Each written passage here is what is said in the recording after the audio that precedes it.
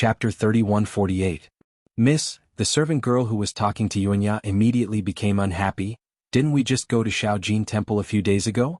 The master said. Qing Huan. The woman lightly scolded. I didn't ask you to speak, why are you saying so much? Yes, miss. The servant girl helplessly took out a few copper coins from the pouch at her waist and shook the empty pouch. Miss, there are only a few copper coins left. Taoist. The woman's voice came from the palanquin again. I'm very sorry, there are only a few left. No, Taoist Xiao waved his hand and said, this old man's words are not to ask Miss for money. Besides, even if Miss wants to give, you have to wait for this old man to finish speaking. Miss needs to see if this old man's words are pleasing to her ears before deciding whether or not. If I ask you to take it, then take it. Qing Huan was unhappy. It seemed that when she talked to Yuanya wasn't too enthusiastic. Following which, Qing Huan threw the few copper coins on the table. Papa, seeing the few copper coins fall, one of them rolled on the table and actually fell to the ground. Taoist Xiao was very embarrassed. He wanted to take it, but he didn't want to squat down. Hee, Taoist Xiao, your steamed buns are here. Xiaohua just happened to walk closer with a smile. He bent down to pick up the copper coins and put them on the table together with the oil bag. Taoist Xiao smelled the fragrance of the steamed buns and couldn't help but swallow a mouthful of saliva. Although it was very hidden, the squirming in his throat couldn't be hidden from Qing Huan, who was nearby. The girl couldn't help but curl her lips. Hee, Taoist Xiao, this little girl won't delay your meal. The voice in the palanquin sounded again. This little girl didn't bring enough money today, so these copper coins can be considered as a deposit. When you have time, you can come to Zhendong's Hao family. This little girl will listen to Taoist Zhao's guidance again. After saying that, she ordered, Qing Huan, call the sedan bearers to move the palanquin. Yes, miss. Qing Huan answered and hurriedly called the 4 strong men who were sitting under the shade of a tree to lift the palanquin and hurriedly left. Taoist Xiao glanced at Xiaohua and said angrily, you don't come back earlier or later, always interrupting at the most crucial moment. However, while he was complaining, Taoist Master Xiao had already put the copper coins into his cloth bag. He even took out a meat bun from his oil bag and took a big bite out of it. Seeing Taoist Xiao eat the meat bun, Yuanya also took out his leftover meat bun and hesitantly handed it to Xiaohua. Seeing Xiaohua smile and shake his head, Yuanya didn't say anything else and carefully ate it bite by bite. The 10 meat buns were quickly devoured by Taoist priest Xiao, and Yuanya's bun was still in its last bite. Taoist Xiao was embarrassed. He burped and let out a long sigh. He took out a copper coin and threw it to Yuanya. Yeah, go buy some buns. Then I'll make some tea for master. Yes, master, Yuanya replied almost invariably. He quickly took the copper coin and walked away. Where did you get the copper coins? Taoist Xiao looked at Xiaohua and burped again. I thought you left. Where can I go? Xiaohua laughed. I still want to follow Taoist master to broaden my horizons. Where did you get the copper coins from? Seeing Xiaohua avoid answering, Taoist Xiao continued to ask. He didn't believe that Xiaohua got these 10 meat buns on credit. Even if I stole them, didn't Taoist Xiao still eat them? Xiaohua said with a smile. Did you really steal them? Taoist Zhao's face changed and his tone became cold. Xiaohua was stunned. He didn't think that his joke would make Taoist Xiao have such a big reaction. He then laughed and said, do you think I'm that kind of person? I can't see through people's hearts. I don't know what kind of person you are. Who knew that Taoist Zhao's words would make Xiaohua even more shocked? Even if many people seem to be honest on the surface and do things in the name of justice, who knows if they're right or wrong? I used to say that I can see through people's hearts, but even if I can see through them, what can I do? Just like that Hao family's young miss. She clearly wanted to let her sedan bearers rest for a while and avoid the scorching sun. At the same time, she saw that no one came to my table, so she pretended to read my fortune and wanted to give me a few copper coins. Do you think she'll believe this old man's nonsense? Even if you didn't come back, she would find an excuse to leave. She wouldn't let me finish my words. Because of the words she said before she left, if I have any urgent matters and really don't have enough to feed, I can always go to the Hao family to ask her for help. However, even if I can see through her heart, how can I not say those words? How can I not take the copper coins she gave me? This world is full of helplessness. Repent and be saved. Taoist Zhao's words caused Xiaohua's heart to fiercely jump. He didn't expect that after he left for a while, Taoist Xiao would have such feelings. Moreover, listening to Taoist Zhao's words, he really is a person with a story. Unfortunately, after Taoist Xiao finished speaking, he actually yawned and stretched. he said in a low voice. Damn it, I fought too fiercely with the bald donkey from Shaojin Temple yesterday. I didn't even sleep well. After he finished speaking, he actually laid down on the table. After a while, he started snoring again. Xiaohua bitterly smiled and walked to the side of the big tree. He leaned against the big tree and also lazily watched Yuanya walk back step by step and eat the meat buns in small bites. As if it was Yuanya's habit, when he ate the last meat bun, he very firmly stopped. He carefully wrapped the bun in oil and put it into his bosom. Then he walked in front of Xiaohua and bit his lips, his gaze firmly fixed on Xiaohua. Oh, what's wrong, Yuanya? Xiaohua was a bit stunned. He smiled and said, have you taken a fancy to Qing Huan? You want me to ask Daoist Xiao for you?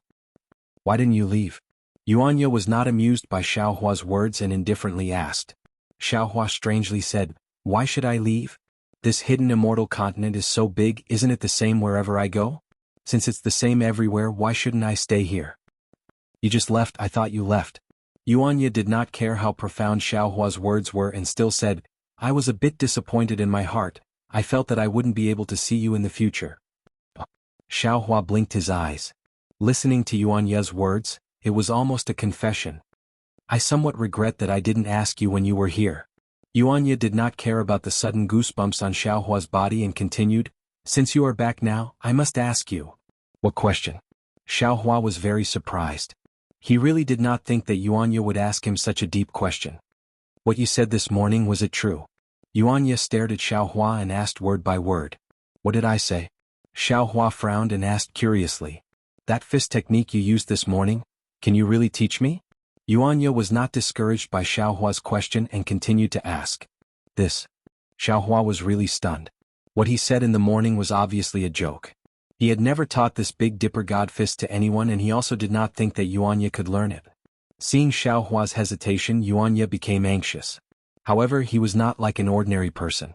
He was able to discern Xiaohua's true thoughts from his hesitation. Yuanya knelt on the ground with a plop, kowtowed and said, Master, please teach me the fist technique. Master? Hehe, you get up first, Yuanya. Xiaohua laughed and raised his hand. Yes, master. Yuanya didn't kneel for a long time like ordinary people. He stood up obediently. You have a master. I'm not your master. Xiaohua waved his hand. Moreover, I don't intend to accept you as my disciple. Yes, master. Yuanya still said the same words. Xiaohua shook his head and did not intend to correct this mistake. He only stared at Yuanya and asked, if you want to learn this fist technique, you must tell me, why do you want to learn it? Why do I want to learn it? Yuanya was stunned. He scratched his head and said, if I learn this fist technique, I will be more powerful. Naturally, I want to learn it. Why not? Yuanya's answer was straightforward, leaving Xiaohua speechless. Looking at Xiaohua, who was lying on the table, Xiaohua really felt that this was Xiaohua's arrangement. How about this? Tell me about your life experience. Since you want to take me as your master, you should at least let me know about your origin, right? Xiaohua thought for a moment and said, yes, master. Yuanya respectfully said, disciple has no parents since childhood. Since I can remember, I have been living with a female wolf in the jungle. Yuanya's experience was very sad, but in Yuanya's words, it was very simple. In just a moment, Xiaohua knew that Yuanya was born in hidden immortal continent's profound jade dark forest. Since childhood, he had been living with the wild beasts in the jungle and had never come into contact with humans. When he grew up, he became the king of the wolf pack after the death of the female wolf who had been with him for a long time. Later, due to some reason, he came out of the jungle and met a hunter. However, he did not live the life of an ordinary person. Because he was unruly, he was sold to the arena by the hunter. Yuanya had received training in the gladiator arena, and it was there that he had gotten his name. For his own survival, Yuanya fought in the arena for about 3 years.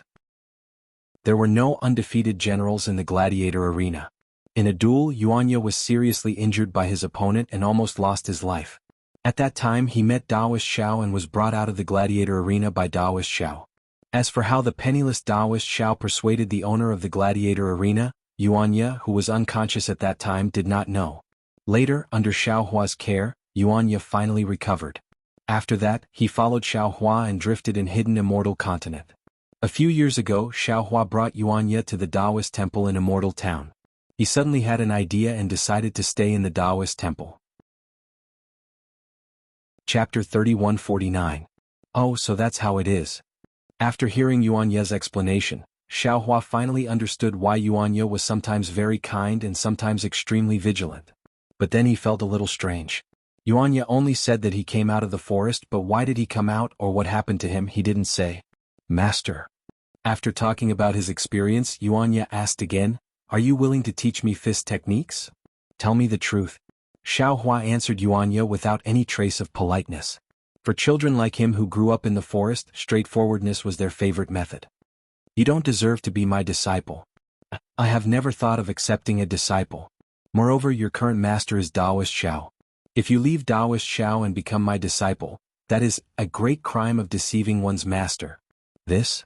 Yuanye scratched his head, somewhat puzzled. "Master said that I don't deserve to be your disciple. I still somewhat understand. But why do I have to commit a great crime when Master teaches me fist techniques? Moreover, I don't intend to leave Master." Xiaohua didn't know whether to laugh or cry. He waved his hand and said, "This, you don't understand. When you have time, ask Taoist Xiao. As long as he agrees, this old man can consider teaching you a few moves." Okay, Yuanye was quite obedient, nodding obediently.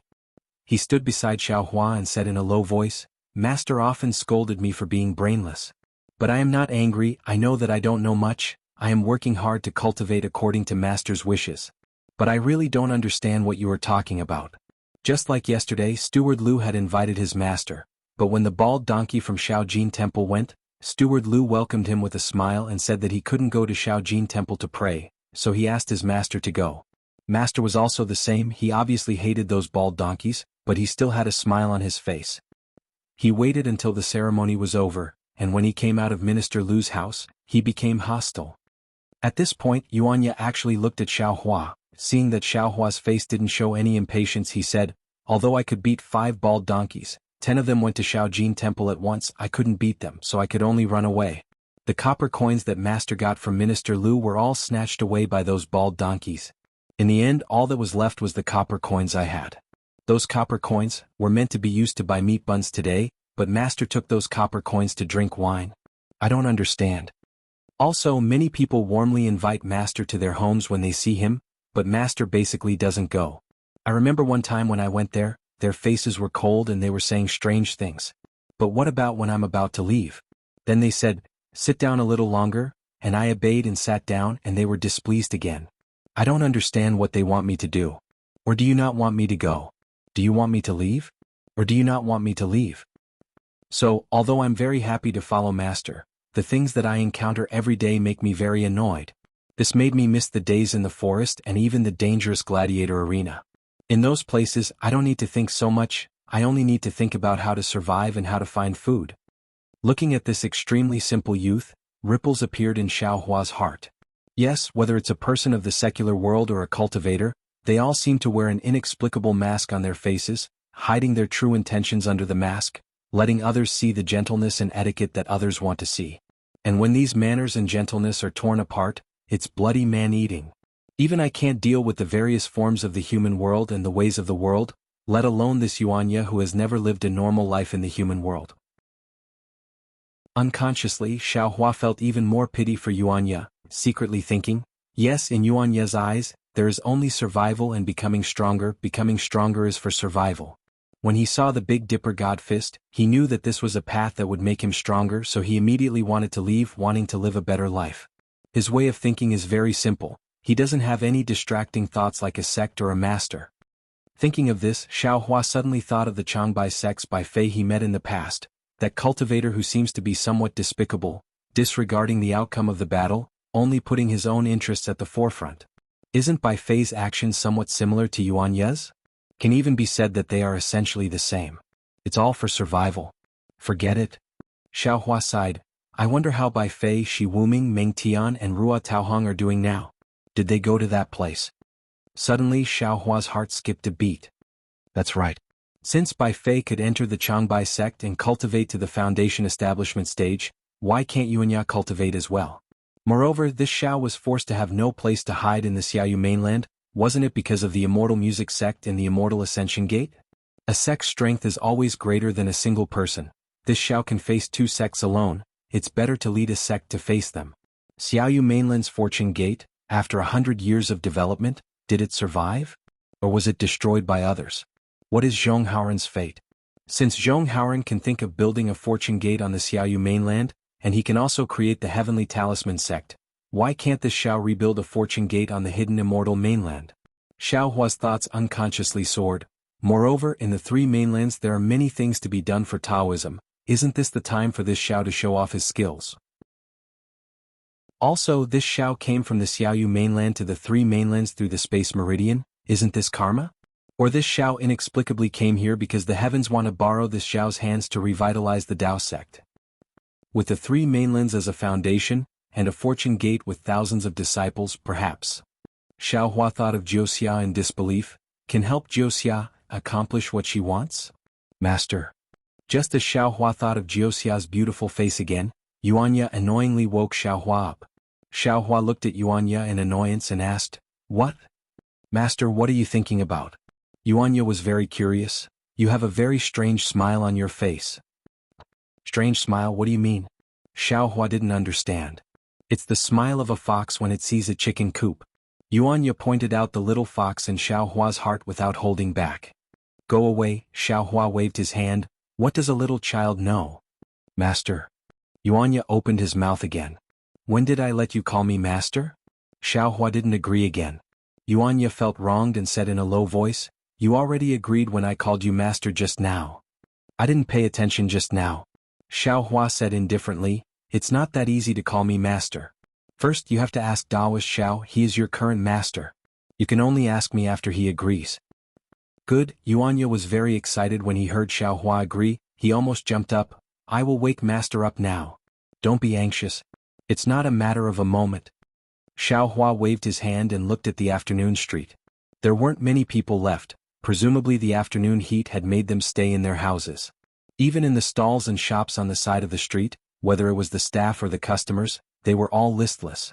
"I also want to know, what did Daoist Xiao teach you?" Xiao Hua glanced at Daoist Xiao, who was still sleeping on the table, and asked, "This." Yuanya hesitated when he heard this. When Xiao Hua saw this, he immediately smiled and said, "If it's not convenient to say, then don't say it." "No," Yuanya said with some distress. "I was thinking, what did master teach me all these years? Why do I have to call him master?" Xiao Hua was shocked. "Daoist Xiao didn't teach you anything?" "Master seems to have taught me a lot, but I have never seen anything like master's martial arts." Yuanya said with some distress. "He didn't even teach me anything that could increase my strength. This is also the reason why I want to learn from master after seeing him display his martial arts." So it's like this. Xiao Hua understood a little. Maybe Daoist Xiao saved Yuanya because he wanted to make him his guard? "Master, what else do you want to ask?" Yuanya looked at Xiao Hua very carefully. A beast's instinct told him that this person in front of him was not only safe, but could also make him stronger. He had to seize this opportunity. "Nothing." Xiao Hua looked at this young man who was not only simpler than cultivators, but also more simple than ordinary people. He really didn't know what he wanted to know. "All right, what instrument did you play last night?" The Xiao heard. "You seem to have something on your mind." Xiao Hua suddenly thought of the instrument Yuanya played last night. "That instrument is called sun. It was given to me by someone." It was rare for Yuanya to be a little embarrassed. His eyes, which had never changed, suddenly widened. It seemed that his mood had changed. "But this is my secret. If master wants me to say it, then I can only tell master." "Haha." Xiao Hua laughed when he heard this. He looked at Yuanya, who was feeling uneasy because of the threat in his words, and waved his hand.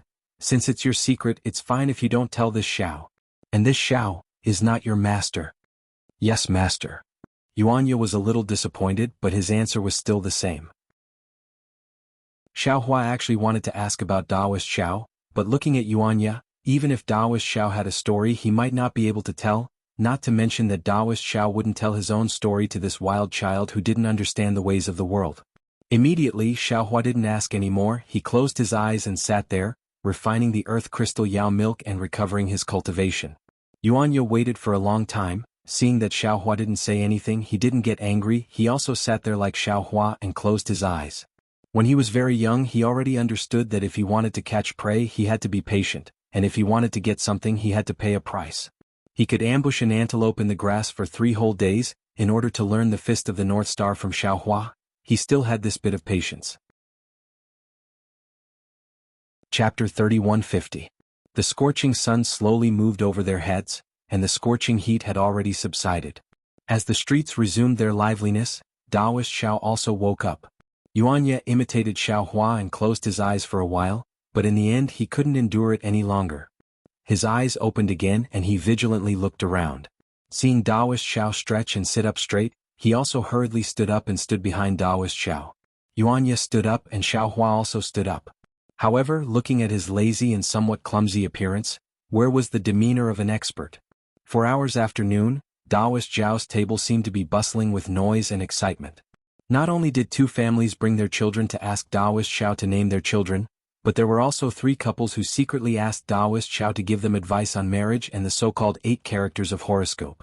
Of course, the 8 characters of these 3 couples were all suitable in Taoist Zhao's mouth. Even if one pair didn't seem to be suitable, with 3 copper coins, Taoist Xiao used his great divine ability to change the heavenly secrets and make them suitable. Xiao Hua found it funny behind Taoist Xiao, but this had nothing to do with him. He only slightly narrowed his eyes and stood there. Seeing that the sun was already setting, Xiao Daoist's face was filled with joy under the orange sunlight. He had earned a lot of copper coins today, which was really out of his expectations. A faint melody came out of his mouth, which was a rare sight. "Io, is this fellow Taoist Xiao?" A slightly exaggerated voice came from not far behind him. "Did you sing this little tune of Liao Jiang?" Xiao Hua's lips curled up. He didn't need to look. Although this voice wasn't very familiar, it was familiar. It was Zen Master Mingyu that he met in front of the general store. As Zen Master Mingyu's voice entered his ears, Taoist Zhao's body clearly stiffened. Without waiting for him to speak, another faint voice came out. "Amit ba, fellow Taoist Xiao, is this the kind of gaudy little tune passed down in your Taoist school? It's no wonder. Such a difficult song, even a talented person would not be able to master it easily. Even a senior monk of my Buddhist sect would not be able to understand it. Who would dare to be a disciple of your Taoist sect?" Thinking about it, senior brother Mingyu often lamented to this poor monk that Taoists aren't popular. This poor monk probably knows the reason now. Taoist Zhao's mouth was filled with bitterness. What else could he say? He had been careless and allowed the Buddhist monk to grab his braid. He turned his head to look at the 3 of them. Although they were smiling submissively and occasionally clasping their hands together to greet the villagers they met, the pride in their eyes and the brand new monk robes made Xiao Daoist priest feel that it was a form of mockery. "Oh, and this fellow immortal, I think we met before noon?" Zen Master Mingyu looked at Xiao Hua again and said with a smile, "This poor monk sees that you are still young and inexperienced in the world. Don't be deceived by this Taoist. If you have time, I hope you can make a trip to my Shaojin temple and see the brilliance of my Buddhist sect." Immeasurable Heavenly Lord, where are you 3 fellow immortals trying to deceive the ignorant? How many men and women have you fished up from the sea of sin today? Taoist Master Xiao straightened up and retorted without backing down, "Looking at your physiques, they are indeed stronger than I. It's quite suitable for us to fish someone out from this sea of misery. Alas, my Taoist sect emphasizes being detached from the world. I sang a few songs to experience the suffering of the people, and also to improve my cultivation. Fellow immortals, it's said that the Buddhist sect emphasizes going ashore, treating the boundless mortal world as a sea of misery. You guys don't rest on the shore but wander in the sea every day. How can you fish people out from the sea of misery? Could it be that you want to use silver to make boats? As for this fellow Taoist, he has long been a disciple of my Taoist sect. Even if you beat him to death, he won't go and learn any Buddhist doctrine." Xiao Hua heard Taoist Master Zhao's words and couldn't help but laugh. That's right, except for Zen Master Mingyu, the 2 monks behind him were fat and big, looking like wine sacks and rice bags. If it weren't for the fact that the Buddhist sect's days were too comfortable, how could they be like this? Without waiting for Zen Master Mingyu to speak, the other monks smiled faintly. "Even if my Buddhist sect uses silver to make boats in the sea of misery, it's still because my Buddha sacrificed himself. It's 100 times better than your Taoist sect using copper coins to make boats. Even if my Buddhist sect has disciples fishing people out from the shore, it's still tens of thousands of people. It's 1,000 times better than your Taoist sect's 3 to 5 lone men." You. Taoist Master Zhao's soft spot was obviously poked by the 3 monks. After being at a loss for words, he coldly said, "Speaking of lotus flower tongue, I can't compare with the Buddhist sect that only relies on words to save people. However, my Taoist sect has always emphasized cultivation of Tao techniques. If you guys can do it, I don't even need to make a move. This good-for-nothing disciple of mine can also fight 1 against 3. Why don't you give it a try? Xiao Hua, who was at the side, laughed in his heart. He really didn't expect that on the hidden immortal continent, the Taoist sect and the Buddhist sect would actually confront each other like this. Seeing the embarrassment on the faces of the three monks, Taoist Master Xiao was very proud of himself. He didn't know how many times he had fought with the monks of the small gold temple, so he was very clear about each other's strength. He clearly knew that other than Zen Master Mingyu, the other two monks couldn't possibly be Yuan Ye's opponent. Furthermore, how could Zen Master Mingyu fight him on the street? He couldn't win against them with words, so he could only use a challenge to suppress the three of them. Unexpectedly, the three monks suddenly laughed as if they had seen something very interesting. They looked at each other, then Zen Master Mingyu opened his mouth and said, "Fellow Taoist Xiao, is this a challenge from your Jianghu temple to my small gold temple?" Taoist Master Xiao had a bad feeling. However, now that the matter had reached this point, there were already a few villagers of the Longevity town standing on the side. How could he shrink back? Seeing Taoist Master Xiao nod his head, he stiffened his neck and said, that's right. Does small gold temple dare to accept my Jianghu temple's challenge?" Of course, Zen Master Mingyu laughed as if he saw a little lamb falling into a trap. He replied, "This old monk will represent my small gold temple to accept the challenge from Jianghu temple. 3 days later, it will be in front of my small gold temple's mountain gate. However, it doesn't need to be 1 against 3, it only needs to be 1 against 1. Why 3 days later? Why not in my Jianghu temple?" Taoist Master Xiao hurriedly shouted. "Since it is the Jianghu temple that issued the challenge, the time and place naturally will be decided by my small gold temple. This is the custom of the 3 continents. Could it be that Taoist Master Xiao doesn't know? Besides, does Taoist Master Xiao think that your Jianghu temple has a place to show off your martial arts?" Zen Master Mingyu replied with some disdain. "Fine." Taoist Master Xiao clenched his teeth, not knowing whether to agree or not. However, Xiao Hua looked at Taoist Master Zhao's slightly moving eyes and already somewhat understood what he was thinking. The small gold temple knew of Yuan Ye's strength, yet it still didn't need to fight 1 against 3. Something must have changed in 3 days. Other than running away, what other good plan could Taoist Master Xiao have? Taoist Master Xiao, this old monk will spread this matter throughout Longevity Town. If the Jianghu temple doesn't show up in 3 days, then Taoist Master Mingyu's face. Whatever Xiao Hua could think of, Zen Master Mingyu naturally had already thought of it. Right after Taoist Master Xiao opened his mouth, Zen Master Mingyu immediately said, and his gaze swept across the surrounding villagers. "Fine." Taoist Master Zhao's teeth were about to be bitten off. His face was full of bitterness, but he couldn't not agree in front of everyone.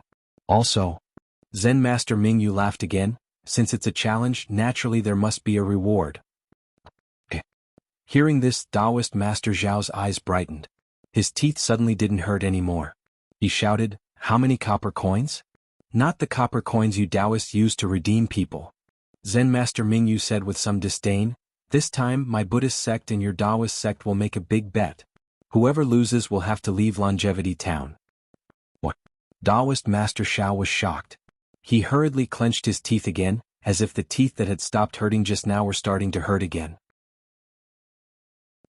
There's actually such a grand event between Buddhism and Taoism?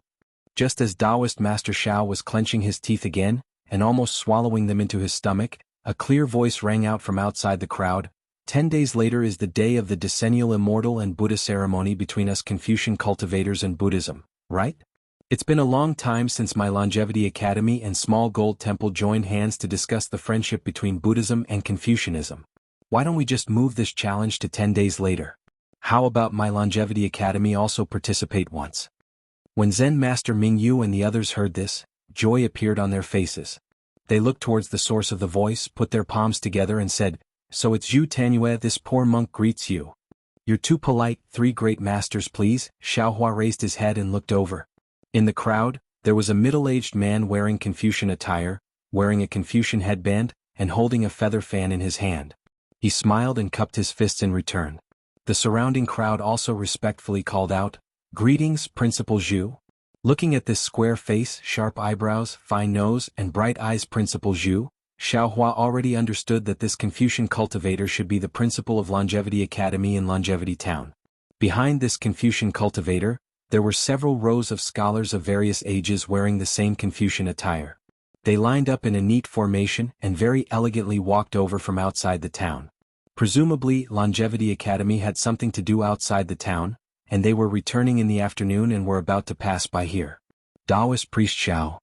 That Principal Zhu slightly greeted Zen Master Mingyu and the people beside him.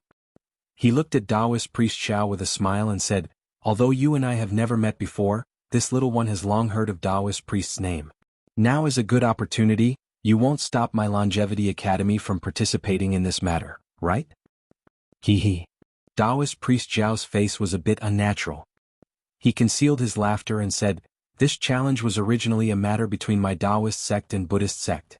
I also didn't want to shed all pretense of cordiality with Small Gold Temple, but Zen Master Mingyu is pressing on step by step. I have no choice but to accept."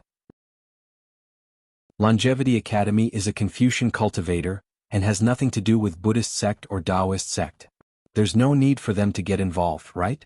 Moreover, since the Immortal and Buddha ceremony is in 10 days, your Longevity Academy and Small Gold Temple can freely exchange pointers. Why are you pulling my Taoist sect in for no reason? Are Buddhist sect and Confucian cultivators joining hands again? Hee hee. Taoist Priest Xiao is thinking too much. Principal Zhu smiled and cupped his hands, saying, "The Immortal and Buddha ceremony that is held once every 10 years is merely a tradition of my hidden immortal continent and Western paradise. It is to celebrate that time in ancient times when the 3 continents joined hands. Now, who knows how many years have already passed? This Taoist sect has already lost many other Taoist sect. Why is Taoist priest thinking too much?" Chapter 3151. There was a towering mountain range that stretched for thousands of miles. This mountain range was very strange. There were no trees on the mountain range, nor were there any birds or beasts. There were only red rocks. The surface of the rocks emitted a faint light, and within the light, there were layers upon layers of talismans that slowly rotated. In the western sky, the blood-red sun shined on the red rocks, making them look like they were emitting a faint flame. Thousands of feet above the mountain range, there were also countless powerful formations and restrictions. There was no wind or clouds, and the central part of the sky was filled with a faint grayish-white color. Within the grayish-white color, there were layers upon layers of black clouds that were like mountain ranges. Looking from the outside, there were only bursts of lightning flashing in the gloomy black clouds. There were also faint sounds of thunder, but if one listened carefully they wouldn't be able to hear it at all. Even the flashing light was like a candle in the night, disappearing in a flash. At the end of the mountain range was the mouth of a valley that was hundreds of feet wide. The mouth of the valley was also like the top of the mountain range. There was a firm formation that firmly sealed the entrance, and not a single bird or beast could be seen. The powerful fluctuations from the formation spread out without any concealment.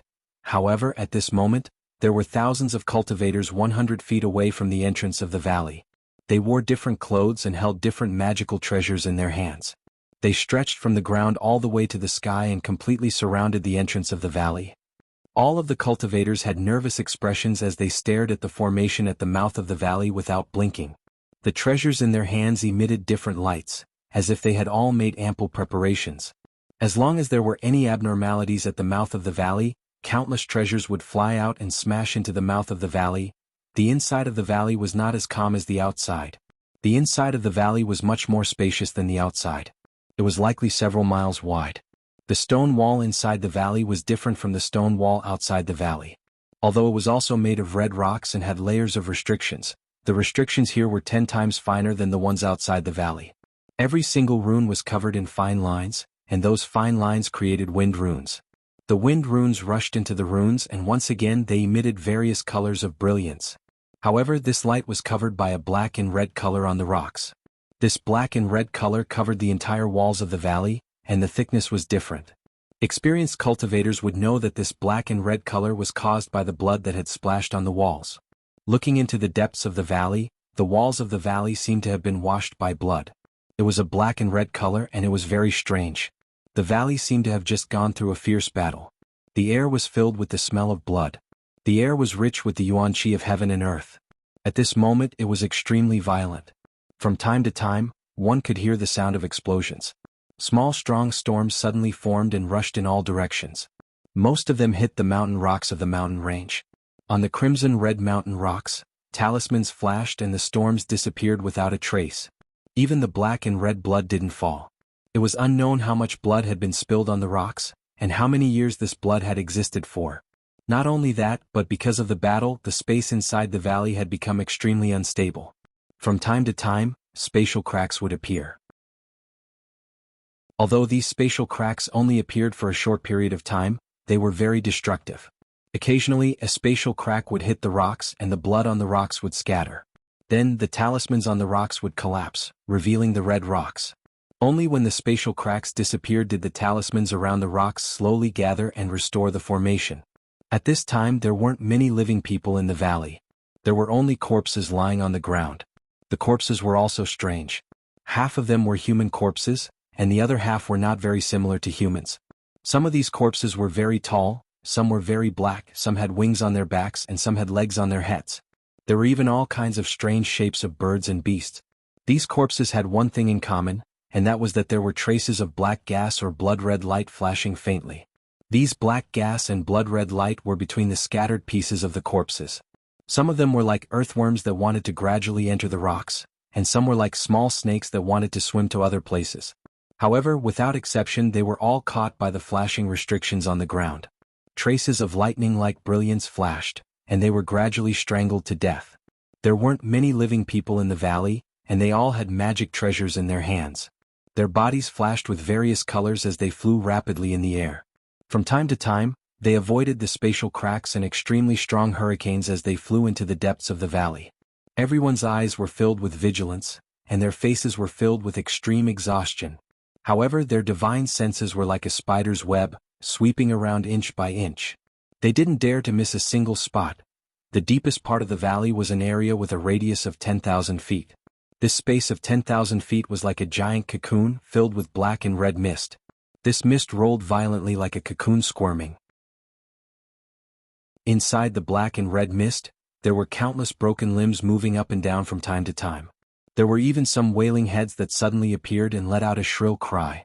However, before this shrill cry could be heard, a layer of violent fluctuations appeared outside the black gas, blocking it.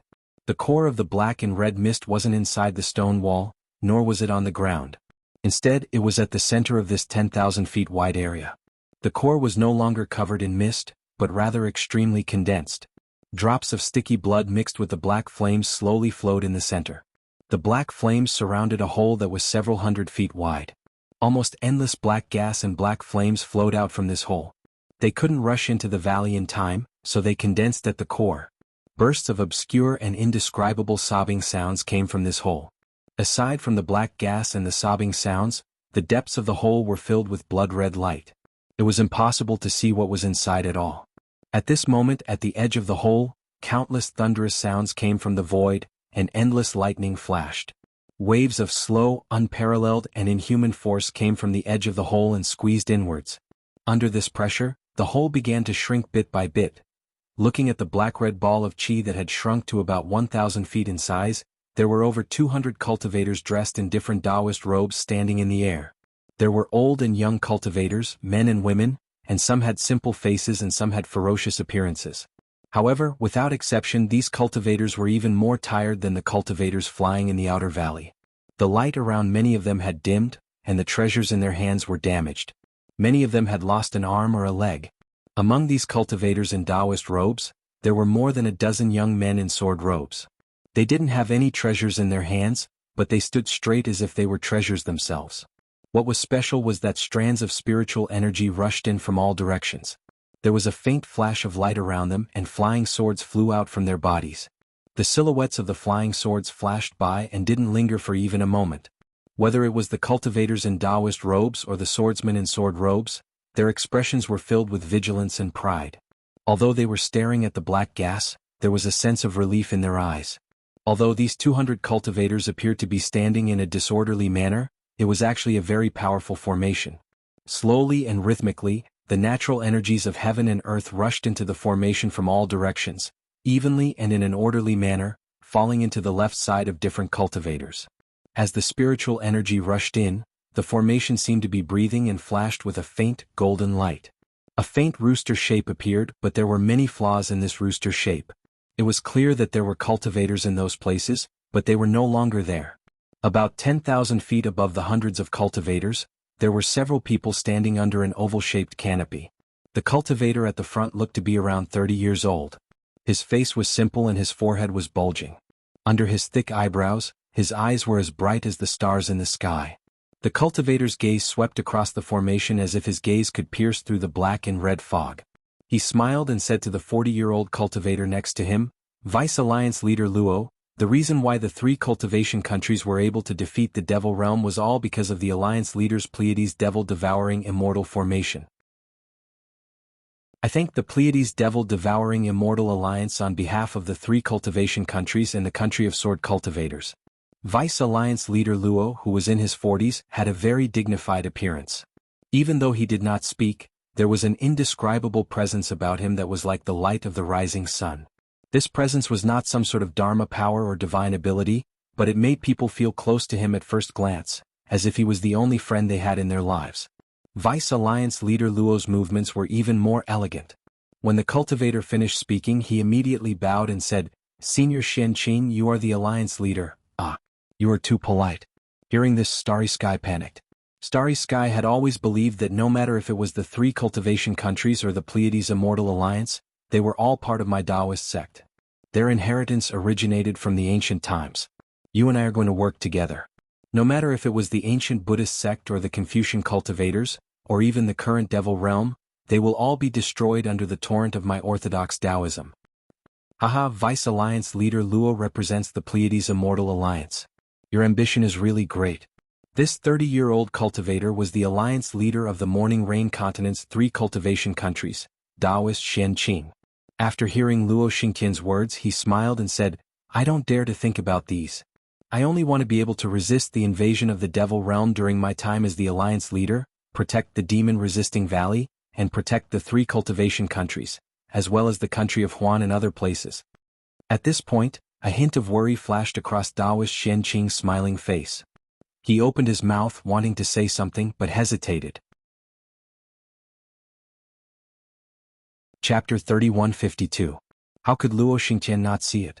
He hurriedly smiled and said, "Senior Xianqing, we have already won the battle in the demon-resisting valley. The space meridian between the demon realm and the human realm has gradually closed under the power of the realm. Only the demon venerables of the demon realm have the power to resist such power, right? With their demon venerables' bodies, they can't pass through the space meridian between the 2 realms. The curtain of the war is about to fall irrevocably. Senior, what are you worried about?" Sighed Xingtian. Taoist Master Xianqing looked around and seemed to be a little worried. He said through voice transmission, "You have been in the 3 countries for less than 1,000 years. You didn't make it in time for the last battle in the demon-resisting valley, so you don't know. Last time, the 3 countries relied on the defense of the Capital Star Formation to block the invasion of the demon realm. In the battle, 3 out of 60 people died. Among them, there were 2 Void Refinement Realm cultivators, 17 Spirit Severing Realm cultivators, and 44 Nascent Soul Realm cultivators. Those below the Nascent Soul Realm. Let's not talk about them." "Yes, about this." Luo Xingtian hesitated and said through voice transmission, "I have also heard that the Capital Star Formation is a defensive formation. It is not as good as the Pleiades Demon Devouring Immortal Formation that I brought. But since the Pleiades Demon Devouring Immortal Formation is an offensive formation, sacrifices are inevitable." "Oh, Deputy Leader Luo, you are wrong." Taoist Master Xianqing shook his head and said, "I am not talking about the problem of the offensive formation. The best defense is offense. I know this. And to be honest, if we still use the Capital Star Formation this time, I am afraid that there will be more casualties." "Yes." Luo Xingtian took a breath of cold air and said anxiously, "Senior, you mean, the space meridian here is getting more and more stable? It can become a space passage? The strength of the demons attacking this time has increased greatly?" "That's right." Taoist Master Xianqing nodded. "This is the problem that I found in the last 3 great battles." With that said, Taoist Master Xianqing pointed at the big formation below him and explained, "There are 365 top cultivators of the 3 countries and the Huan country in this Pleiades Demon Devouring Immortal Formation. They are all Nascent Soul Realm cultivators, Spirit Severing Realm cultivators, and Void Refinement Realm cultivators. But now, 121 of them have died. It is twice as many as the last time. This can't help but alert me. If this continues to develop, after 1,000 years, won't these 300 cultivators be killed? Even if he could withstand it after 1,000 years, what about after 2,000 years? Do we still have enough cultivators to set up this array in the 3 kingdoms of cultivation? I really don't know. Senior, you're right. Luo Xingqian's expression changed as well. 1,000 years will pass in the blink of an eye. We have to plan ahead. Unfortunately, it is very difficult to travel from the Immortal Alliance to the 3 kingdoms of cultivation. Our Immortal Alliance has countless means, but none of them can pass through the innate restrictive formation of the Million Mountains. Even if we do pass through, more than half of them will die when we reach the world of soul cultivators. Less than 1 in 100 can follow me to the 3 kingdoms of cultivation. Alas, the method to build the transmission array in the 3 kingdoms of cultivation has been lost, let alone such a long transmission distance. Immortal Xianqing shook his head slightly and said, "This is not realistic." When Luo Xingqian heard this, he smiled faintly and said, "It's fine even if you don't have a teleportation array. Since Senior already knows about the changes in the space meridian, we should prepare as soon as possible." In fact, in Junior's opinion, the Imperial Demon Valley of the 3 kingdoms of cultivation is a solid barrier. Moreover, there are many restrictions in the space meridian. Ordinary demons, demon soldiers, and demon beasts can't enter. Those who exceed the strength of a demon commander can't enter either. Only demon generals, special demon soldiers, and demon commanders can pass through the space meridian. This is really beneficial for our human race. Senior, I'm afraid you don't know what kind of disaster it will be if hundreds of millions of demon beasts or demon soldiers rush into the Imperial Demon Valley, right? Hee, although I haven't seen it, how can I not know after hearing what Deputy Leader Luo said? If that happens, the Qi Refinement and Foundation Establishment disciples of the 3 kingdoms of cultivation will rush in. We don't have to rely on the cultivators above the nascent soul stage to resist. Yes, after today, Lord Alliance Leader has to think carefully about how to mobilize these low-level disciples. Luo Xingqian didn't hide it and transmitted his voice. Although the great war of immortals and demons in the Imperial Demon Valley is very important, the leaders of the various sects didn't participate, and the low-level disciples of the various sects didn't participate. Even many cultivators don't particularly understand the Great War of Immortals and Demons. Except for the dozens of days of the Great War of Immortals and Demons, the various sects didn't mention this matter. This is not good for the future war situation. Indeed. Taoist Master Xianqing nodded. With the experience of defeating the Immortal Alliance, the 3 kingdoms of cultivation will definitely. Oh, not good. Just as Taoist Master Xianqing was speaking, the black-red fog suddenly froze, and the obscure sound also stopped. Then a red brilliance flashed out of the fog. Woo-woo, ka-ka-ka. A spear-shaped demonic weapon that was over 10 feet long suddenly shot out, emitting a terrifying whistling sound. Moreover, the demonic spear was so sharp and so fast that it pierced through the air, causing the already unstable space to collapse inch by inch. The person closest to the demonic spear was a young female cultivator. That female cultivator obviously discovered it later than Taoist Master Xianqing. When the demonic spear had rushed into the distance of 10 feet, she hurriedly rubbed her hands together, and a magic weapon like a jade hairpin rushed out. A blue wave emerged from the female cultivator's body, and the fine lines like scales protected the space of 10 feet around the female cultivator. However, before the demonic spear could hit this layer of protection, the collapsed space fluctuations had already rushed close. With a crisp ka-ka-ka sound, the scale-like ripples produced even finer cracks. Boom! A loud sound rang out, and the jade hairpin was immediately broken under the impact of the demonic spear. The female cultivator's face changed greatly, and her figure flashed, wanting to teleport out. However, the space around her was shrouded by the demonic spear, so how could she teleport? Swoosh swoosh.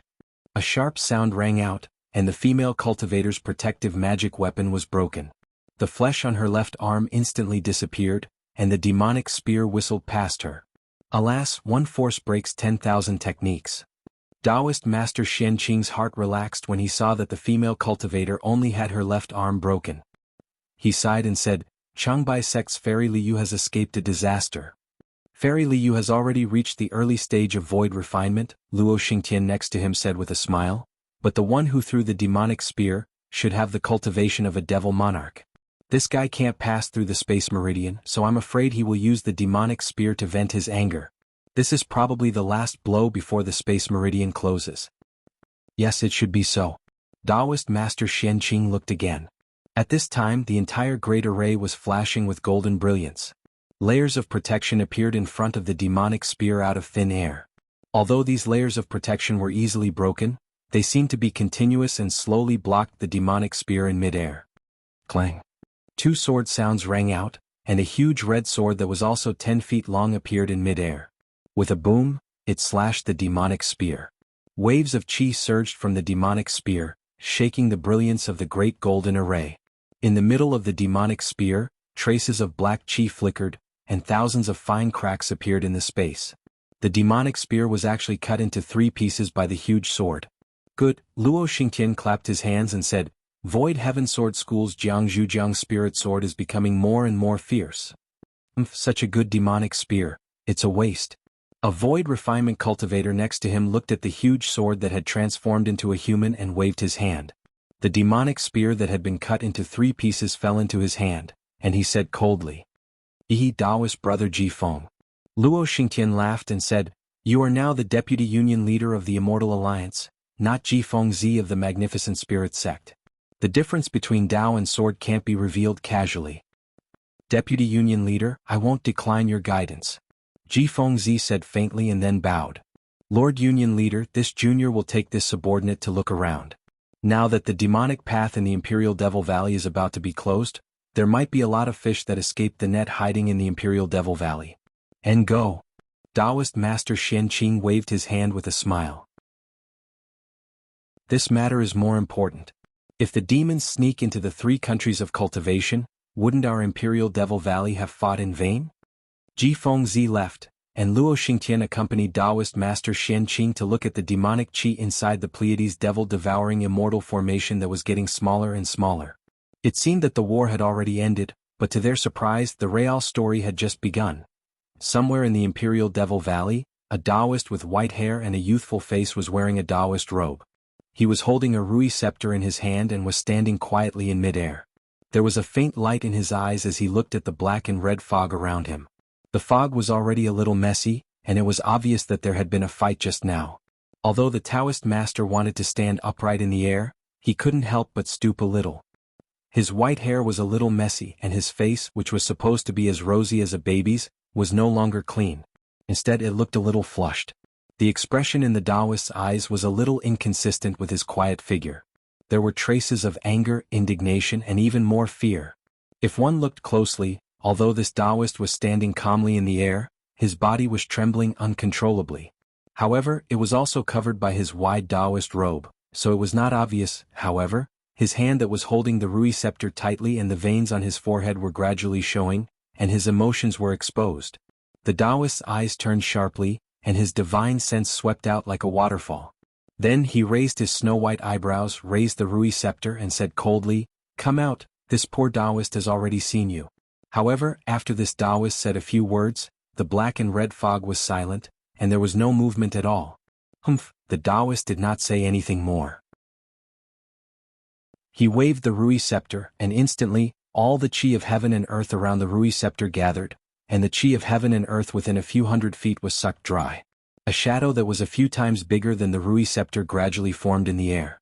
When the shadow solidified, the Taoist waved gently, and the shadow flew out silently. The Taoist even said, The people of the mortal realm have always done things openly. Since you did not come out, don't blame me for being impolite. Chapter 3153. Just as the Taoist finished his sentence, the Rui scepter's phantom plunged into the black-red fog. A huge hole appeared in the fog due to the Rui scepter's phantom. Following that, an earth-shaking rumble sounded from the fog, sweeping away the black-red fog. At the end of the fog was an extremely burly man leaning against a mountain rock. He was 20 feet tall and emitted a pitch-black fog. The fog wrapped around the burly man, and in the black fog, some scarlet flames were emitted from the burly man's body. They entangled with the black fog, forming an armor similar to the black-red fog. The burly man looked similar to a human, but if one looked carefully, the edges of the burly man's body were formed from slightly retracting black fog. It isolated his true body from the heaven and earth spiritual energies of Demon Resistance Valley. There was also the burly man's face that was as black as charcoal. His scarlet eyes were filled with bloodlust. All of this meant that the burly man was not the person from the human world, that the Taoist had mentioned in the sky. Ah! Cough cough. The burly man laughed loudly. Before he could finish laughing, he coughed and held his chest with his hand. He panted rapidly as though he had suffered serious internal injuries. As he panted, sparks mixed with wisps of black fog rushed out of his mouth and nose. Upon closer inspection, the burly man's armor had indeed cracked in many places. However, it was obscured by the thick black fog. And at his waist there was a hole the size of a skull. Black blood was flowing out, and there were also sparks in the black blood. Ha ha, people from the human world are only SOSO. Taoist, you. Who are you? Why did you only chase after me?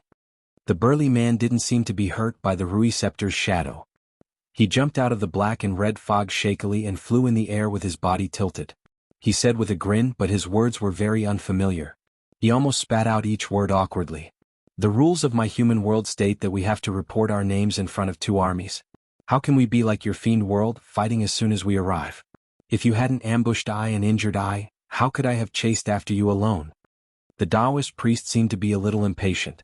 After saying that, he waved the Rui Scepter and shouted, "Both sides are grim fiends. It doesn't matter who I kill. Why bother asking for the reason? I am Reverend Sun Lu of the Changbai sect. Which devil of the devil realm are you?" As the Rui Scepter moved, it stirred up countless amounts of heaven and earth origin energy in the air. An inexplicable trajectory appeared in the Taoist's hand as he waved the Rui Scepter. The trajectory streaked across the space, tearing it apart. A half-acre Rui Scepter phantom appeared once again, but this time, it was even more powerful. It actually stirred up even more heaven and earth origin energy. It was like a kind of spirit tide, surging and surging towards the people of the demon world. Hee just in time. This venerable is the fiend world's fiend general Chi Ku. It's precisely because I want to experience the methods of your mortal world's experts. As the burly man spoke, the black aura around him surged. His entire body seemed to expand, gradually growing to about 10 feet. Hee. A strange sound came from Chi Ku's mouth. His devil chi stretched out like tentacles, and he waved his hand with difficulty. A pitch-black devil blade flashed in his hand. With a light wave, the blade trembled slightly and countless tiny spatial cracks appeared. There was also another strange mark on the tip of the devil blade. This Chi Ku actually wanted to use a devil blade to fight against a half-acre spirit tide. This. Reverend Sun Lu sucked in a breath of cold air. His eyes flashed with a fanatical light, and the flush on his face became even more intense. However, just as the Rui Scepter in his hand was about to burst forth with brilliance, he frowned slightly. His body suddenly became illusory. From behind him, a sharp black light flashed, and a crack appeared in the space where he was standing just now. This long crack flashed with a black and white brilliance. It was several feet long, and the brilliance of this crack rapidly closed, gradually disappearing. When Reverend Sun Li's figure flashed again about 10 feet in front of him, a strange hoarse voice sounded, "Hee, you really are a famous expert in the human world. Just now there was a fool who called herself Nishin who died under my eroding ruler. You actually managed to dodge it?" Taoist Master Sun Lu looked over angrily. Behind where he had been standing, there was another slender figure. The figure's face was blurry and he couldn't tell if it was a man or a woman. The figure was holding something similar to a tree branch in its hand, and it was saying strange things with a smug look on its face. Although that person's tone was not small, looking at his red close-fitting armor, which was also tattered, and traces of dark red devil chi were constantly seeping out. Presumably his injuries were not light. Something's not right. This neither male nor female demon glanced at his own devil weapon. Suddenly he pointed at Reverend Sun Lu in disbelief and shouted, You were clearly injured by me just now. How could you dodge it? How can your body be tougher than my devil realm's devil generals?" When Chi Ku looked at Reverend Sun Lu again, sure enough, Reverend Sun Li's hand was slightly covering a certain part of his Taoist robe. His body was also slightly trembling as if he was really injured. "Kill!" Chi Ku bellowed. Hundreds of strands of devil chi rushed out of his body, sealing off the area to the left of Taoist Master Sun Lu. That devil cultivator shook his shoulder, and red devil fire soared into the sky, transforming into a devil body. Under the branch-like devil weapon, the area to the right of Taoist Master Sun Lu was filled with ferocious flames. "Ha! Even if you all come, what can you do?" Reverend Sun Lu raised his head and laughed. Thousands of rays of light rushed out of his body. These rays of light were as small as silk, and they bloomed like bees. These rays of light intertwined together, like pythons winding around Reverend Sun Li's body. At this time, Reverend Sun Li's body also expanded, and a Dharma body of 10 feet in size gradually emerged. Roar! Like a dragon's roar, the rays of light around Reverend Sun Li's body turned into the shape of a dragon, and twisted towards the jade scepter in his hand. But at this time a strange change occurred. Reverend Sun Li's body suddenly trembled, and the surging dragon let out a miserable roar, and quickly withdrew into Reverend Sun Li's body. You! Reverend Sun Li's face changed dramatically, and his fingers trembled as if he wanted to take something. However, just as his finger moved before he could touch the storage bag at his waist, his expression suddenly changed drastically. His body, which was dozens of feet tall, flashed rapidly. Clearly he wanted to turn into a void and fly away. At this moment, a pitch-black spearhead, which was emitting black chi, flashed out from the void behind his back and pierced into his heart with lightning speed. Bang! Reverend Sun Li's body flashed with brilliance. Obviously, his protective chi was unable to block the spearhead. His body shrank at a speed visible to the naked eye, and the dragon-shaped brilliance disappeared. Not only that, but the green brilliance on Reverend Sun Li's Taoist robe also flourished, and blocked the spearhead. But the black chi on the spearhead was incomparably agile, like a spirit snake, and when it opened its mouth, it devoured the green brilliance completely. Therefore the spearhead pierced deeply into Reverend Sun Li's back, as if it was piercing tofu. It pierced through Reverend Sun Lu, and a small part of the spearhead came out from his chest. Reverend Sun Lu staggered, and without turning his head, a huge shadow appeared on his jade scepter, and with a whoosh, it brushed behind him. Kakaka. An owl-like laughter sounded, and the spearhead on Reverend Sun Li's chest disappeared at the same time. A demon general holding a long spear as thick as a bowl appeared behind Reverend Sun Lu. This demon general's face was black and his flesh was blurred.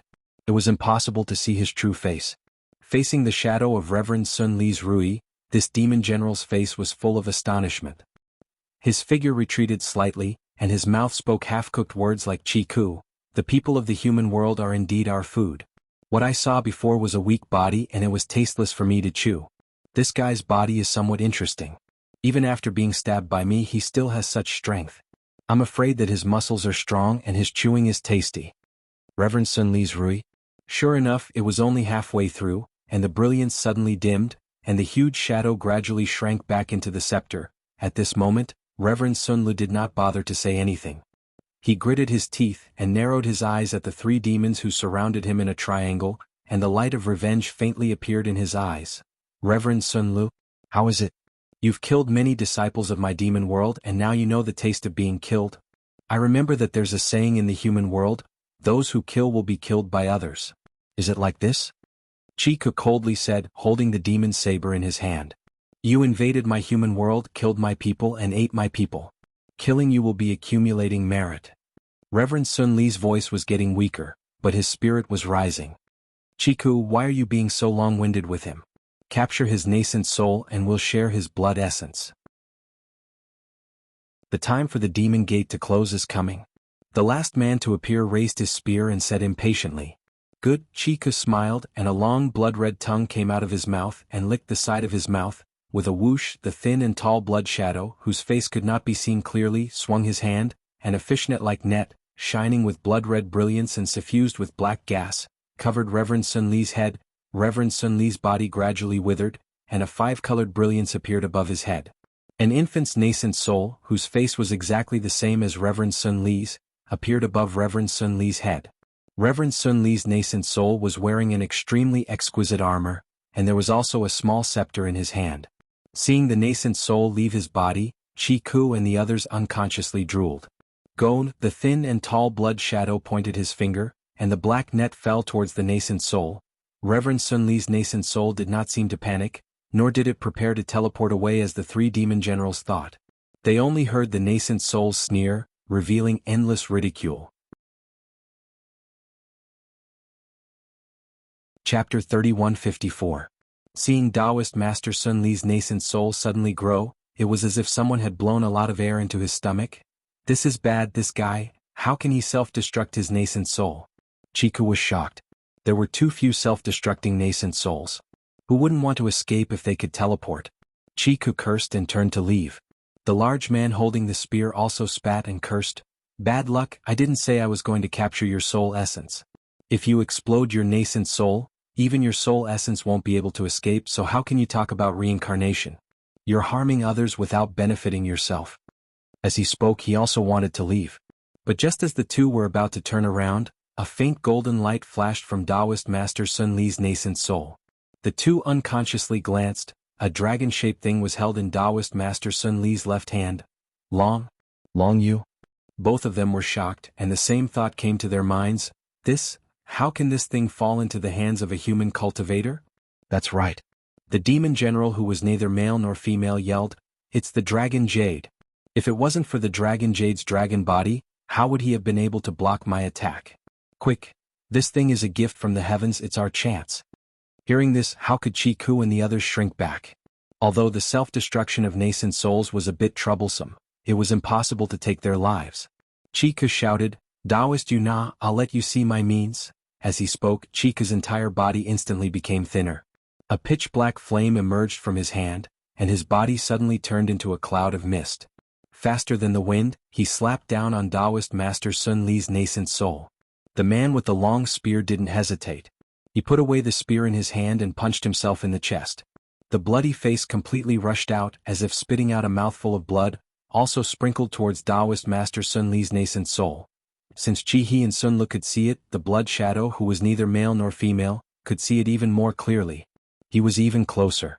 Although he was extremely regretful of his slip of the tongue, he waved his hand, and the black flames turned into a black net about 10 feet wide.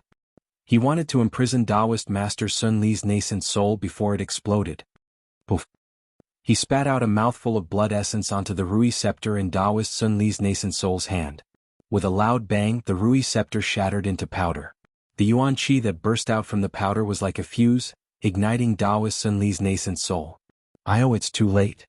Without waiting for Chiku and the other two to think, Taoist Master Sun Li's Yuanying flashed a few times before exploding with a bang. This was the self-destruction of a Yuanying. In an instant, it set off a boundless hurricane within the valley. The already unstable space at this moment, walala. The window paper that was already riddled with holes was blown apart by the hurricane. Several huge holes were formed in the air nearby. If it was an ordinary Yuanying self-destruction, the power might not be so great. However, Taoist Master Sun Lu was not an ordinary Yuanying cultivator. He had the dragon jade in his hand. Not only was his body tougher than a demon general's, the amount of heaven and earth spirit chi his nascent soul could hold was several times that of an ordinary person. In particular, this nascent soul was as tough as the body. When it exploded, the power was more than 10 times that of an ordinary Yuanying. In addition, the three demon generals had set up a restriction around 10 feet around them. In this small space, the power of Taoist Master Sun Li's nascent soul's self-destruction was too powerful. On the ground behind Taoist Master Sun Li's nascent soul, a hole suddenly appeared and gradually tore open. Just as the hole appeared, a golden light flashed, and the dragon jade in Taoist Master Sun Li's hand shot into the gradually expanding oval-shaped hole without anyone noticing.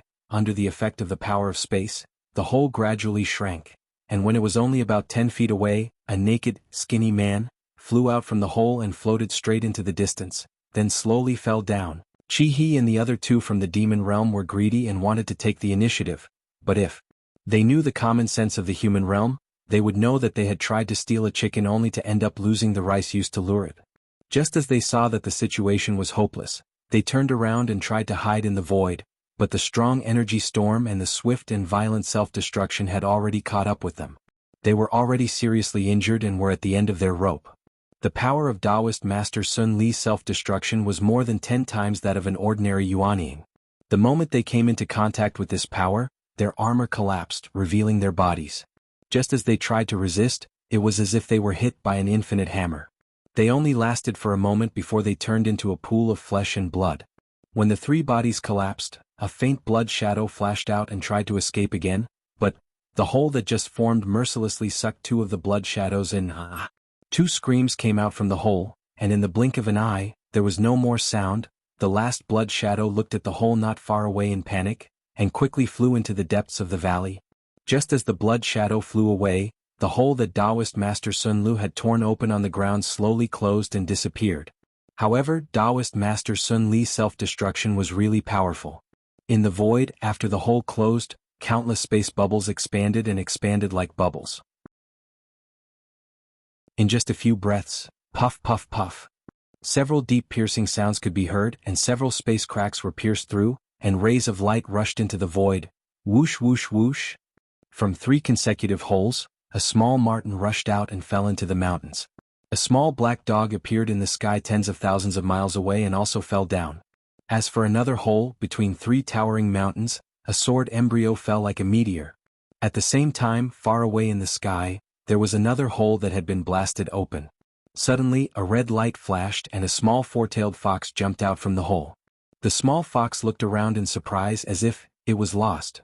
Just as the fox was about to turn around and jump into the hole again, an incomparably majestic aura came from the hole. The fox's eyes seemed to be filled with panic, and it didn't dare to jump into the hole again. It looked up and directly flew into the hole that had been created by the self-destruction of the spiritual energy. In the blink of an eye, it disappeared. The majestic aura quickly arrived at the edge of the hole. At this time, the hole had already shrunk to about a foot. A golden light swept out from the hole, and then with a sigh, a small silver-white wolf jumped out from the hole. It sniffed the air with its nose and directly flew into the hole. However, when the silver wolf flew out, the hole was extremely far away from the fox's previous location. Before the hole closed, another hole appeared beside it. Just as this hole appeared, a ray of light came from the other side of the hole, and a beautiful voice came from there. Quick, there's a passage here. Hello, is there anyone home? Then a childish voice came, and then a delicate little girl stuck her head out of the hole. After looking, she immediately shrank back. Goddess, this place is very strange. Oh? It seems like it's the human world. The little girl shrank back, and another woman flashing with 5-colored light appeared in front of the hole. The woman looked and shouted in ecstasy. Human world? What human world? The little girl called clearly didn't understand. Quick, let's go. The woman called Empress waved her hand, and the same 5-colored radiance enveloped the little girl. The two of them rushed into the crack and landed in midair. Let's hurry over while the crack in space hasn't closed yet. Thank you, the merciful Holy Mother. You're really merciful.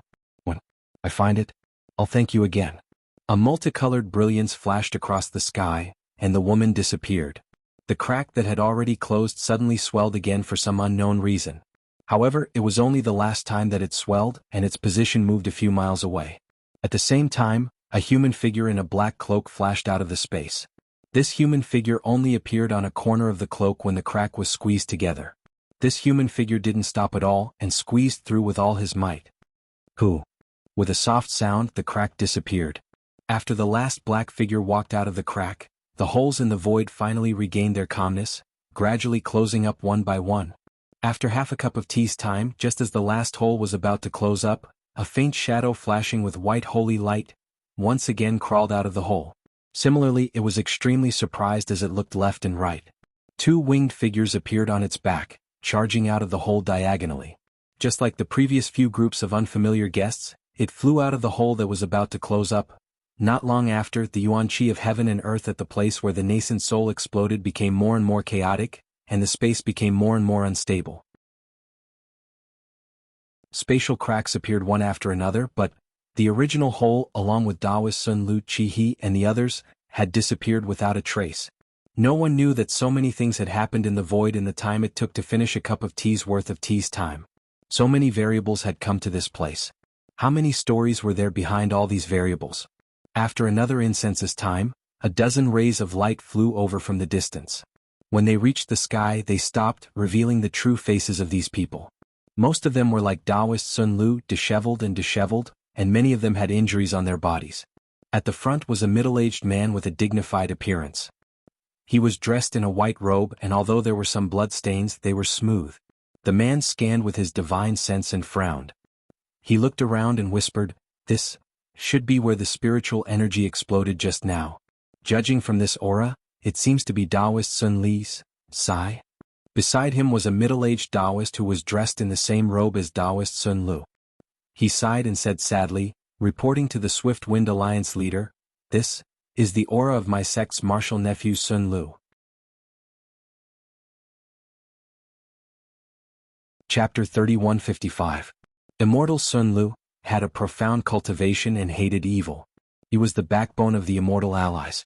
Now that he is gone, there will be one less person who can destroy evil and promote good in this world. The patrolman was Ji Fengzi. He looked at the messy spiritual qi under his feet and looked up at the void cracks in the sky that could close at any time. He said sadly, "The Utopia faction sacrificed a lot to defend against the invasion of the demonic realm. Apprentice nephew Huaishu, the people of the Immortal Allies have witnessed your sect's performance. When the war is over, the Immortal Allies will reward you handsomely." Immortal Huaishu cupped his hands in front of his chest and said sadly, "Defending against the invasion of the demonic realm is the most important task of the Immortal Allies. All the other sects and factions are doing their best to defend against the invasion of the demonic realm. Our Utopia faction is just one of them. I don't dare to accept such a reward from the Alliance leader." "Ha ha, my fellow cultivator Huanshu, you don't have to be so modest." Another old man with white hair and a ruddy complexion flew to them and said with a smile, "Judging from the aura, besides the aura of Martial Nephew Sun Lu, there are also 3 auras of people from the Devil Realm. Martial Nephew Sun Lu killed 3 people from the Devil Realm by himself. This power is beyond our reach. Now that Martial Nephew Sun Lu has fallen, this glory will naturally fall to your Utopia faction. We won't make a fuss about this." Ji Fengzi nodded slightly and said with a smile, "Apprentice nephew Feng from the Celestial Ascension sect is right. Immortal Sun Lu exploded his original soul and even gave up the 6 paths of reincarnation just to kill 3 people from the demonic realm. If the Immortal Allies don't reward him for his sacrifice, wouldn't they be disappointed? Then, thank you Alliance leader." Immortal Huaishu thought for a moment and nodded slightly, "I will go back and search for Immortal Sun Li's natal spiritual tablet. Don't be so anxious. Apprentice nephew Huaishu, you just stay here and see if Immortal Sun Lu has left anything." Ji Fengzi waved his hand and a sword light flashed under his feet. When he was about to leave, he suddenly thought of something and gave Immortal Huaishu a few words. Then he said to the people beside him, "Okay, the gate of the demonic realm should be closed now. Let's search again to see if there are any survivors of the demonic realm." "Yes, thank you for your concern, Alliance Master." Taoist Huaishu cupped his hands in thanks. Ji Fengzi waved his hand and said to the 2 people next to him, "Feng Shu Chan Si Miao, you 2 go back and pass down the order. Ask all the disciples above the gold core stage who haven't entered the demon-resisting valley to go to the demon-resisting valley and search for our fellow cultivators one by one. Oh right, everything you find must be handed over to the Immortal Alliance, and the Immortal Alliance will return the items to the various sections. The Immortal Alliance token will have other rewards." "Yes, Junior obeys." A middle-aged man about 40 years old who looked as handsome as Feng Shu flew over and said with a bow. Feng Shu from the Immortal Ascension sect and Chan Si Miao from the Immortal Music sect received orders from the Deputy Alliance leader Ji Fengzi and returned to the Immortal Alliance's temporary encampment in the middle of the Imperial Devil Valley.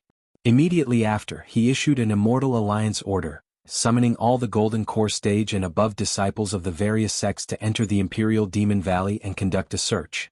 It turned out that the guards outside the Imperial Demon Valley were all disciples of various sections.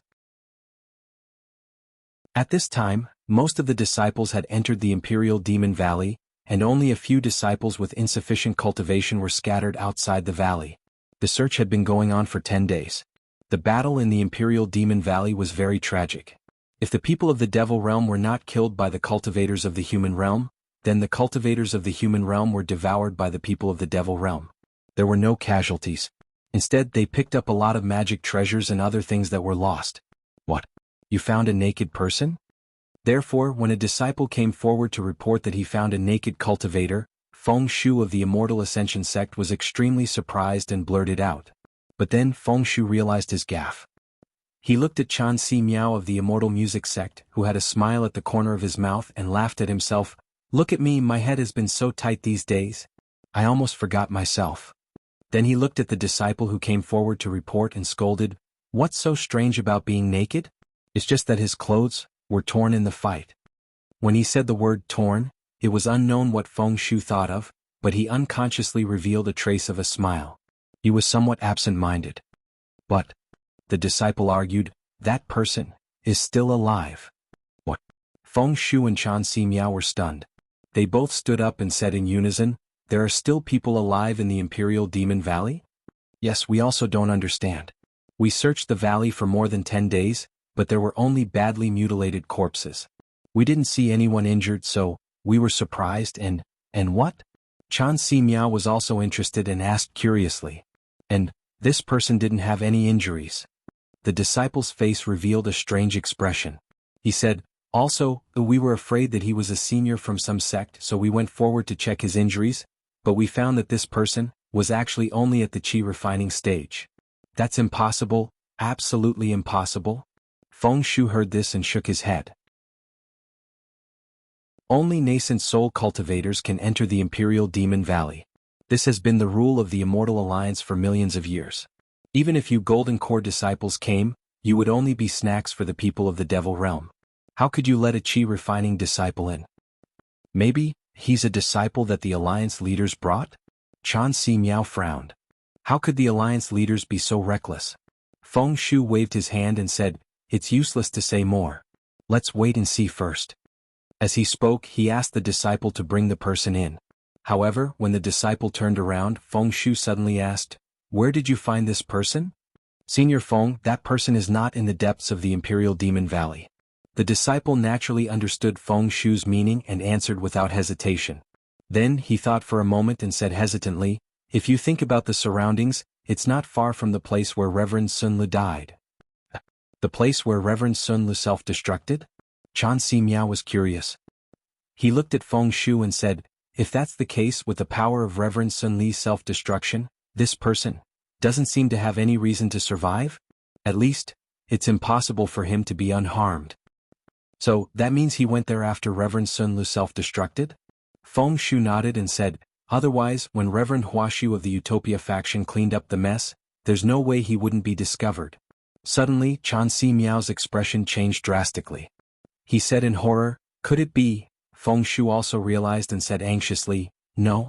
At that time the gate of the demonic realm was not closed. Could it be that he's from the demonic realm? This? The disciple smiled bitterly and said, seniors, that person is clearly from the mortal realm and the cultivation of the qi refining stage. Chan Si Miao's expression was slightly embarrassed. Then he smiled and said, the people of the demonic realm are getting more and more shrewd. Maybe they're imitating our demonic realm cultivation skills. Yes, quickly bring that person in. Feng Shu also agreed. Not long after, the disciple brought in a thin and tall person. The person was wearing a Taoist robe that was stained with blood. His shiny head was drooping, and his slender arms were exposed outside of his Taoist robe. When the disciple put the person on the ground, Feng Shu looked at the person's beardless face without eyebrows and closed eyes. After a while he said softly, fellow Cultivator Chan? Could it be that he's not from the demonic realm? Instead, he's from the Buddha? Before Feng Shu could finish, Chan Si Miao shook his head and said in a low voice, as far as I know, the bald head might not be theirs. Also, I've never heard that they don't even have eyebrows. Yes, Feng Shu nodded and said, this person's cultivation is indeed at the qi refining stage, but the true qi in his meridians is a little strange. Yes, I think so too. This amount of true qi should be at the foundation establishment stage, but why hasn't it liquefied yet? I'm afraid it's a good-for-nothing disciple of some sect. Stuck at the foundation establishment stage? Chan Si Miao said with a smile. Fellow Cultivator Chan, even if it's a good-for-nothing disciple, they definitely wouldn't throw him into the demon-resisting valley. This is clearly against the rules of the Immortal Alliance. Feng Shu shook his head. By the way, isn't this person uninjured? Why didn't you wake him up? Feng Shu looked at the disciple and asked. I've already stimulated this person's meridians, but he doesn't know at all. The disciple smiled bitterly. Oh, I see. Feng Shu raised his foot and kicked the person's body. A ray of light flashed, and his dermic powers naturally shook into the person's meridians. However, the person's body shook and then stopped moving. What's going on? Feng Shu went forward as if he didn't believe in evil. He reached out and patted the person's lower dantian. However, just as his palm touched it, a trace of surprise flashed across Feng Shu's face. Just as he was about to raise his head, he immediately lowered it. When Chan Si Miao saw this, he couldn't help but be curious and asked, Fellow Cultivator Feng, did you discover something? No, I don't seem to have the ability to wake him up. A strange look flashed across Feng Shu's eyes. Then he said with a smile, why don't we put him at the back first and wait for the alliance leader and the others to come back and take a look together? If that's the case, I will also try. As Chan Si Miao spoke, he took a step forward. Fellow Cultivator Chan? There's no need to trouble you. Look, if I use the soul-searching technique, would it be appropriate?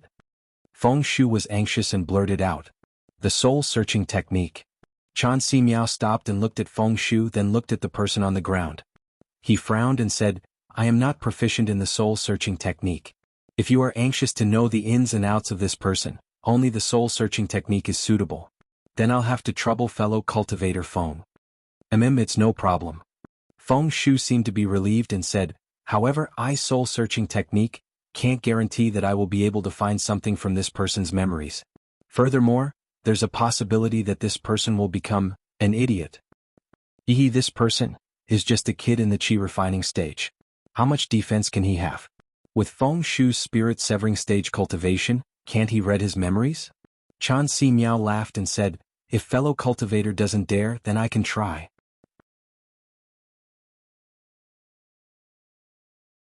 Chapter 3156. Feng Shu originally wanted to ask, but after hearing Chan Si Miao's words, he waved his hand and said, that won't be necessary. However, if I really turn this person into an idiot, fellow Chan, please don't blame me. Of course not, soul-searching techniques have always had a chance of failing. Even if the alliance leader were to come in person, he might not be able to guarantee a 100% success rate, so please proceed, fellow Taoist Feng, Chan Si Miao replied with a smile. Feng Shu nodded and glanced at the person on the ground. His right hand formed dozens of complicated seals, all of which hit the person's head. Then he suddenly stretched out his right hand, and his index finger moved the surrounding yuan qi of heaven and earth. Circles of four-colored brilliance were born like colorful butterflies. Along with Feng Shu's finger, they pressed on the person's forehead. However, in an instant, Feng Shu's originally relaxed expression became serious. Slowly, it turned into a kind of mockery. He snorted from his nose and took out his index finger. He turned to look at Chan Si Miao and shook his head. I have embarrassed myself. This person has really become an idiot. In his memory, there is nothing. I'm afraid that just now Chan Si Miao didn't seem to be surprised, but the disciple next to him exclaimed. Then Feng Shu's sharp gaze swept over him and he immediately lowered his head. Feng Shu, his eyelids moved.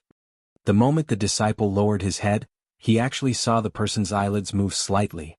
This time Feng Shu didn't dare to move. He just stood to the side and watched quietly. Sure enough, in less than 10 minutes the person finally opened his eyes. He first looked around, then sat up. He looked at the three people next to him and asked, You? Who are you? Where is this place? Feng Shu smiled and said, This is the Imperial Demon Valley. Who are we? Don't you know? Imperial Demon Valley? The person muttered. He looked at Feng Shu and shook his head. Who are you? How would I know? Then, who are you? Chan Si Miao smiled. Yes, who am I? The person was stunned and said this sentence inexplicably. Then he seemed to be talking to himself. Who can I be? If I knew who I was, would I not tell you? This person was naturally Zhang Xiaohua, who had floated out of the void crack. However, his memories had been sealed by the bracelet in the void. Now that Feng Shu had searched his soul, how could he have any memories? Forget it. Since I don't know his name, there's no need to think about it anymore. Feng Shu understood in his heart that there might be a problem with his soul-searching technique. He waved his hand and said, This old man wants to ask you, which sect are you from? Why are we in the Imperial Demon Valley? What sect? That's right. What sect am I from? Zhang Xiaohua frowned and said. Sigh. Feng Shu sighed and looked at Chan Si Miao. His eyes were filled with helplessness, as if he was feeling guilty for failing to search Chan Si Miao's soul. Then Feng Shu asked again, Then, little guy, where did you come from? Or, what are you doing here? This. Zhang Xiaohua stretched out his hand and scratched his head. He smiled bitterly and said, This? I don't remember. Seems I should know, but I just don't know. Chan Si Miao nodded slightly and turned to look at Feng Shu. His eyes were filled with schadenfreude. When Feng Shu saw Chan Si Miao's gaze, he could only smack his dry lips. He looked at the confused Zhang Xiaohua with a complicated gaze and waved his hand. You don't even know the Imperial Demon Valley and you don't even know where you came from. You are really an idiot. Forget it, you can leave first. Then he said to the disciple beside him, Take him to rest and wait for orders from the Alliance. Yes, this disciple understands. The disciple bowed and quickly left with Zhang Xiaohua. When the two of them were far away, Feng Shu's face was filled with smiles. He turned to Chan Si Miao and said, "Fellow Chan? Cough cough, I've embarrassed myself in front of you." "Not at all. People make mistakes and horses stumble. The soul-searching technique has always been like this. It's convenient but it's very harmful. I believe fellow Feng is thinking for our immortal alliance and is anxious to know this child's origin. That's why you came up with this plan." Chan Si Miao replied with a smile. "Hee hee, fellow Chan's words are exactly what I'm thinking." Feng Shu sighed. It's really strange that such a person with such low cultivation suddenly appeared in the Imperial Demon Valley. I'm afraid he's a monster from the demon realm. That's why, as Feng Shu spoke, he wanted to say something but hesitated. If that's the case, fellow Feng can rest assured. The people of the demon realm have been fighting with our human realm for so long. The meridians and bodies of the people of the demon realm are completely different from those of the human realm. This person is obviously from the human realm. Moreover, his meridians have the Qi refinement realm's true Qi. How can the demon realm imitate this? Hearing Chan Si Miao mention the true Qi in Zhang Xiaohua's meridians, the corner of Feng Shu's right eye twitched slightly. Then he chuckled and said, "That's good. I'm just afraid that it's a new method from the demon realm. That's why I'm anxious. This? I know. Fellow Feng, you don't have to worry about it. If the alliance leader asks, I will definitely bear with it." Chan Si Miao said with a righteous look. "Then, I'll thank fellow Chan." Feng Shu bowed. It's fine. If it wasn't for my low cultivation, I would have done it too." Chan Si Miao returned the greeting. However, Feng Shu didn't relax because of Chan Si Miao's sharing of the burden. Instead, he looked outside and said hesitantly, But what? Could it be that fellow Feng is worried about me? Besides, it's just a little Qi refinement kid." Chan Si Miao was displeased. No. Feng Shu hurriedly waved his hand. After thinking for a moment, he gritted his teeth and said in a low voice, "Fellow Chan, it's not that I don't trust you, but I don't trust others." "Others?" Chan Si Miao was slightly stunned and asked curiously, "Who is this others?" Feng Shu sighed and waved his hand. A restriction was formed. Then he walked to a chair and sat down. He picked up a small transparent red fruit from the jade table and threw it into his mouth. After chewing it a few times, he said with a smile, "Chan Si Miao, you and I have a deep friendship. Why are you pretending to be confused?" Chan Si Miao seemed to be even more confused. He also walked to the table and sat down. He also picked up the small red fruit and ate a few. Then he looked up at Feng Shu and said with a smile, I don't know what you're talking about. I just used the soul-searching technique on a kid in the Qi refinement realm and turned him into an idiot. He just lost all his memories and didn't hurt his life. Well, even if his life was hurt, who would say anything? That was then and this is now. If it were any other time, no one would say anything. But now, it's really hard to say," Feng Shu said mysteriously. Then, seeing that Chan Si Miao was still confused, he felt a little disappointed and said in a low voice, "Our immortal alliance has always been loose. It only shows its effect when the people of the demon realm attack our human realm. Normally, it is just an empty shell." Feng Shu listened and looked at Chan Si Miao's expressionless face. He said again, "But why are Kunlun sect's immortal Xian Qing, Taiqing sect's immortal Huan Hua, and Splendid sect's Ji Fengzi all fighting for the position of immortal alliance leader? Isn't that obvious? I'm not a person who only meditates. Of course, I know about this." Chan Si Miao said unhappily, "Isn't it because every time the immortals and demons fight, the Immortal Alliance's resources in the demon-resisting valley are allocated by the alliance leader? There's a lot of tricks in this." Isn't that so? Today the Dawn Rain continent is lacking in resources. We don't have the advantages of ancient cultivation. Which sect, which disciple isn't worried about spirit stones and spirit pills? In addition, every 1,000 years the demon realm invades our human realm and consumes a lot of resources. The path of cultivation is getting more and more difficult. The sword cultivators of the Huan country also attack the 3 countries of cultivation from time to snatch resources. Fortunately, we've already cultivated to the soul-forming stage. If we work harder, we'll reach the void refining stage. It's just that the minor heavenly tribulation from the soul-forming stage to the void refining stage is not easy to pass. Once we pass it, it'll be easier for us to reach the void refining stage and form synthesis stage." Feng Shu nodded slightly and changed the topic. "But us younger disciples are in trouble." "Exactly. Every time the Immortal Alliance fights against the demon realm, it consumes a lot of resources. But who can say for sure? After every war, the Alliance Leaders sect always has one or two outstanding people. What does this mean? Also, the fellow cultivators who died in the demon-resisting valley. For example, Sun Lujinren from the Utopia faction exploded his nascent soul. His magic weapons, elixirs, rare materials, who knows if they're all destroyed. The Vice Alliance leader only asked Sun Lujinren to take care of them. There's bound to be a mistake. If they're picked up by other disciples and handed to the Immortal Alliance, who would know that they belong to Sun Lujinren from the Utopia faction. But those things belong to Sun Lujinren himself. Sun Lujinren probably doesn't know about them. Even if he wants to ask the Immortal Alliance for them, he has no basis. Chan Si Miao said disdainfully. But he can't blame the Immortal Alliance. He might blame the disciples who are searching for them. He might even blame you and me. Feng Shu said mysteriously. How is that possible? Chan Si Miao almost jumped up and said, what does this have to do with us? Ha, fellow cultivator Chan, I'm just guessing. Sun Lujinren might not think so. Feng Shu waved his hand and said, however, while we shouldn't have the intention to harm others, we should always be vigilant. What do you mean? Chan Si Miao asked curiously. We're indebted to the Vice Alliance leader of the Strong Wind Alliance for giving us the task of searching. I wonder how many people are jealous. Fellow cultivator Feng, you mean? Chan Si Miao seemed to understand. He stared at Feng Shu and asked without blinking. Seeing Chan Si Miao's reaction, Feng Shu's expression didn't change. He nodded slightly and said, yes, just as I thought. This Qi refining kids matter is not a big deal. But if someone uses it as an issue, this issue is very profound. Is this necessary?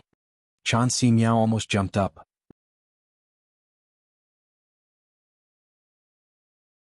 Chapter 3157. Fellow Taoist Chan, calm down. Feng Shu smiled and said, this is just my guess. However, we'd rather believe it than not. Then, according to Brother Feng, what should we do? Chan Si Miao seemed to have sensed the seriousness behind this matter and subconsciously changed the way he addressed Feng Shu. Sai, this matter is my fault in the end. If I wasn't too confident, why would I be so long-winded?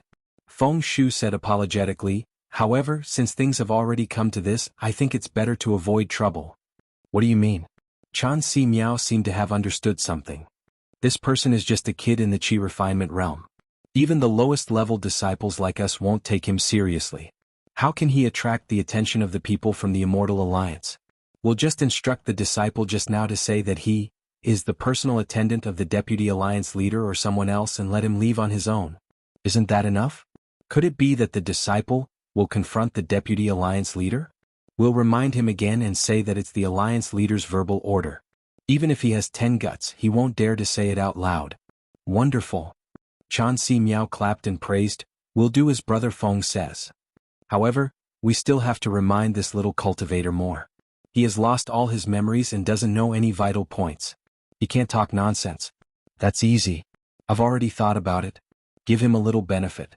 He's just a kid in the Qi refinement realm. He's like an ant. He can only be happy secretly. Why would he spread it everywhere? Feng Shu smiled and said, since fellow Taoist Feng has thought about this matter so carefully, then I'll let you handle this matter. He's just a kid in the Qi refinement realm. How can two soul formation cultivators like us waste time with him? Chan Si Miao said with a smile. Well, that's good. Since fellow Taoist Chan has no objections, I'll deal with it now. The sooner I do this, the sooner I'll be at ease. Feng Shu stood up and smiled bitterly. It's my fault. Sai, if I didn't use the soul-searching technique, why would there be so much trouble? Chan Si Miao's face was full of sympathy. The ancients have a saying, the more you do, the more you make mistakes. The less you do things, the less you make mistakes. Fellow Taoist Feng, have you forgotten? Feng Shu slapped his forehead and said with a smile, I really forgot. Then, his figure flashed and turned into a beam of light that shot out of the door. Chan Si Miao smiled as he watched Feng Shu leave in a hurry. He picked up a red fruit, looked at it, and put it into his mouth. In a valley in the Imperial Demon Valley, there were layers of restrictions flashing with light. Behind the restrictions was a large number of wooden houses. At this moment, the surroundings of the wooden houses were very quiet.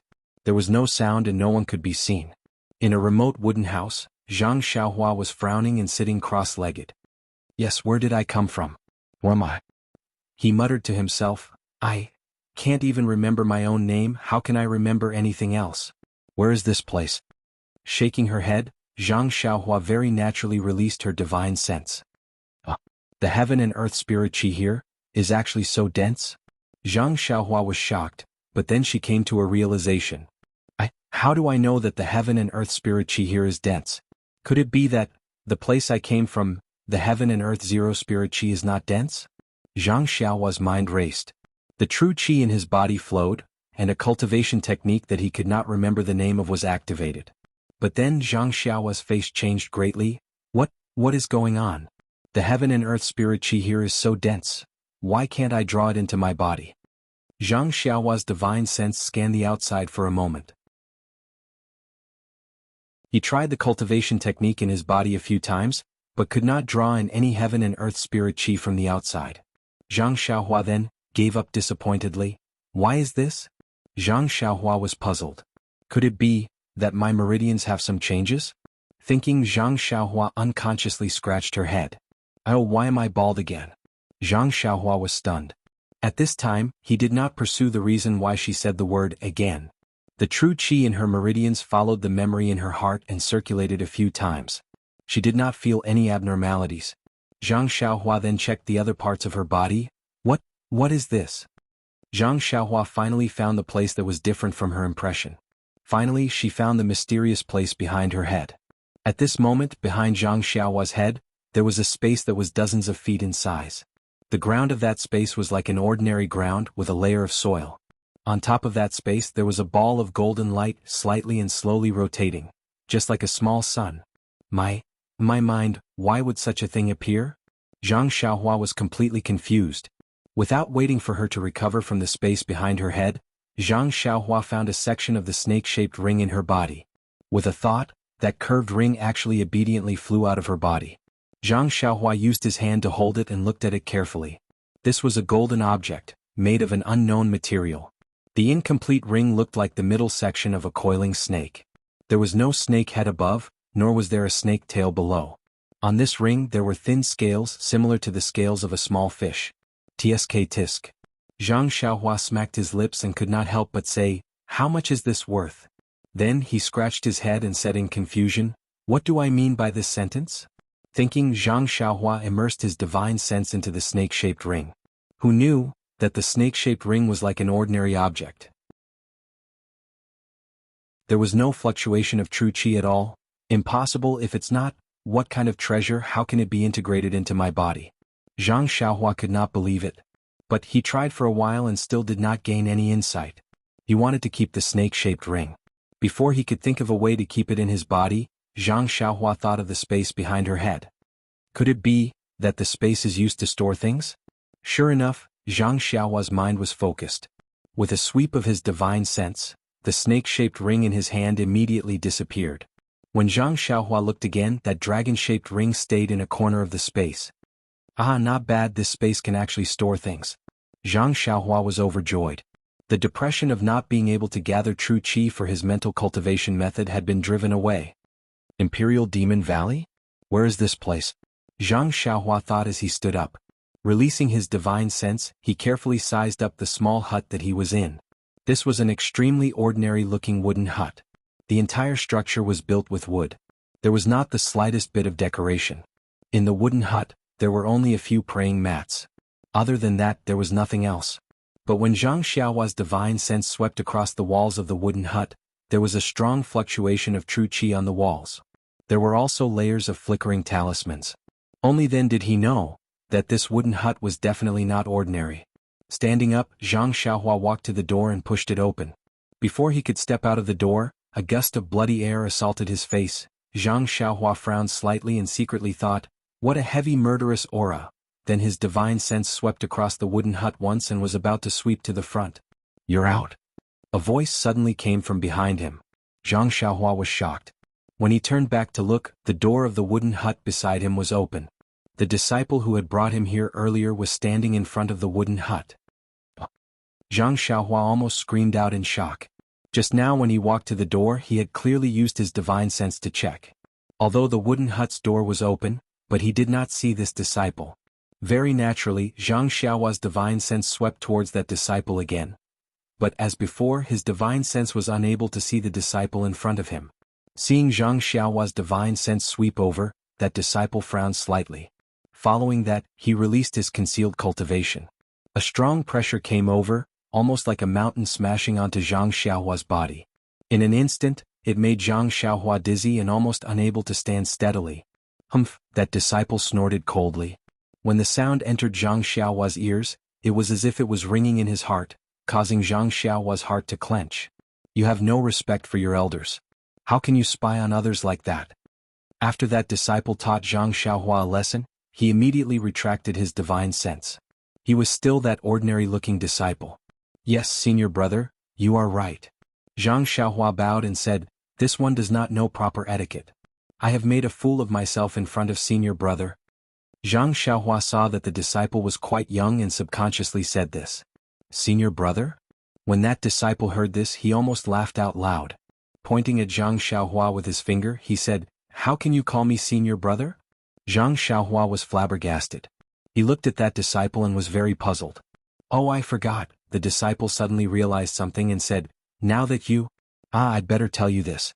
It's extremely rude to use your divine sense to check other people's cultivation. If you did that to me, the punishment just now was considered light. This one is wrong, please forgive. Senior. Zhang Xiaohua said sincerely. He did not pay attention to the difference between divine sense and divine sense. Of course, in his impression, divine sense and divine sense should be about the same. And that's right. You are just a chi refining stage cultivator. You have to call any foundation establishment stage cultivator senior. Not to mention me, a golden core stage cultivator. Just now, you actually called this old man senior brother? Haha, although this old man is very happy, if it was an ordinary person, perhaps they would not think so. Do you know, even if I kill you, no one will scold me. That's not necessary, senior. I just said the wrong thing. Zhang Xiaohua was shocked. Then, don't I have to call anyone senior when I see them? I can't use divine sense to check on others. Nonsense, if you can't use divine sense, you can use other spells. What Heaven's Eye technique, Heaven's Eye technique, Heaven's Eye technique, detection technique are all possible. Others don't know. You can check as much as you want. It's better than using divine sense to provoke others. The disciple casually lectured, even if you are a low-level chi refining stage disciple, you should have already learned these basic spells. If you can't remember, go back and ask your master carefully.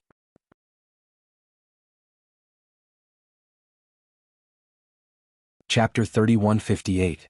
Then the young disciple said with a proud smile, this old man had a fortuitous encounter in his early years and ate spirit herbs to maintain my youthful appearance. Otherwise, wouldn't I have to wait until I reached the nascent soul stage to be able to reconstruct my appearance? So, this old man is not the senior brother you were talking about, ha ha ha. The disciple seemed to be very proud of his youthful appearance and couldn't help but laugh. But then he suddenly realized something and said, oh, right, your divine sense is quite strange. How is it comparable to the early stage of foundation establishment? But this old man clearly detected that you are only at the chi condensation stage. The disciple asked like an old man, which sect are you from? Zhang Xiaohua spread her hands and helplessly said, this is also what this junior wanted to ask senior. Just as the disciple was about to speak, a powerful divine sense swept over Zhang Xiaohua and the young man. Seeing the two of them lock onto each other, Zhang Xiaohua was shocked. The disciple's expression also changed. Just as she was about to speak, she heard Feng Shu's voice. You two come to the front. The disciple respectfully bowed and replied, yes, this disciple obeys. Then he turned to Zhang Xiaohua and said, let's go. Senior Feng is looking for you. Zhang Xiaohua was a bit confused. She thought for a bit and whispered, Senior, didn't you say, we can't use our divine sense to investigate? Why did Senior Feng? Shut up. The disciple scolded, Senior Feng is a spirit-severing stage cultivator and is a famous figure in the Celestial Alliance. Our cultivation is not worth mentioning in his eyes, so how can we investigate? Zhang Xiaohua was stunned. She wanted to ask, but her eyes rolled and she closed her mouth. Spirit-severing stage cultivator? Let's go. The disciple took out a flying sword and threw it on the ground. He sent in a spell and the flying sword became slightly bigger. The disciple reached out and grabbed Zhang Xiaohua's arm. He stepped on the flying sword and sent it flying forward. In front of Zhang Xiaohua was a tall cliff. When the disciple saw the location, he frowned but then relaxed. He stepped forward and respectfully said, "Reporting to Senior Feng, this disciple has brought this person here. Okay, you wait at the side." Feng Shu glanced at the disciple and waved his hand. "Yes." The disciple quickly walked to the side and stood with his hands by his side. "Senior, what business do you have with me?" Zhang Xiaohua had learned to be humble. Feng Shu glanced at Zhang Xiaohua with a strange glint in his eyes. He waved his hand and set up a restriction. He then asked gently, "Little fellow, do you remember where you came from?" "Reporting to Senior, I really can't remember. I don't know why I came here." "Okay, if you can't remember, then you can't remember," Sect leader Feng said with a smile. "However, this Imperial Demon Valley is the place where the human realm and the demon realm confront each other. It's not a place where little kids like you can come to play. Also, the Immortal Alliance has a strict rule. Any disciple below the Golden Core stage can't enter the Imperial Demon Valley. They have already been found and punished severely." "I'm afraid. I really don't know why." Zhang Xiaohua bowed and said. "Well, it's too late to say anything now, but..." Feng Shu changed the topic and said, "Not many people know that you entered the Imperial Demon Valley. I'm Feng Shu from the Immortal Ascension sect. I'm also a famous person in the Immortal Alliance. Although you don't know now, you will know if you go out and ask. Well, I like you and don't want you to delay your cultivation, so..." When Zhang Xiaohua heard this, she was surprised. She bowed again and said, "Senior Feng, thank you for your kindness. I will never forget it." "Haha, it's okay. I like to guide the younger generation. When I saw you, I felt that we were fated. However, although the Demon Gate of the Imperial Demon Valley has been closed, I still have some things to take care of. You can't stay in the Imperial Demon Valley for too long, otherwise, I will guide your cultivation properly." Xiaohua Zhang was a little dumbfounded. This happiness seemed to have come too quickly. Seeing the surprise on Zhang Xiaohua's face, Feng Shu smiled and said, "Little fellow, don't think too much. This old man doesn't plan on accepting you into the Celestial Ascension sect until you figure out which sect you belong to. Of course, if you can find your own sect and I have some friendship with your master, I don't mind accepting you into the sect." The meaning of these words was obvious. Normally, Zhang Xiaohua should take advantage of the situation, to thank him or leave a way out for himself. However, when Zhang Xiaohua heard these words, it was quite awkward. He couldn't remember which sect he belonged to, but he vaguely knew that he had a sect. He couldn't help but hesitate. This hesitation made Feng Shu a little unhappy. He released his pressure and sneered, "Don't tell me. I don't have the qualifications to guide you?" In an instant, the powerful pressure enveloped Zhang Xiaohua. Boom. Zhang Xiaohua felt his vision turn black and there was a roar in his ears. The Feng Shu in front of him suddenly became as tall as the sky. A huge pressure, a pressure that he had never imagined before, directly pressed down on him until he was dizzy and about to faint. However, just as his limbs went soft and he was about to faint, the pressure suddenly withdrew. In front of him was Feng Shu, whose face was as warm as the spring breeze. Zhang Xiaohua's face was pale and there was a lingering fear in his heart. His lips trembled slightly and he didn't know what to say. Beg for mercy? Thank him. Feng Shu looked at Zhang Xiaohua's reaction with contempt. He was about to say something, but suddenly his expression changed slightly. He raised his head as if looking in a certain direction. The corners of his mouth curled up and he laughed. "Little guy, I am a spirit-severing cultivator. I have the intention to guide you. It is your good fortune from your previous life. Alas, forget it. Since you don't know how to appreciate kindness, what else can I say?" "Wait, senior, it's not that I don't know how to appreciate kindness, but I have a sect. If I don't report this matter to my sect, I'm afraid it's inappropriate." When Zhang Xiaohua heard this, he resisted the strong disgust in his heart and cupped his hands. "Well, what you said is not unreasonable. How about this, you leave the Imperial Demon Valley first? My Immortal Ascension sect is not near the Imperial Demon Valley, nor is it in the country of Shi. Instead, it is in the country of Meng, which borders the country of Shi. My Immortal Ascension sect is established in the Screen Gorge Mountain, which is very far from here. This storage ring has a token of my Immortal Ascension sect, as well as some spirit stones and magic weapons. This token can represent your identity and is useful when using the transmission formation. You have to keep the magic weapons well and don't let others see them." As Feng Shu spoke, he took out a storage ring and said, "Well, after you leave, if anyone asks, you have to evade.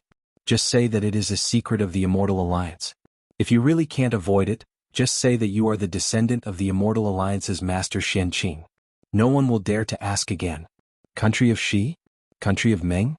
Screen Gorge Mountain? Storage Ring? Zhang Xiaohua was really confused. He really didn't understand these things. However, looking at the small storage ring in Feng Shu's hand and thinking about how Feng Shu had shown him his power just now, Zhang Xiaohua didn't dare to hesitate anymore. Although he muttered in his heart, he still took the storage ring and put it on his hand very naturally. Then he carefully remembered Feng Shu's words and bowed. Thank you for the arrangement, Senior. Well, there is a set of ordinary clothes in the storage ring. You can wear it. I don't have a Taoist robe for you. You should understand what I'm saying. You mustn't reveal to others that it was me who did it. Otherwise, I don't need to warn you about the consequences.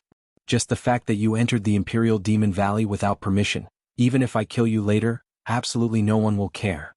Speaking up to here, Feng Shu's face revealed a trace of coldness. Yes, I know.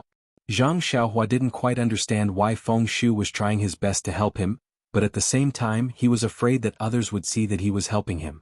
Could it be that I really have an outstanding aptitude, which made him have a heart of appreciation for talent? Zhang Xiaohua's little tail unconsciously stood up. But if he didn't think so, what else could he think? Zhang Xiaohua originally appeared naked in the Imperial Demon Valley. Not to mention that he didn't have any money, even if he didn't have an inch of clothing, he still had it. What else was there for him to think about? If he didn't listen to Feng Shu's arrangement, maybe he would be killed with a wave of his hand. Oh, in fact, there was no need to look back at all. He was afraid that the coercion would be able to settle Zhang Xiaohua. Oh my, just the disciple's cultivation was much higher than Zhang Xiaohua's. What Feng Shu, and the Alliance Master that they mentioned, wouldn't he be able to kill someone with just a glance? I'm also not a charming beauty, what's there to be afraid of? Zhang Xiaohua suddenly realized and seemed to think of another possibility. So, he felt that Feng Shu's gaze was a little wretched. What are you looking at? As long as you know it's fine. Hurry up and change your clothes? Alliance Master. They seem to be coming back. You have to get out of the valley before they do. Feng Shu glared at him and scolded. But Zhang Xiaohua looked at Feng Shu with an awkward face and said embarrassedly, Senior, you look at me like this, I'm sorry? Feng Shu didn't expect Zhang Xiaohua to say so. He had a strange expression on his face and said with a smile, You little brat, I've lived for thousands of years. My grandson's grandson's grandson is much older than you. As he spoke, he waved his hand and removed the restriction. He turned to the disciple next to him and said, You're the head of the Qiu family in the Sword River Valley of the country of Shi, right? That disciple said respectfully, Senior Feng, I'm Qiu Feng of the Sword River Valley. Yes, that's right. Bai Kongzi of the Su Yin faction once told me about you. You've reached the Gold Core realm at the age of 540. Your future is limitless. Qiu Feng was excited. He bowed and said, I don't dare to mention it in front of you. Senior Bai Kongzi, you flatter me. Haha, being neither arrogant nor humble is the key to cultivation. If you have any questions in the future, I'm very close to you in the demon-resisting valley. You can ask me at any time. Feng Shu nodded with a smile.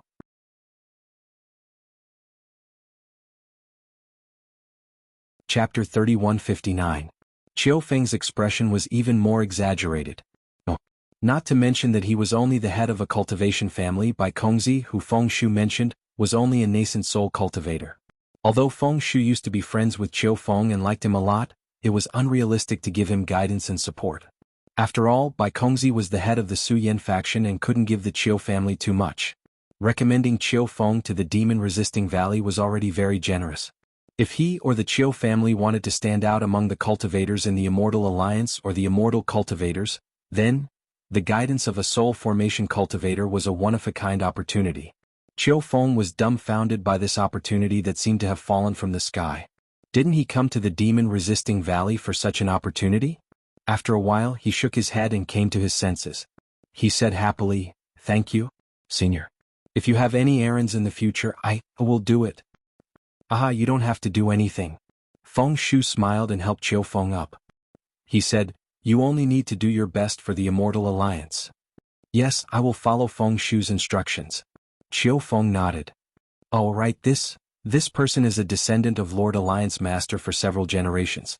He secretly took Lord Alliance Master's token and sneaked into demon-resisting valley to broaden his horizons. This old man has already sent a message to Lord Alliance Master, and Lord Alliance Master has also given this old man clear instructions. As he spoke, he stopped and raised his head slightly to look outside. Chiu Feng didn't dare to say anything and just listened quietly. The Alliance Master said that this matter is neither big nor small, but it's quite tricky. The child is immature and he is in a difficult position, so he asked me to teach him a lesson. This. Chiu Feng frowned. This is difficult. Senior, how do you deal with it? Alas, what do you think? Feng Shu asked back. This. Chiu Feng smiled bitterly. What else can we do? Since the Alliance head has already told us that this person is his blood relative, then, naturally he wants us to be merciful. If it's a junior, we'll just let him go. After all, he's just a chi refinement child. Yes, what you said is very reasonable. Feng Shu praised him.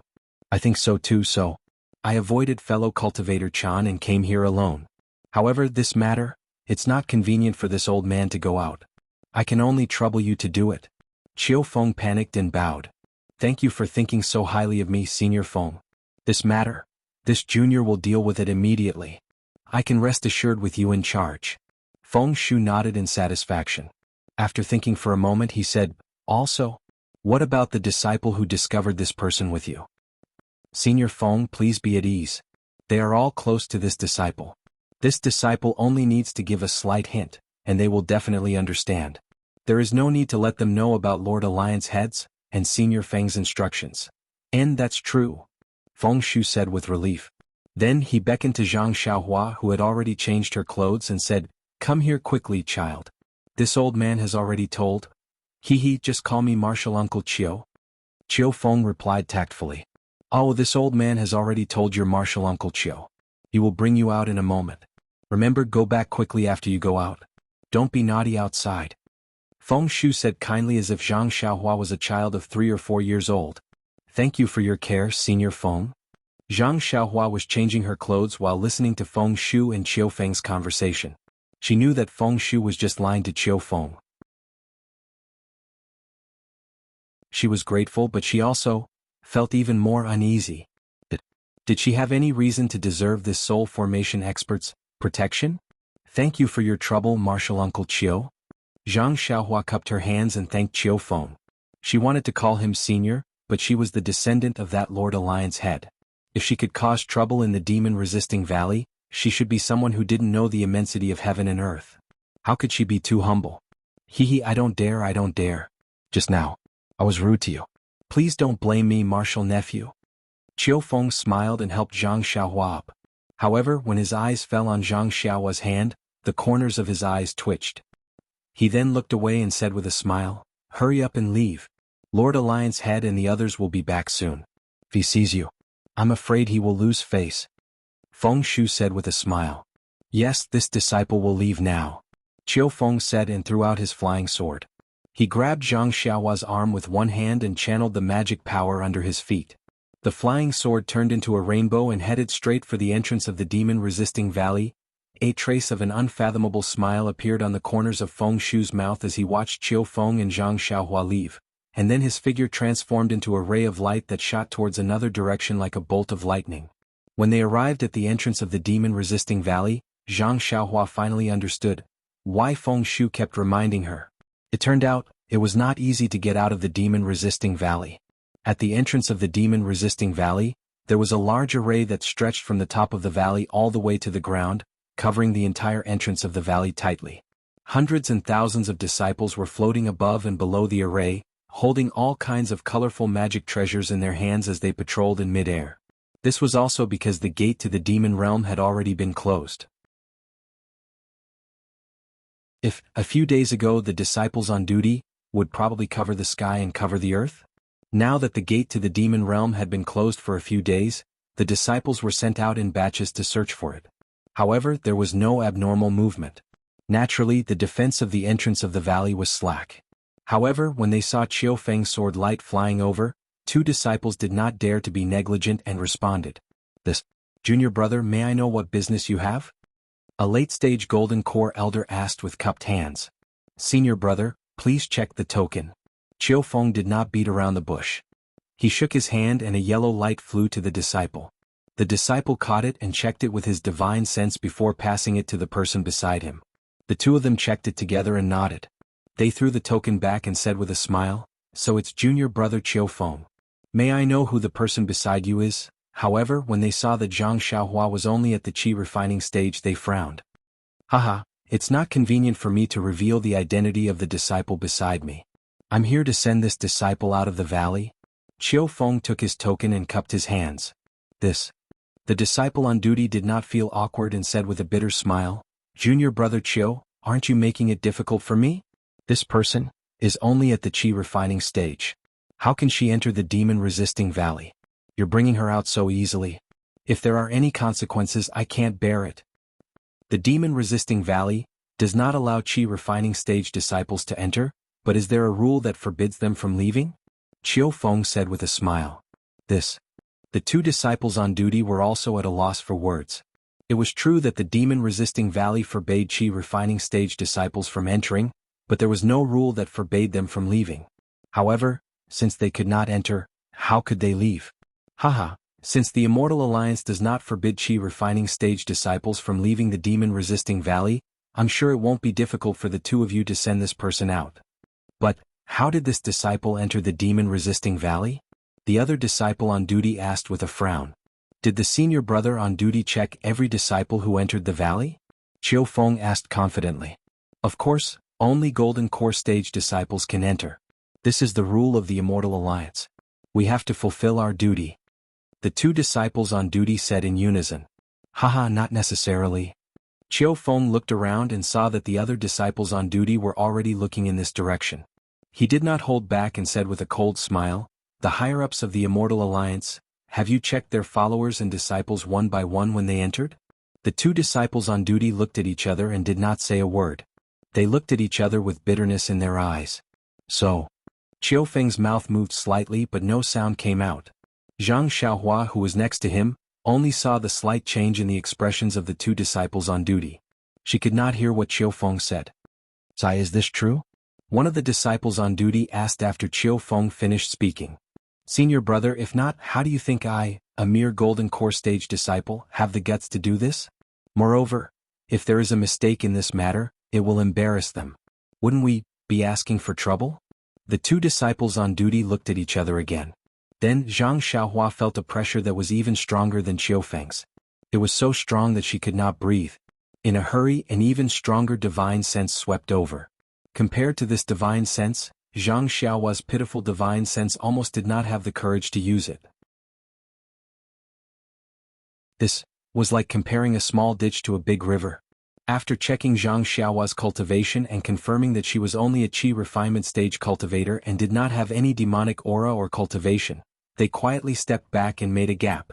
Qiu Feng was overjoyed when he saw that the two disciples on duty didn't say anything and didn't send him off respectfully. He cupped his hands and bowed slightly.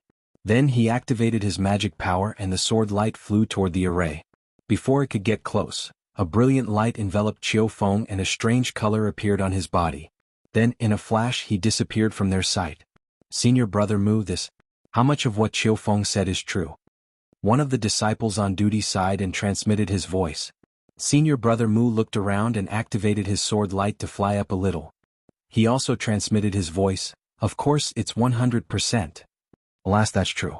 If not for the instructions of a certain higher-up in the Immortal Alliance, how could he, a mere Golden Core stage cultivator, be so bold? The key is which higher-up in the Immortal Alliance. This guy didn't say it clearly. That's why this is 100% true. If he said the name of the Alliance Master or any other random person, I would be suspicious. Since he had already done such a secretive thing, how could he possibly reveal it to the world? If he revealed it, it means that he is guilty and has a guilty conscience." Senior brother Mu is right. If Qiu Feng did not reveal it, we would be less responsible. Even if there is a problem, the Immortal Alliance does not have a rule that forbids qi refinement stage cultivators from going out. What are we afraid of?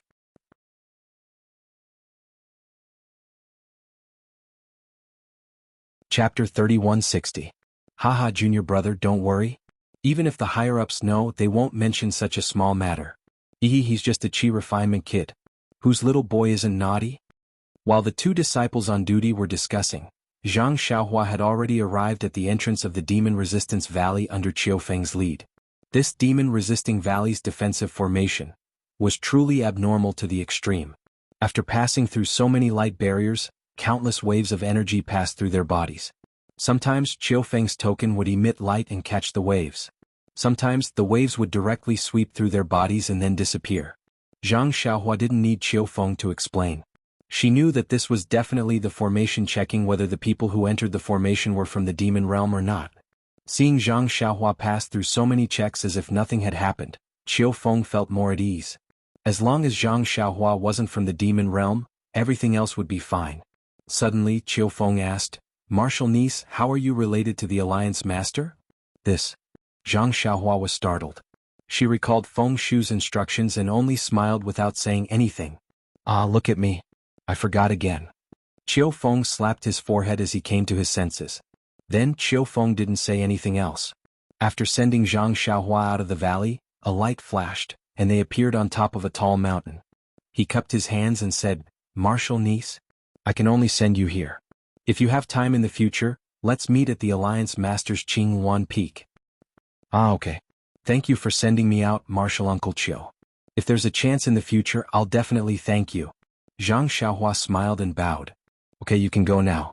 Qinghuan Peak is in the east. Don't go the wrong way." Qiu Feng smiled and patted Zhang Xiaohua's shoulder. Then he said inexplicably, "However, Martial nephew, you'd better take care of yourself and deal with the current situation first." After saying that, he didn't explain. He urged the flying sword under his feet and rushed into the defensive formation of the demon-resisting valley. That. Zhang Xiaohua was stunned. She opened her mouth, but before she could say anything, Qiu Feng flew away. "What are you saying? What a strange thing." Zhang Xiaohua scratched her bald head in confusion. There, it's this young senior. Just now, a sword light came out from the demon-resisting valley. It's in this direction. There's no one else around. Isn't it him? Quick, ask senior if he has anything good." Just now the sword light returned. Could it be for this senior? Before Zhang Xiaohua could come back to his senses, a group of cultivators in strange clothes surrounded Zhang Xiaohua. There were old and young, handsome and ugly, and there were both men and women. Their bodies were shining with all kinds of brilliance. They were all dressed in strange clothes. There were both men and women. Zhang Xiaohua looked around in horror. She didn't know what to do. "But, seniors, why are you doing this?" Zhang Xiaohua had learned her lesson. Since she couldn't check other people's cultivation, she could only call them seniors. As expected, everyone was stunned when they heard her call them seniors. When they checked Zhang Xiaohua's cultivation, they were even more confused. A white-haired old woman who was closest to Zhang Xiaohua asked with a dragon-headed walking stick in her hand, "Senior, you've already left the demon-resisting valley. There's no need to hide your cultivation, right?" "Senior?" Zhang Xiaohua looked at the old woman who was definitely in her 70s or 80s. She touched her nose and said, I'm really only in the qi refining stage. There's no need to hide it." "Brat, what are you doing? How dare you tease your grandpa for no reason?" A few of them started to curse. Many of them shook their heads slightly and turned around to ride their sword lights away. Seeing that almost everyone had left, the white-haired old woman smiled and said, "Young man, what's your name? Which sector you from?" Zhang Xiaohua rolled his eyes and cupped his hands. "I'm Wu Ming, a disciple of Su Yan faction. How should I address you, senior?" "Oh, so you're a disciple of Su Yan faction," the old woman said with a kind face. "I'm Fairy Fei Ying of Nanming faction. I have some friendship with Master Zhu Qinghe of Su Yan faction." "Fairy?" Zhang Xiaohua looked at the wrinkled Fairy Fei Ying and thought to himself, it's better to call her mistress. However, his heart immediately froze. "Abbess? Could it be that I know a nun? Nephew Wu Ming? You're so young, but you've already reached the late stage of the qi refining stage. You can be considered one of the best among the younger disciples of Su Yan faction. Why haven't I heard Master Zhu mention you before?" When Zhang Xiaohua heard this, his heart skipped a beat. He thought to himself, this is bad. Just now in the Imperial Demon Valley, he felt that Master Feng was casually ordering Qiu Feng around. She even mentioned giving pointers and mentioned Su Yan faction. He thought Su Yan faction was just a small faction, and no one would know that he could pretend to be one. He didn't expect to run into someone who knew Su Yan faction as soon as he left the Imperial Demon Valley. How could Zhang Xiaohua endure this? Zhang Xiaohua panicked at first, but then he calmed down. He rolled his eyes slightly and said with a smile, Su Yan faction has many excellent disciples and I'm just one of them. How can I enter Senior Zhu's eyes? Maybe I'll attract Senior Zhu's attention when I've reached a higher level. Don't you think so? Fairy Fei Ying's face was slightly red. Zhang Xiaohua's words were unintentional, but she had heard it intentionally. She thought that Zhang Xiaohua was mocking her for inquiring about the situation of Su Yan faction without permission. She was a little angry, but then she changed the topic and asked, Great Master Wu Yu, why are you not staying in Zhongxiu Mountain but coming to Demon-Resisting Valley? Why did you come out of the Imperial Demon Valley? Zhongxiu Mountain is where Su Yan faction is located. Zhang Xiaohua muttered in his heart, but he said, I've stayed in the mountain for a long time, so I came out to wander around. Now, I'm going back soon. Zhang Xiaohua smiled and cupped his hands, saying, Senior, I have to go back quickly. If I delay for too long, I'm afraid I'll be punished by my master. Before Fairy Fei Ying could speak, a gray-haired old man next to her frowned and shouted, Wu Ming, Fairy Fei Ying is asking you a question. Why can't you answer properly? If we weren't in the territory of the Imperial Demon Valley, I'd definitely punish you. Zhang Xiaohua sighed and spread his hands, saying, Alas, Senior, what's there to say? I just wanted to sneak into the Imperial Demon Valley to take a look. But I didn't expect that I would be discovered by the seniors of my faction just as I entered, and even before I entered the big formation. And it's a good thing that we're familiar with each other from the same sect, so we can be considered acquaintances. That's why they let me off. Tell me, Senior, this Imperial Devil Valley, why is it that only Jindan stage cultivators can enter? Why can't Qi refining and foundation building cultivators go in? As he spoke, Zhang Xiaohua peeked at these people's reactions. He only heard Feng Shu and Qiu Feng mention spirit forming, golden core, and Qi refining. He didn't know what other realms there were. Although he didn't know why he knew that foundation building was higher than Qi refining, he just said it casually and felt nervous. That's right. Marshal Ni Xiao is right. The rule of the Immortal Alliance is too overbearing. Before the demon realm attacked, we were not allowed to enter. Since the gate of the demon realm has been closed and their golden core cultivators can enter, why can't we foundation building cultivators enter? We can only wait outside the Imperial Demon Valley and see if there are any good opportunities. Zhang Xiaohua was very curious. After thinking for a while, he couldn't help but ask, Senior, are there any good opportunities these days? Not at all. The demon gate has just been closed. The golden core cultivators have just entered the Imperial Demon Valley for a few days. Although some daring disciples sneaked out, they didn't bring many things out. There are so many low-level disciples outside the Imperial Demon Valley. How can I fight them? If there are some benefits, I will have to wait for a few more days. Zhang Xiaohua understood a little and said with a smile, There have been some movements these days. Won't there be more in a few more days? When most of the golden core cultivators come out of the valley, won't there be more things? Alas, that's true, but many of the rare materials of the demon realm, many damaged magic weapons and other things, have been handed over to the Immortal Alliance by the golden core cultivators, or kept in their own sections. The things that can be circulated are already some defective ones. The old man sighed and said with some envy, You are so lucky. As soon as you entered, you met the elders of our sect. Not to mention that you escaped with your life, which is 100 times better than those who lost their lives before. In the future, your elders, if they get any treasures, you can be considered to be in a favorable position. Zhang Xiaohua listened and secretly thought, It turns out that there were bold disciples who sneaked into the Imperial Demon Valley before. However, the array of the Imperial Demon Valley is so powerful. How can the foundation building cultivators go in without a token? It would be strange if they didn't lose their lives. But, come to think of it, how did I get in there myself? Why don't I remember it all? Just as she was thinking, Fairy Fei Ying said, Master Wu, are you still going to wait here? No, Fairy, you can wait here. With the elders here, how can I have a chance? Zhang Xiaohua smiled and declined. I see. Fairy Fei Ying heard and smiled. If you are going to wait here, then I will go to Jianghu City to take a look. Since Master Wu wants to return to Zhongxiu Mountain and needs to use the transportation array of Jianghu City, why don't we go together? With me bringing you along, it will be faster. I know. Zhang Xiaohua groaned inwardly when he heard that. He didn't want to be with them. He just wanted to quickly find a place and find some people to figure out where he was and where he came from. Then he could make plans. Fairy Fei Ying followed her all the way and she might expose herself. Thinking of this, Zhang Xiaohua couldn't help but regret. Why did she try to be smart? Why did she acknowledge Su Yan faction as her sect? But, if she didn't acknowledge a sect, how could she do it? Fortunately, there weren't any disciples of Su Yan faction outside the Imperial Demon Valley. If she acknowledged someone else, wouldn't she be exposed long ago? Zhang Xiaohua was in a dilemma.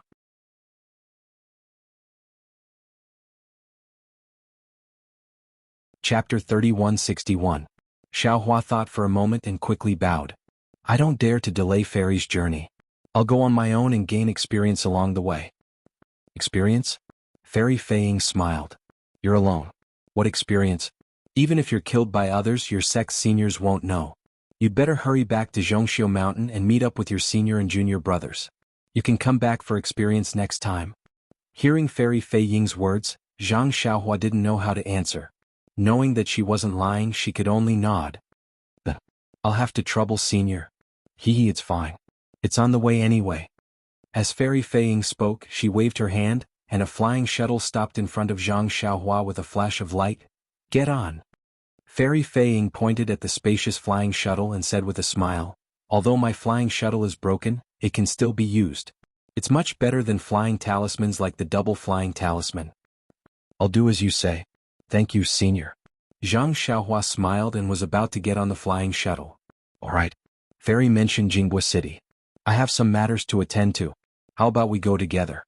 That white-haired old man slapped his forehead and said, I've heard that Fairy obtained a broken flying talisman during the auction in Jianghu City. It's really rare. Why don't I take a look at it today? Ganqingguyu. What do you mean? Fairy Fei Ying's expression changed slightly. Nothing.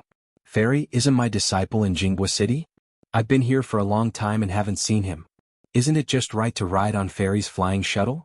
Ganqinggu looked innocent and shook his head.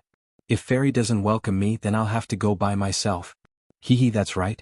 Jianghu City isn't demon-resisting valley. There's no rule about who can and can't go there. We also have matters to attend to and would like to accompany Fairy. If Fairy doesn't want to, then we'll go with Brother Gan. The remaining 3 people also said with a smile. Fairy Fei Ying's expression changed a few times, but she didn't say anything. She jumped onto the shuttle and laughed. There are so many of you. How can my shuttle fit all of you? You'd better think of your own ways. As he spoke, he patted Zhang Xiaohua's shoulder and said, Great Teacher Wu, stand firm. Zhang Xiaohua's heart jumped.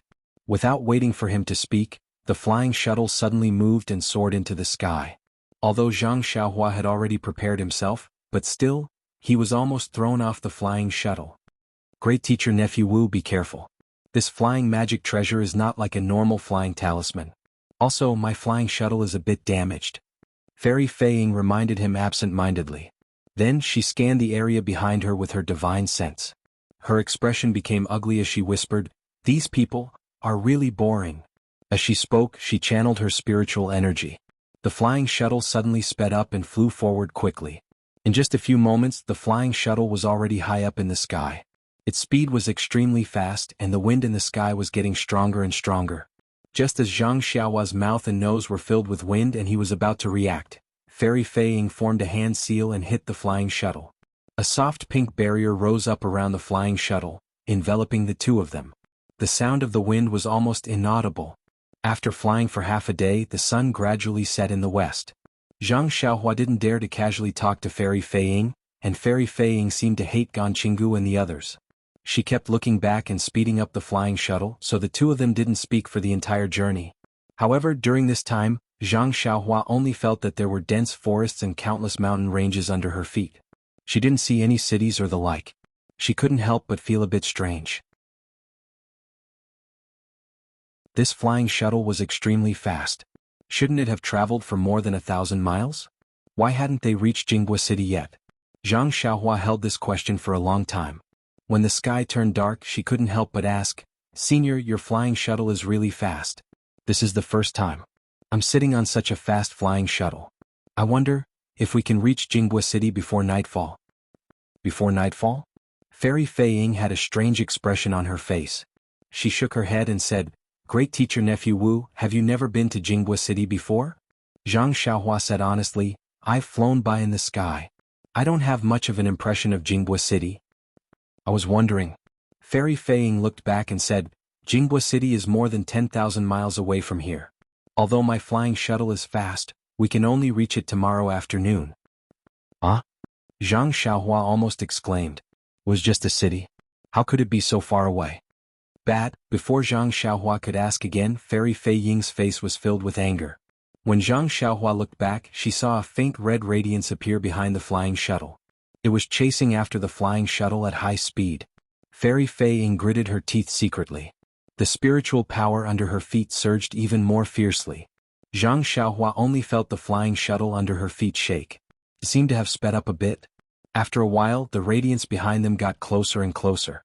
Zhang Xiaohua asked curiously, "These people, why are they chasing so fast? Senior, why don't we wait for them?" Fairy Fei Ying snorted coldly and didn't answer. She looked back and took out something from her waist. She threw it in front of the flying shuttle and made a hand seal. Zhang Xiaohua suddenly felt her body become light, as if she was about to float. The flying shuttle suddenly sank.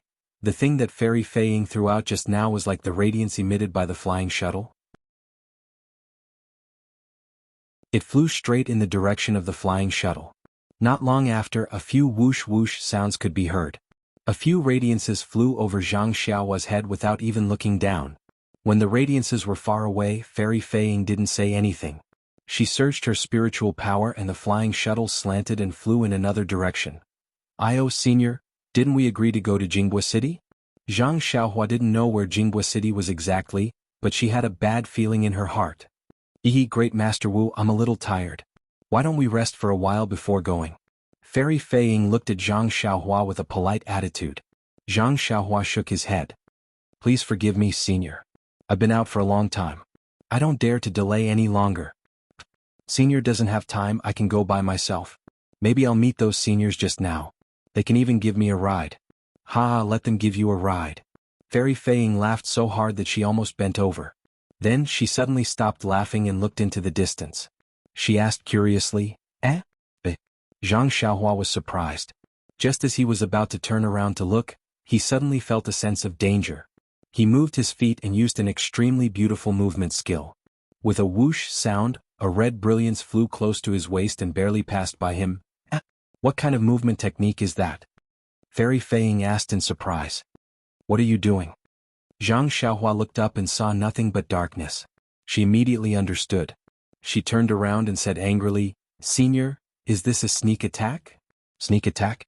Ah." Fairy Fei Ying sneered. "You're just a Qi Refinement Junior. Do you think you're worthy of being sneak attacked by me?" Zhang Xiaohua didn't dare to be careless. He released his divine sense to prevent Fairy Fei Ying from doing anything else. Then, he looked at the faint radiance on the flying shuttle and complained in his heart. Although he didn't know what was going on here, looking at the radiance that covered him, how could he not know that this thing was very difficult to deal with? After thinking for a while, Zhang Xiaohua cupped his hands and said, "Senior, aren't you and the master of my sect?" Before Zhang Xiaohua could finish, Fairy Fei Ying laughed and said, "I know Zhu Qinghe, but Zhu Qinghe doesn't know me. Don't you think we're old acquaintances?" Zhang Xiaohua felt bitter in his mouth, but he still smiled and said, "Then, Senior, are you misunderstanding me? I just went to the demon-resisting valley. I don't have a single cent on me. Senior, are you looking for the wrong person?" Young man, you're not telling the truth." Fairy Fei Ying saw this and pointed at the flying shuttle. The radiance on the flying shuttle gradually dimmed. She said, "You're really an idiot. How can you casually get on someone else's flying shuttle? Especially someone with a higher cultivation level than you?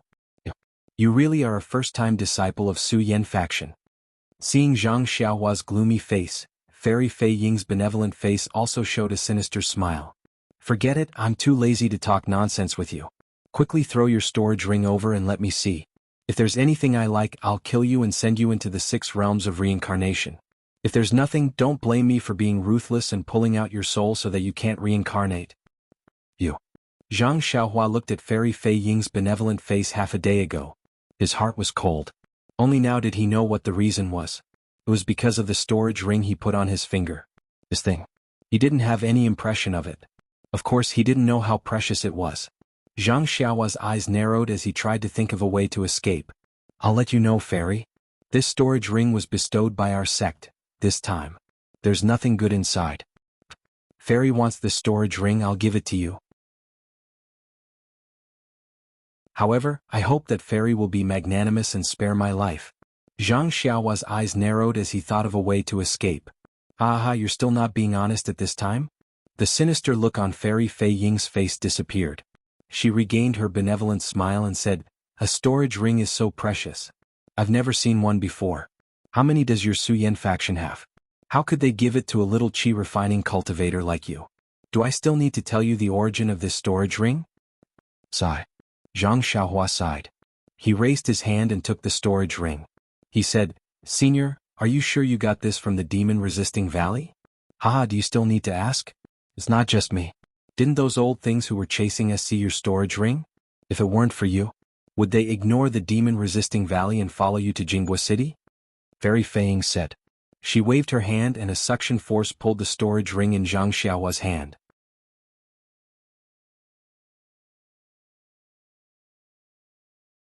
Chapter 3162. Could it be, if Changxing Academy loses you'll also have to leave Changxing Town? Daoist Xiao looked at the scholar, then looked at the fat white monk next to him and asked with a sneer. Principal Zhu shook his head with a smile. This bet is between Jiangchao Temple and Shaojin Temple. It has nothing to do with Changxing Academy. Of course, if Jiangchao Temple doesn't agree, then just pretend I didn't say anything.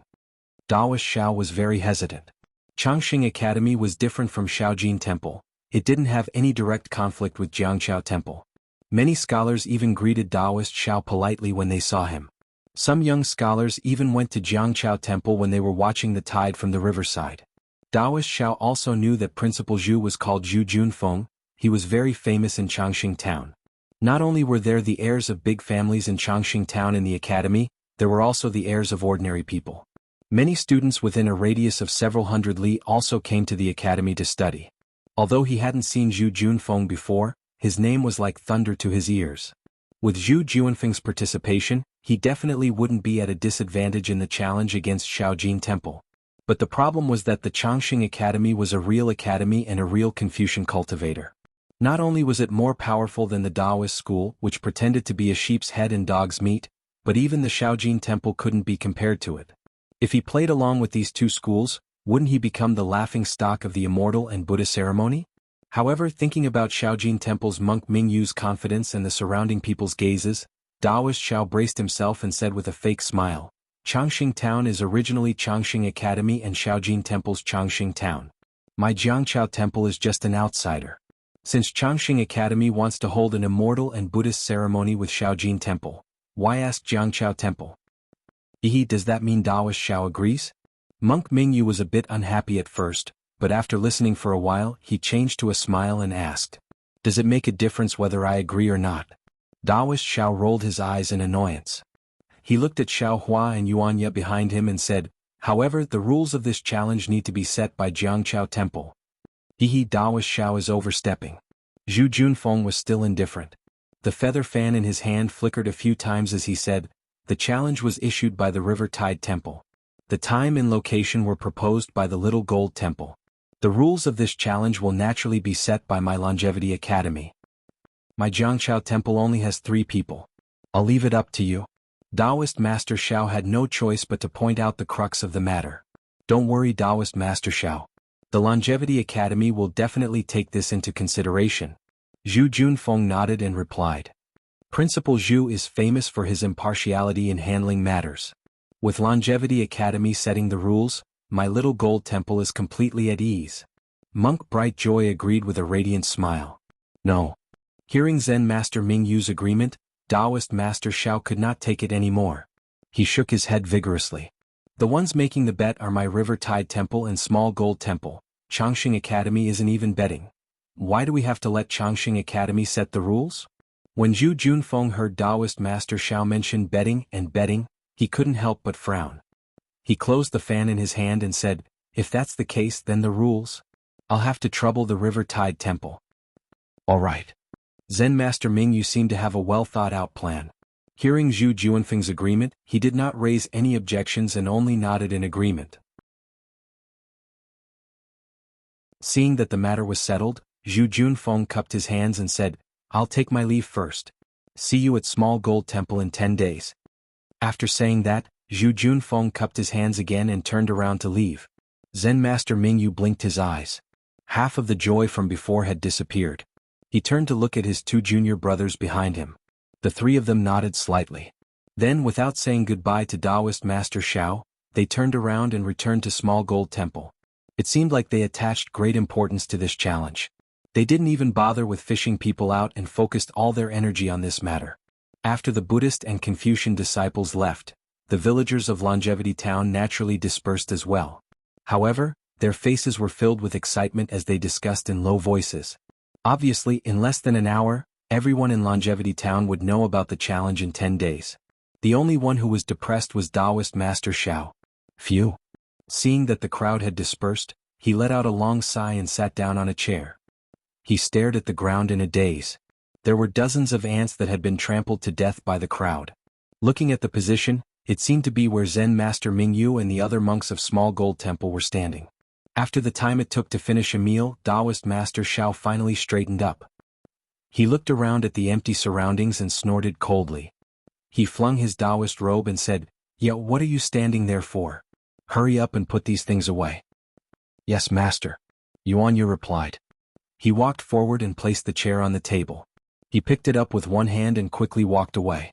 It seemed like he was going to return the table and chair. Xiaohua. Seeing that Yuanya had left, Taoist Master Xiao probed, "Can you beat Yuanya?" "Maybe." Xiaohua did not deny it. "I've never fought with him before, so I'm not too sure." "You? Can you participate in the challenge 10 days later?" "If you participate, I can consider letting you stay by my side." "It can be considered." Taoist Master Xiao wanted to say something but stopped. He seemed to be probing. He knew that if Xiaohua could beat Yuanya, and if Xiaohua did not want to participate, he could not do anything to Xiaohua. But if Xiaohua could not beat Yuanya, what was the use of Xiaohua participating? Moreover, he saw that Xiaohua had returned, which basically confirmed his guess. However, he was not willing to shed all pretense of cordiality until the last moment. When Xiaohua heard this, he could not help but smile. He knew that Taoist Master Xiao was suspecting his origin again, so he shook his head slightly and said, "I'm not a disciple of Jianghu Temple. Why would I participate in the challenge between Jianghu Temple and Small Gold Temple? This has nothing to do with staying by Taoist Master Xiao's side, right?" Keep pretending, keep pretending." Taoist Master Xiao laughed in his heart and secretly said, "Since you want to pretend, I'll pretend with you. Anyway, I still need your help. If you can lend this old man a helping hand, then this old man will play with you." Taoist Master Xiao. Now, it's no longer about the grudge between Jianghu Temple and Small Gold Temple. Since Taoist Master Xiao had decided, his face became serious and said very seriously, "It's about the grudge between my Taoist sect and Buddhist sect. Even mentioning the immortal Buddha ceremony that happens once every 10 years, it's about the grudge between Taoist sect, Buddhist sect and Confucian sect. As a disciple of my Taoist sect, how can you not participate?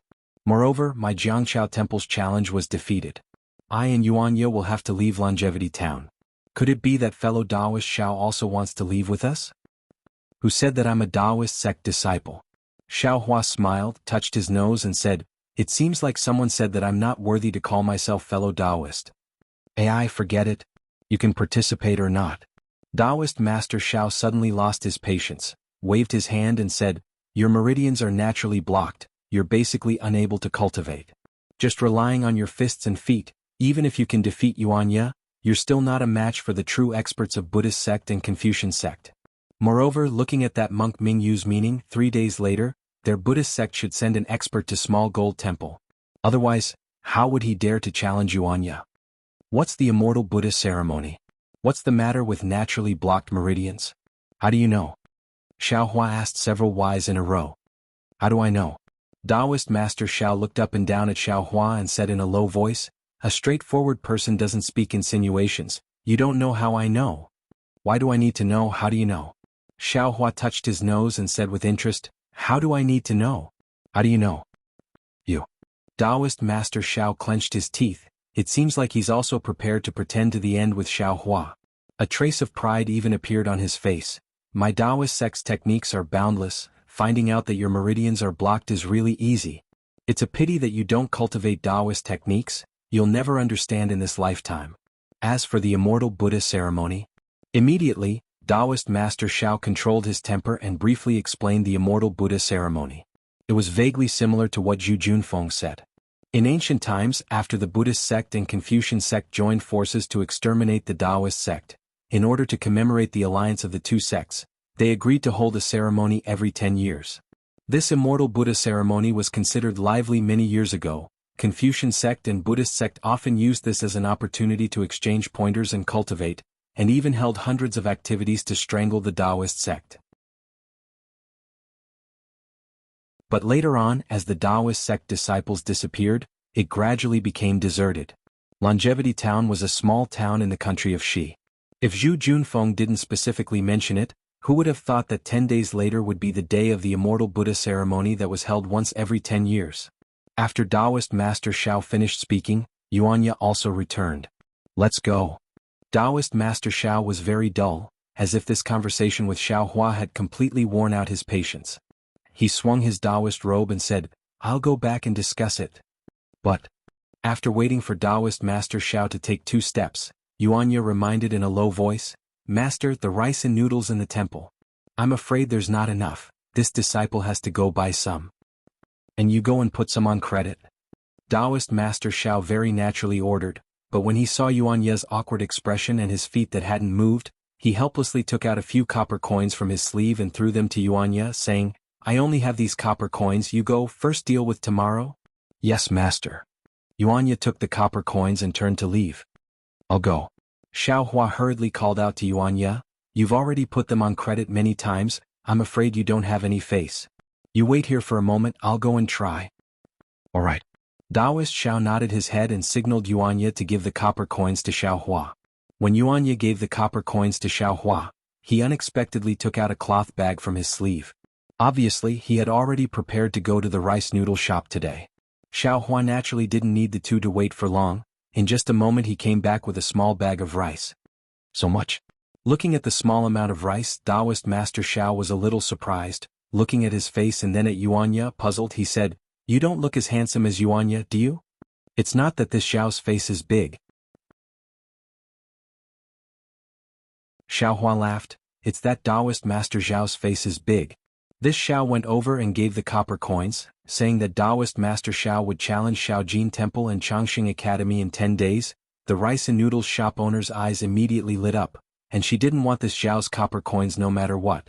She even gave the rice that was just delivered from outside the town to Taoist Master Xiao, clearly saying that she didn't want half a copper coin.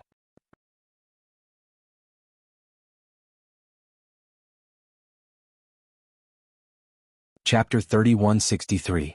Zhang Xiaohua clenched her fists and said with a smile, "Fairy, if you can release this junior from the flying shuttle now, this junior will give this ring to you."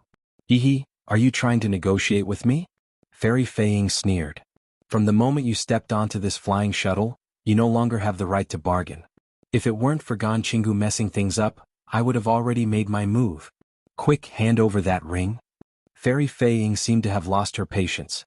She released her aura, and a strong pressure was emitted from her body, pressing down on Zhang Xiaohua. At the same time, Fairy Feiying pointed with her hand, and several rays of light rose from the edge of the flying shuttle and shot toward Zhang Xiaohua. That formless aura was like a mountain, and it pressed down on Zhang Xiaohua until she couldn't breathe. Although she didn't fall down, she had no time to deal with the rays of light around her. Left with no choice, Zhang Xiaohua flung her hand, and the storage ring flew toward Fairy Feiying. Seeing this, Fairy Feiying's face lit up with joy. She waved her hand, and the storage ring seemed to be pulled by a thin string and was about to be thrown toward Fairy Feiying's hand. However, at this moment there was a series of loud rumbling sounds. The light shield on the flying shuttle shook violently, and Zhang Xiaohua and Fairy Feiying's bodies shook violently. With a loud bang, the light shield on the flying shuttle burst like a bubble, and the whistling night wind immediately blew onto Zhang Xiaohua's bald head. At the same time that the light shield of the flying shuttle burst, several strong pulling forces hit the storage ring, and immediately stopped it from flying toward Fairy Feiying. Zhang Xiaohua looked up and saw Gan Qinggu and the other three standing around the flying shuttle. They were standing on rays of light and looking at Fairy Feiying mockingly. "You." Fairy Feiying panicked. She didn't care about the flying shuttle anymore, and her body flashed and she reached for the storage ring that was very close to her. "How dare you?" Gan Qinggu shouted and pointed his finger. An item that looked like a hammer smashed toward Fairy Fei Ying like a meteor, making a piercing sound as it flew through the air. From the looks of it, if Fairy Fei Ying were to take the storage ring, the hammer would definitely severely injure her. Fairy Fei Ying was helpless. She stopped and patted her waist, and a green ray of light flew out. When it was in the air, the light scattered and turned into a petal, blocking the hammer. Before the flower petals could block the hammer, an orange-red ring with flickering flames flew toward Fairy Fei Ying's back. Fellow Taoists. Seeing this, Fairy Fei Ying's expression changed slightly, and she didn't dare to get close to the storage ring. She retreated far away and barely dodged the flaming ring. She said loudly, "Let's talk things over. I know I was wrong. This storage ring, how about the 5 of us share it equally?" "Ah, you old beggar. I hinted to you earlier, yet you ignored me and even used a pretense to trick me. If it wasn't for fellow Taoist Kwang noticing and us rushing back in time, wouldn't you have already taken the storage ring for yourself? Now that you see how powerful we are, you are begging for mercy? Don't you think it's too late?" Fairy Fei Ying smiled apologetically. "I was blinded by greed. Please forgive me, fellow Taoists. We put ourselves in each other's shoes. The storage ring is too attractive." "Huh?" Just as Fairy Fei Ying was explaining, she suddenly screamed and fell from the flying shuttle. Zhang Xiaohua was shocked. He looked over and saw an extremely small bug with a pale yellow glow crawling out of Fairy Fei Ying's forehead. It spread its wings and flew toward a tall and thin elder beside Jianghu. Fairy Fei Ying's eyes widened in shock. She looked over and saw an extremely small bug with a pale yellow glow crawling out of her forehead. "Haha, fellow Taoist Feng is indeed powerful. Is your brain corrosion be already at the 4th stage? Even that old beggar Fei Ying's protective true qi couldn't block it?" No. Fei Ying only forgot to release her protective true qi when she was in the flying shuttle. We attacked the moment we arrived, so she reacted quickly and didn't have time. If I didn't make a move, she might not have a chance when she remembered later. The elder with the surname Feng said proudly, "Besides, isn't this the only thing my spirit husbandry sect can take out? Without this little thing, how would I dare to speak in front of fellow Taoist?" Without Fairy Fei Ying's control, the flying shuttle didn't immediately fall from the sky. It only floated in the air and stopped at Zhang Xiaohua's feet. And because Fairy Fei Ying was no longer fighting for the storage ring, it actually gradually flew toward Zhang Xiaohua's eyes. The storage ring only gradually stopped when it was in front of Zhang Xiaohua's eyes. The force on the ring suddenly disappeared. Zhang Xiaohua looked up at the 4 people outside the flying shuttle and sighed in her heart. She stretched out her hand and still grabbed the storage ring. She then cupped her hands and said, "Seniors, this ring, this junior doesn't want it anymore. Please, spare this junior's life." "Do you think it's possible?" Jianghu sneered. Zhang Xiaohua smiled bitterly and said, "Then, all right, since that's the case." As she said that, Zhang Xiaohua looked around and said, "I wonder which senior should I give this ring to? The things in this ring don't seem to be enough." Hearing that, Jianghu's expression changed slightly. He looked up at the 3 people not far away and retreated a little. He circulated all his magic power and protected his body with his true qi. Then, as if he was still worried, he patted his waist and a small round plate flew out. It emitted a green light and protected his body again. Not only him but fellow Taoist Feng and the other 2 people were also like Jianghu. They didn't believe it at all and also protected themselves very tightly. When the brilliance of the disc protected him, Jianghu sneered and said, "Little guy, your method of sowing discord seems to be too poor. We have already made things clear along the way. The things in the storage ring should be divided into 4 parts. If there is a single item, whoever wants it must compensate the others with spirit stones of the corresponding value." Jianghu sneered. "You're right. Don't you think so, fellow Taoists?" "Aha, fellow Taoist Feng is right. Fellow Taoist Feng, take out the things in the ring one by one." A slightly fat old man sneered. "The things in the ring can of course be divided. How about this, I'll give you all the things in the ring." "This ring? It's not easy to divide it. Can't you let me keep it?" Zhang Xiaohua scratched her head and said innocently. Hearing this, although it was night time, Zhang Xiaohua could feel that the expressions of the 4 people changed greatly. She now knew the value of the storage ring. She knew that the value of the ring itself was much higher than the things in the ring, so she deliberately mentioned it. Unfortunately, the 4 people seemed to have already discussed it on the way here. At this time, they were transmitting a message to each other, saying something that Zhang Xiaohua didn't know. Immediately, everyone's expressions relaxed. Fellow Taoist Feng laughed and said, "You little fellow, you're really sharp-tongued. No wonder you have such a cultivation at such a young age. If it was in normal times, wouldn't I love you? But, at this time, I'm the knife and you're the fish. Even if you have a glib tongue, what can you do?" Zhang Xiaohua's face was pale. She waved her hand and threw the storage ring to fellow Taoist Feng, saying, "In that case, I'll give this ring to you, senior." Fellow Taoist Feng was pleasantly surprised to see the storage ring flying over, but at the same time, he secretly cursed in his heart. Sure enough, as the ring flew over, Gan Qinggu and the others also looked over. When Zhang Xiaohua saw this, his figure flashed and he jumped down from the flying shuttle. His figure flashed and he flew into the distance. Unfortunately, before she could fly 30 feet, her body and the flying shuttle were blocked by an invisible barrier. Although the barrier wasn't abnormally hard, it still made Zhang Xiaohua dizzy. Then a ray of light flashed and something that looked like a fishing net appeared in the night sky. It covered Zhang Xiaohua's head and he could not move at all. The fishing net wrapped around Zhang Xiaohua and flew up into the sky. It only stopped when it reached the location of the shuttle. Gan Qinggu and the other three originally took out their magic tools to attack fellow Taoist Kuang. However, Zhang Xiaohua's escape alerted everyone. Fellow Taoist Kuang quickly flew up into the sky and pointed his finger. A faint light flashed and hit the storage ring flying towards him. The ring stopped in midair. Then he waved his hand again. The fishing net that caught Zhang Xiaohua flashed and flew to the side of the ring and stopped. "Fellow Taoists, don't worry." Fellow Taoist Feng immediately shouted, "Don't try to sow discord. This ring, I won't touch it." This sentence was shouted at the right time. When Gan Qinggu and the others saw this, their minds moved slightly and they all took back their magic tools that flew out. However, they kept some distance from the ring and didn't really take it back. "How about this, everyone? We won't take this ring. We'll only let this little guy take out the things in it. We'll divide these things first and then carefully discuss the ownership of the ring. What do you think?" Fellow Taoist Feng saw that he had become the target of public criticism, so he didn't dare to be careless and suggested. Gan Qinggu thought for a moment and looked at the several people in the distance. After discussing for a while, they all nodded in agreement. Unfortunately, even though they agreed, Zhang Xiaohua disagreed. Zhang Xiaohua snorted coldly, "I've already given this ring to you. It has nothing to do with me who takes it. I'm already a bird in a cage. I can't even fly.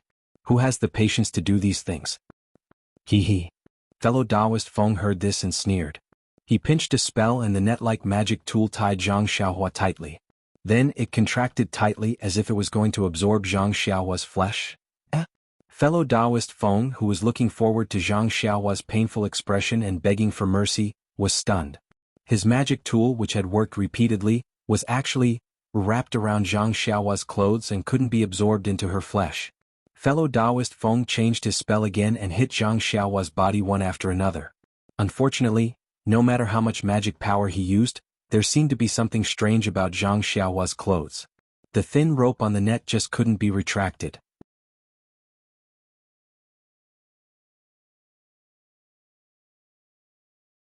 Chapter 3164. Hee hee. Even though he knew that Xiaohua was talking nonsense, Taoist Zhao's face was still very happy.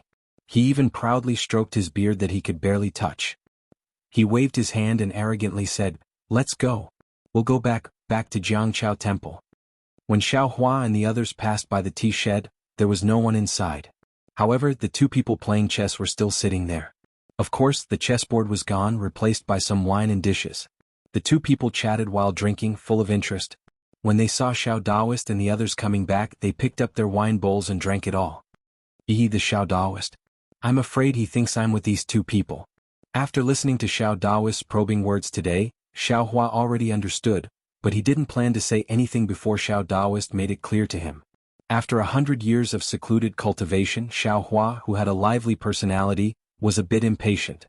Since he encountered such an interesting matter, why didn't he get involved? Why are there so many people on the mountain path? Xiaohua looked at the two people, then looked left and right. He naturally looked at the mountain ridge where Jiangchao Temple was located and couldn't help but be surprised. He saw that there was not a single person on the mountain path, but now, from the bottom to the top, from the foot of the mountain to Jiangchao Temple, there were many people standing. Although it wasn't to the point of being crowded, there were still hundreds of people. "Master, not good." Xiaohua just saw that Yuanya was also panicking. He hurriedly said, "You're in trouble again, someone is chasing us.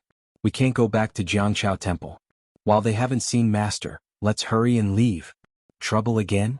Xiaohua was surprised, somewhat puzzled. What did he mean by trouble again? Is that so? Xiao Daoist was thinking about the challenge 10 days later, so he didn't notice the people on the mountain ridge. When he heard Yuanya's words, he was naturally shocked and hurriedly raised his head. When he saw the abnormality on the mountain path, he also exclaimed and hurriedly turned around. He said, "Hurry, hurry, don't let them see me." Although Xiaohua didn't understand, he still turned around with the two people. However, after a few hurried steps, Xiao Daoist suddenly stopped. She turned her head back and muttered, "That's not right. Isn't the matter of Song Manor already settled? This old man has already apologized to Old Song. Even their copper coins were returned to them. Why are they still here to cause trouble? What's more, it was the children of their families who came to beg this old man for help. Didn't this old man just follow their wishes and matchmake the two of them? It's not this old man's fault. Master, if he's not from the Song Manor, could it be someone else?" Yuanya reminded him from the side. "In the past few days you haven't accepted those copper coins from others that shouldn't be accepted? Let this old man think." Daoist Xiao seemed to be unable to make up his mind. He lowered his head and pondered. After a while, he raised his head firmly and said, "Of course not. This old man has his own principles when it comes to giving advice on marriage. It relied on great magic power. That day there were some problems with the Song family's 8 characters, but when this old man was calculating the heavenly mysteries, he was able to reverse their incompatibility. Only an ordinary person like Old Second Song would not be able to understand the heavenly mysteries. This old man wasted his magic power in vain and did not receive any money. This kind of thankless task, how could this old man do it again and again? This old man definitely did not." Then, Yuanya looked at the people on the distant mountain with some hesitation. He was puzzled and said, "What are these people doing at the Jianghu Temple? This time, there seems to be more people than last time." "Master, let's not go back. Go to the Longevity Town and find a place to hide? We don't want it to be the same as last time. They didn't ask for any details and beat you up. This disciple will have to protect Master again."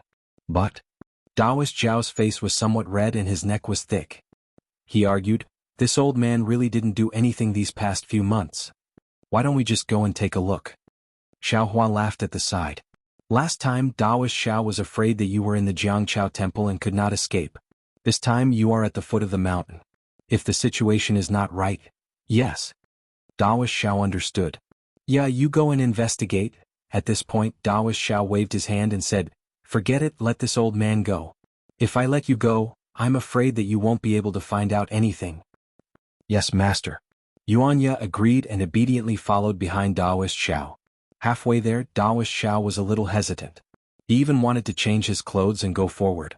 Unfortunately, other than his Daoist robe, the 3 people did not have any other clothes in their bags. He could only take off his Daoist hat and go up the mountain with his hair draped over his shoulders. When he caught up with the old man who was walking at the end of the mountain path, Daoist Xiao gathered his courage and bowed. "Immeasurable deity, I am here to greet you. May I ask if you are from the Longevity Town Song Manor?" The old man was originally climbing up the mountain while panting. When he heard the footsteps behind him, before he could turn around, he heard Daoist Zhao's extremely polite greeting. He hurriedly stopped and replied before he could catch his breath, "Greetings, Daoist Xiao.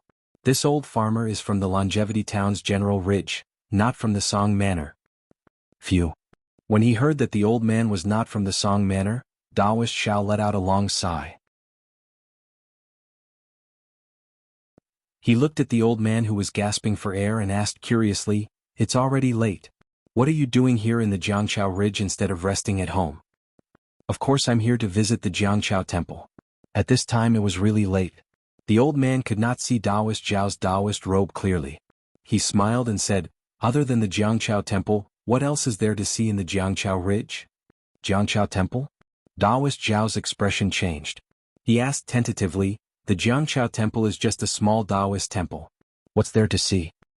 "The Jianghu Temple." The old man's face showed a strange expression. It was as if he had just seen Daoist Zhao's Daoist robe clearly. He stopped mid-sentence and asked curiously, "Daoist Xiao?" You're the Taoist Shao of the Jianghu Temple? Yes, yes. I am Taoist Shao of the Jianghu Temple.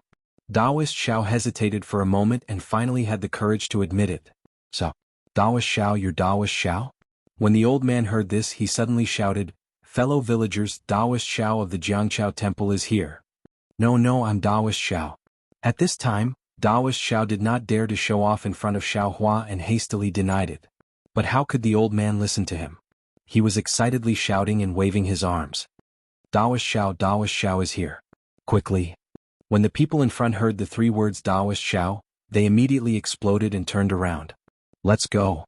Taoist Shao made a prompt decision. He did not hesitate at all and turned around to escape. Taoist Shao, don't worry. While Taoist Shao was talking to the old man, Xiao Hua had already released his soul sense. When he saw the situation at the Jianghu Temple, he smiled and pulled Yuanya in front of Taoist Shao. He laughed and said, "Look again, it doesn't seem like what you imagined. Quickly go." Taoist Shao ignored Xiao Hua's laughter. They've already chased after us. What else can there be? In front. Is that Taoist Shao? An extremely pleasantly surprised voice came from the mountain path below Xiao Hua and the others. This is bad. Taoist Shao saw that there were people in front and behind him. His expression changed greatly. How could he tell the surprise in this voice? He hastily waved his hand and said, No, I can't wait. It's him. Before Taoist Shao could finish his words, an old voice called out from behind him. This is Taoist Shao of the Jianghu Temple. This old man saw him in town this afternoon. Are you sure you didn't make a mistake? This Jianghu Temple is Taoist Shao? If Xiao Hua had used his soul sense to see that everyone who entered the Jianghu Temple was piously prostrating themselves in front of the statue, he wouldn't have understood what was going on. But when he saw where this voice came from, Xiao Hua immediately understood. Wasn't this Mu Chu Fan the pitiful man who prayed for his wife's life last night? Xiao Hua knew about the effects of the Wu Yao pill. But if he hadn't personally checked the woman's pulse last night, Xiao Hua wouldn't have been sure that he could save her from death. He didn't even know if the woman who took the Wu Yao pill would immediately die. But when he saw how pitiful Mu Chu Fan was last night, Xiao Hua couldn't help but give 30% of the Wu Yao pill to Mu Chu Fan. After all, his wife was already in such a state. Things couldn't get any worse. So when he saw so many people, he really didn't think that it was because of the Wu Yao pill. He also didn't think that the Wu Yao pill's effects would be so obvious. Benevolent Lord. Taoist Shao took advantage of the twilight to look at Mu Chu Fan, who had already rushed up. He was especially astonished and hurriedly shouted, "You have to look clearly. When did you see I don't have any recollection of it." As he said that, Xiao Taoist winked at Yuanya. It looked like he wanted Yuanya to take him and escape down the mountain from the outside. When Yuanya saw Taoist Zhao's gaze, he immediately understood. It seemed that this wasn't the first time they had cooperated like this. He had already taken a step and was about to jump out of the mountain. However, Mu Chu Fan rolled and crawled to Taoist Zhao's feet. Without waiting for Taoist Shao to say anything, he knelt down in front of Taoist Shao with a putong sound. He kowtowed and shouted, "This little one thanks Taoist Shao for his great kindness. My wife took the immortal pill bestowed by Taoist Shao last night and had abdominal pain for the entire night. This little one should have come to Jianghu Temple in the afternoon to thank Taoist Shao for his kindness. But after all, my wife has just recovered and her body is still weak. Moreover, the villagers in General Ridge knew that my wife had narrowly escaped death and all came to see her. Thus, this little one delayed until the evening." As he spoke, Mu Chu Fan hurriedly turned his head and shouted, "My child's mother, hurry up. Taoist Shao is here."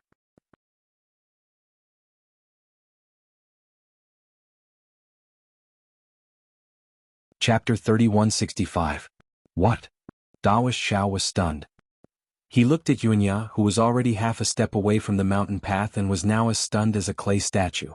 He really didn't understand what Mu Chu Fan meant. However, although he didn't understand the whole story, he was sure that these villagers didn't come to him to bring him bad luck. On the contrary, they came to thank him. When the woman who still looked a little weak and the 2 children knelt in front of him again, Taoist Shao finally made up his mind. He calmly went forward and helped the woman up. He smiled and said, "Since you've recovered, don't be in such a hurry to come to Jianghu Temple. It's not too late to come back when you're full of qi and blood. Moreover, it's already late today. The Jianghu mountain is very cold and the mountain is very big. You'd better go back quickly. Otherwise, wouldn't the elixir be wasted?" Yes, I know. The woman said gratefully, if I can't thank Jinren Xiao in person, how can I rest peacefully? When I kneel in front of Jinren Xiao, I'll go back immediately. Ah, you've already done that. You'd better go back quickly, little lady, Daoist Xiao said with a smile. Mu Chufan looked up at the Jiangchao temple in the night and whispered to the woman, my wife, this place is still far from Jinren Zhao's statue. Do you want me to carry you up?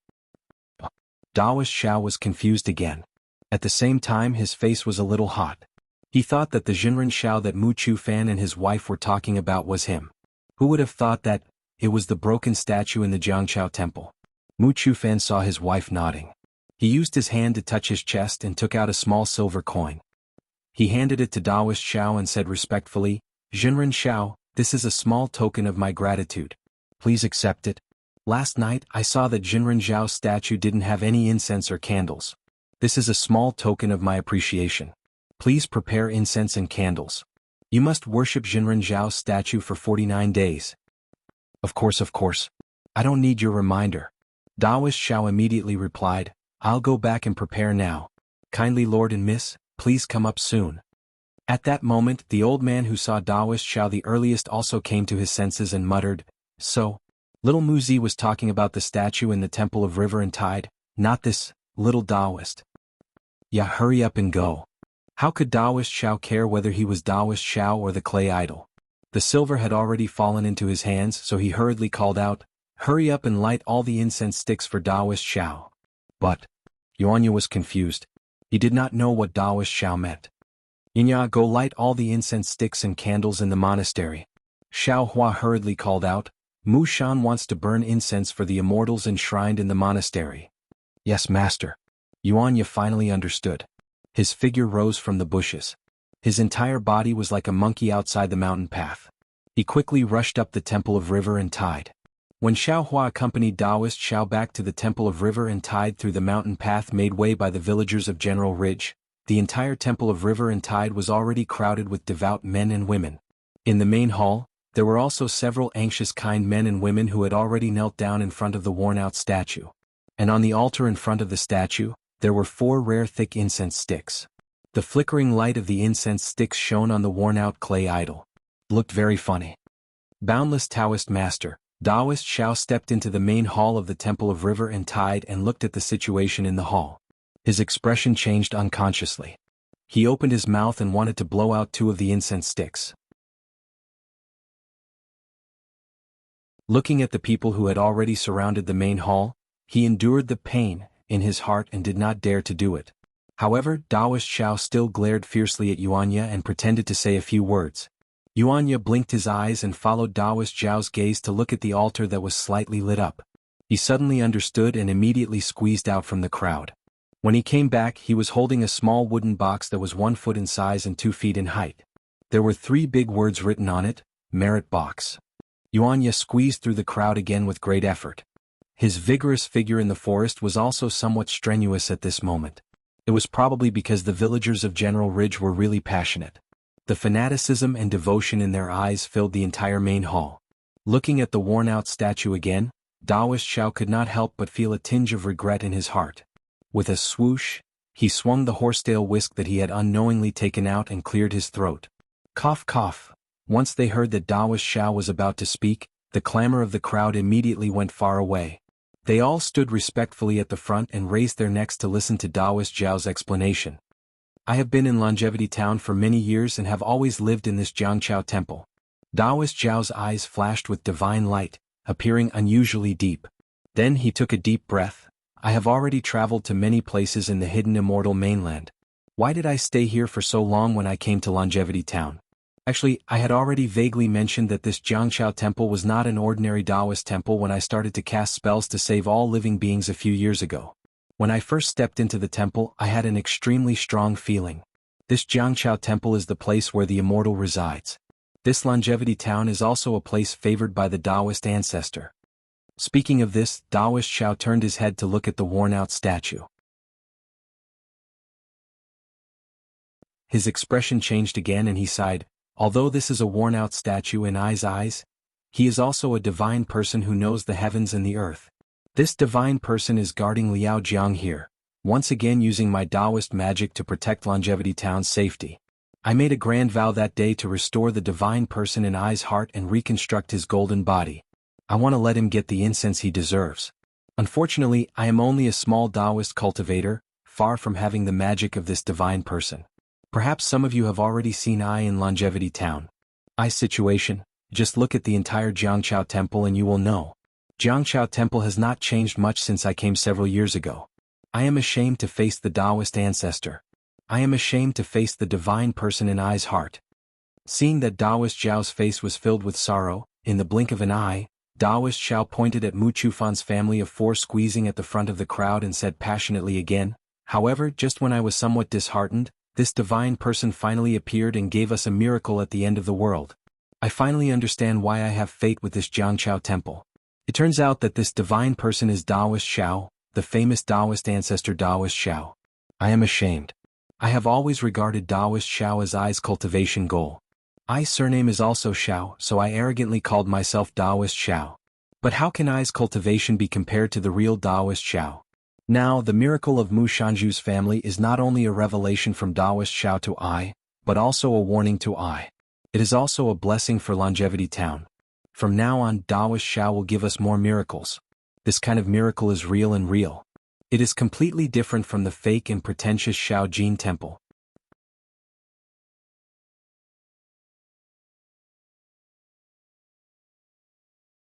Chapter 3166. Hee fellow Taoist Chong. What's wrong? Is your Tarsus locket useless? The last cultivator who had been silent all this time mocked in a hoarse voice. Strange, this kid's Taoist robe is a little strange. Fellow Taoist Chong was slightly embarrassed. Haha, that's good. Gon Qinggu laughed shrilly.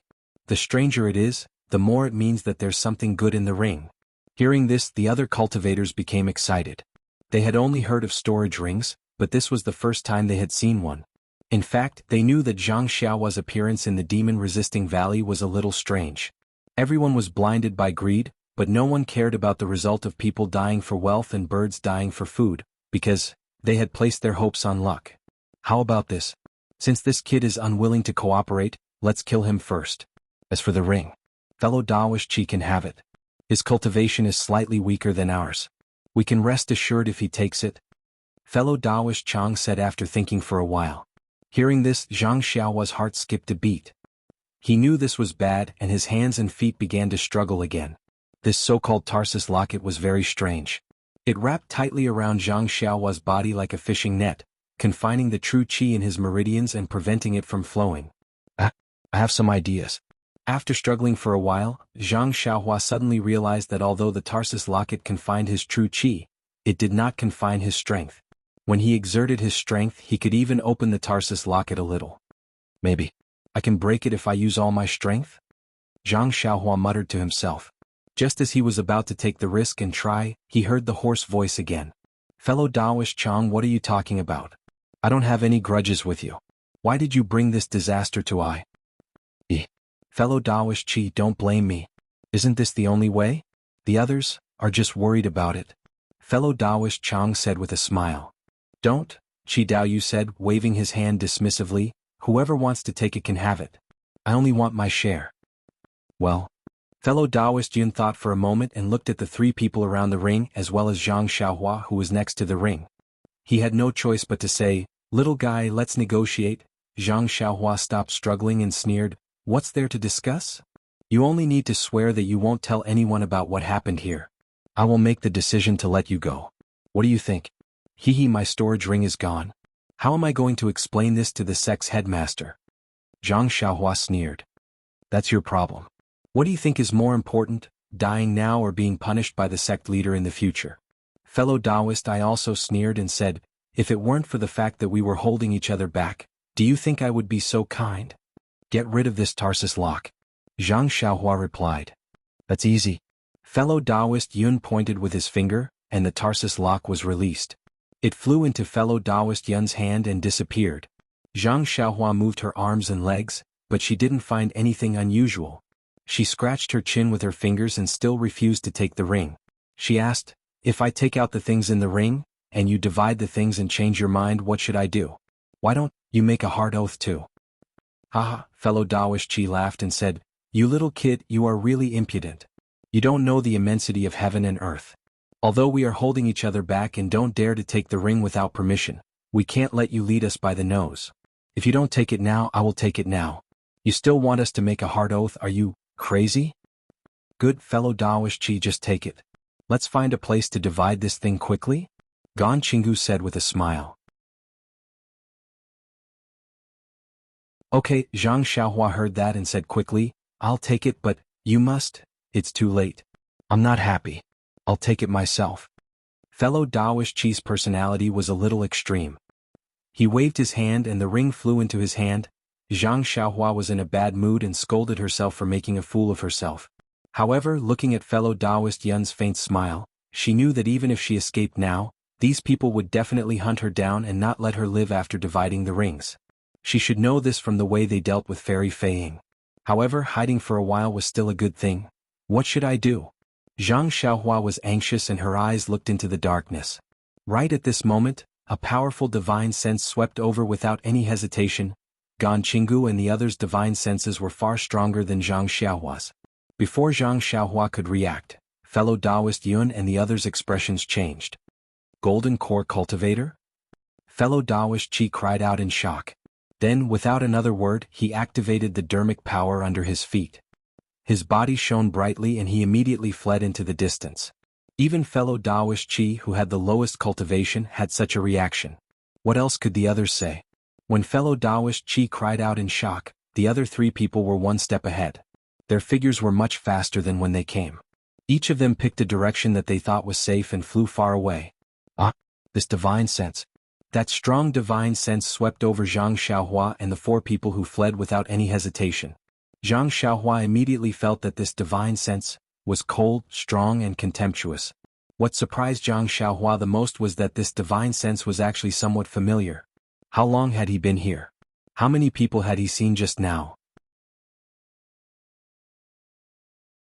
Therefore, when he raised his eyes and wanted to look in the direction where the divine sense swept over, an extremely fast sword light appeared in front of him. That sword light belonged to the person who sent him out of the demon-resisting valley, Qiu Feng. Seeing a familiar person, Zhang Xiaohua was not only not happy, but her heart turned cold. He asked himself, he definitely did not have a proud background. He definitely did not have the bloodline of the Alliance Master of the Immortal Alliance that Feng Shu mentioned. He also did not believe that he had any peerless charm that was unforgettable. He did not want any future prospects to follow behind him. Since he did not have any peerless charm, then Qiu Feng's purpose was thought-provoking. After seeing the faces of Fairy Fei Ying, Gan Qinggu, fellow Daoist Yun, and fellow Daoist Chi Zhang Xiaohua, would not be so naive to think that Qiu Feng was here to help others. Maybe I met him by chance? Zhang Xiaohua had the last bit of hope in her heart. She put on a smile and cupped her hands, saying, "Senior." However, Qiu Feng ignored her. His face was solemn and the pride in his eyes were completely different from his modesty in the demon-resisting valley. Qiu Feng appeared in front of Zhang Xiaohua. He glanced at the storage ring floating in front of Zhang Xiaohua and took it with a wave of his hand. Then he patted his waist and a strange-shaped magic treasure flew into the air. The top of this magic treasure was an oval ball with many small holes. The bottom was a twisted semicircle. Once it flew into the air, it emitted a crimson brilliance. Qiu Feng glanced coldly at Zhang Xiaohua and narrowed his eyes. He pointed at the magic treasure, and 4 crimson brilliances flew out from the small holes in the magic treasure. They also shot rapidly in 4 different directions. Those directions were where fellow Daoist Yun and the others had escaped. It only took a few moments for fellow Daoist Yun and the others to escape and for Qiu Feng to arrive. During this time, fellow Daoist Yun had already escaped thousands of feet away. His speed was quite fast. However, fellow Daoist Yun's nervous expression showed that he did not feel relieved at all after escaping far away. Sure enough, Qiu Feng's magic treasure was powerful. The crimson brilliance arrived first and approached fellow Daoist Yun's back in a few breaths' time. Fellow Daoist Yun sighed slightly and did not dare to be careless. He turned around and flew backward. At the same time, he pointed at the disc that had been shielding his head and protecting his body with the brilliance. He patted his waist with his other hand and took out a handful of talismans from his storage bag. He threw them out with a wave of his hand. A series of crackling sounds rang out as the talismans exploded. Rays of light appeared and blocked the path of the crimson light. Unexpectedly, the crimson light didn't stop in the slightest. Like a sharp arrow, it pierced through the rays of light and shot directly towards the disc in front of fellow Taoist Kuang. Fellow Taoist Yun bit his lips slightly and took a deep breath. He spat out a mouthful of blood essence onto the disc. The disc flashed and instantly became much thicker, emitting a faint crimson brilliance. With a bang, the crimson brilliance hit the disc. Then, with a puff, the crimson brilliance pierced through a layer of animal skin, creating a fist-sized hole in the disc. The crimson brilliance then went straight for fellow Taoist Yun. Fellow Taoist Kuang didn't expect that the disc would be so useless. He waved his hand and the stick he took out from his storage pouch earlier struck towards the crimson light. Fellow Taoist Kuang's small stick was also a very powerful magic tool. It had been used by fellow Taoist Kuang, a Foundation establishment cultivator, to kill countless people. But today, he encountered golden core cultivators, whose strength wasn't on the same level. Although Qiu Feng didn't directly charge forward and fought against 4 of them, fellow Taoist Kuang was still no match for him. The crimson brilliance did not seem to care about the misty brilliance of the small stick and the spiritual qi of heaven and earth stirred up by the tip of the stick. It rushed forward and scattered the brilliance of the stick, approaching fellow Taoist Yun's protective true qi. Fellow Taoist Yun was shocked. He activated the magic power under his feet and quickly turned around, stabbing downwards. However, the crimson brilliance was even faster than him. Fellow Taoist Yun had just turned around when the brilliance pierced through his armpit. His protective true qi was only able to block it slightly before the brilliance pierced through.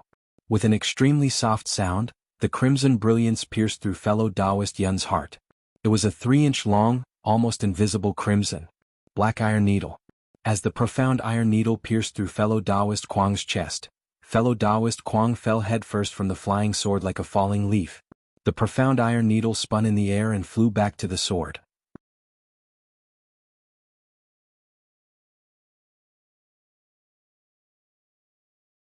Chapter 3167. Taoist Master Xiao could not help but point the spearhead at the Shaojin temple. However, just as he opened his mouth, he realized that some of the villagers at the back of the crowd had disdain and disgust in their eyes. He immediately became alert and flung the horsetail whisk in his hand to cover it up. He smiled faintly and said, "Of course, the cultivation of Taoism is different from that of Buddhism. It's useless for I to say more here. Let's wait until all of you widen your eyes and take a good look. Let's see who's the real one." "Oh, I've said too much again. Good Lord Mu, please tell us about Taoist Master Zhao's miracle last night." Mu Chufan's wife had been impatient for a long time. Now that she finally heard Taoist Master Zhao's words, she immediately pounced on the tattered praying mat and kowtowed. After kowtowing 9 times, she hurriedly pulled her hands and the 2 children who were at a loss were also pulled over. She pressed their small heads to the ground and cried, "Children, quickly thank Taoist Master Xiao. If it wasn't for his grace, Mother would have left you last night." The 2 children were a little confused at first. However, when they heard that their mother would have left them if not for the tattered clay statue in front of them, they immediately stopped pressing their mother's hands and kowtowed to the ground while crying, "Thank you, Taoist Master Xiao. Thank you, Taoist Master Xiao." The children's crying immediately infected the villagers of General Ridge. Everyone wiped their tears along with them. "Everyone, my fellow villagers." Mu Chufan stood behind his wife and children and unconsciously shed tears. At this moment, he wiped his tears with his sleeves and said, "Everyone knows about my family's situation. Ever since my wife married into the Mu family, she never enjoyed a day of happiness. Every day she would be at home weaving, washing and working hard. Later, after she had 2 children, her body became worse and worse. I felt pain in my heart when I saw it. However, I couldn't do anything at all. All the doctors in the village and town had seen her. She was slowly losing weight and had no strength. In the end, she couldn't even pick up a needle. Every doctor couldn't find the reason. They were really at their wits' end. To my family, my wife is the sky of our family. Without her, I don't know what this family would be like. Just last night, I sold the last bit of land in the family and took my wife and child to the town's most famous Jiang Rentang. However, when the doctor of Jiang Rentang saw my wife's condition, he didn't even accept the money. He only told me to bring my wife back. I'm afraid we won't be able to survive the night. For the sake of my wife's illness, I've already sold everything in my family. Even though I'm a dying child, I still eat very little. To be honest, my family isn't much different from that of an ordinary child beggar. But even so, I'm willing to pay any price to keep my wife by my side. Looking at his child and his wife's tattered clothes, Mu Chufan couldn't help but cry again. Last night, this lowly one carried my wife and took the child through the Jianghu ridge. This lowly one's heart tightened painfully. When I saw the Jianghu temple, I really couldn't bear it anymore. Previously, this lowly one had also been to the Shaojin temple, but I had never thought about this Jianghu temple. Since there was no hope for any other place, this lowly one really didn't want to give up the last hope. I thought of coming to the Jianghu temple, to kowtow a few times to Daoist Xiao and see if Daoist Xiao would pity this lowly one. Who knew Daoist Xiao really showed his spirit. Speaking of the key point, Mu Chufan was exultant. After this lowly one kowtowed and prayed, Daoist Xiao really bestowed me with the elixir. After this lowly one consumed the elixir, my wife had a stomachache for the entire night, which scared this lowly one. But today she's completely recovered. Although she still looks weak, this lowly one knows that my wife's complexion is completely different from yesterday. Everyone look, after a day of recuperation, my wife can actually come to the Jianghu temple from the General Ridge by herself. If this isn't a miracle, then what is it? If other people were to preach like this, the people in the General Ridge might not believe it. However, everyone knew the condition of Mu Chufan's family and his wife's illness clearly. Today Mu Chufan's wife had completely recovered. This was simply unbelievable to everyone. Since everyone could come here, they had already believed it. When this was preached in the Jianghu temple, waves of emotions were released. Boundless holy man. Seeing this, Daoist Xiao seized the opportunity and said in a deep voice, "Good Lord Mu, do you have a copper coin?" "Yes, I do." Mu Chufan was slightly stunned as he sighed. "Take it out." Daoist Xiao instructed in a profound manner. "Yes, Daoist Xiao." Mu Chufan took out a copper coin and placed it in the palm of his hand in front of Daoist Xiao's eyes. Daoist Xiao then turned his hand, and the silver coin that Mu Chufan gave him earlier immediately appeared. He placed it in Mu Chufan's palm solemnly, then took the copper coin and said emotionally, "Good Lord Mu, I know that the merit silver is your reward to Jinren Xiao. It's your family's sincerity and piety. However, this is the only thing that the 4 members of your Mu family have. Without this silver, your family of 4 may have to eat the northwest wind tomorrow. Although I have accepted your silver coin and can help Daoist Xiao reconstruct his golden body tomorrow, do you think that Jinren Xiao will like this merit silver?" At this point, Daoist Xiao purposely paused for a moment, then waved the horsetail whisk in his hand and said, "There's no need to say more. Jinren Xiao definitely doesn't want to see the Mu family's predicament continue. Moreover, to Jinren Xiao of my Jianghu temple, this kind of worldly thing is not something that he likes. What he wants is the gratitude and piety of us ordinary people. Therefore this silver coin is no different from a copper coin. This copper coin of yours is the piety of your Mu family of 4. You only need to give this copper coin and the piety of your Mu family to Jinren Xiao, and you'll be repaying him for saving your Mu family. The silver coin is yours. Give the piety that Jinren Xiao needs, to Jinren Xiao." As he spoke, Daoist Xiao respectfully placed the copper coin into the merit box on the offering table. Following the soft sound of the copper coin, Mu Chufan's tears instantly fell. The villagers of General Ridge were even more excited. Everyone knew the value of a silver coin and a copper coin. Other than Mu Chufan, no one would easily take out a silver coin. Now, seeing that Daoist Xiao did not want a silver coin and only wanted a copper coin, and that as long as there was sincerity, a copper coin was exactly the same as a silver coin, although the villagers of General Ridge were not rich who did not have a copper coin. "Jinren Xiao, you're really a god." At this moment, Mu Chufan bowed to his wife again. He choked with sobs. "From now on, I will only worship Jinren Xiao. I will worship him for the rest of my life. Moreover, when my family's situation has improved, I will definitely reconstruct your golden body for Jinren Xiao." "Why do you need to wait for your family's situation to improve?" A voice appeared out of nowhere. "Those of us who have no money will offer a copper coin. Those of us who have money will offer 5 or 10 copper coins. As long as you bring our piety, you will definitely be able to reconstruct your golden body for Jinren Xiao in no time." Following this voice, another copper coin flew out from the crowd and landed on the offering table. "Amateus. Thank you so much, kind lord." Daoist Xiao was overjoyed. He really wanted to thank this villager whose name he did not know. That's right, that's right. Instantly, everyone opened their pockets. There was no need to say anything else. The copper coins fell into the hall like rain. Everyone. Daoist Xiao was really elated. While avoiding the rain of coins, he said anxiously, "When I take out the merit book?" Unfortunately, the sound of the copper coins falling to the ground had already drowned out his voice. "Muzi Muzi." An extremely surprised voice suddenly shouted, "Is this the panacea that you were talking about?" There really is one.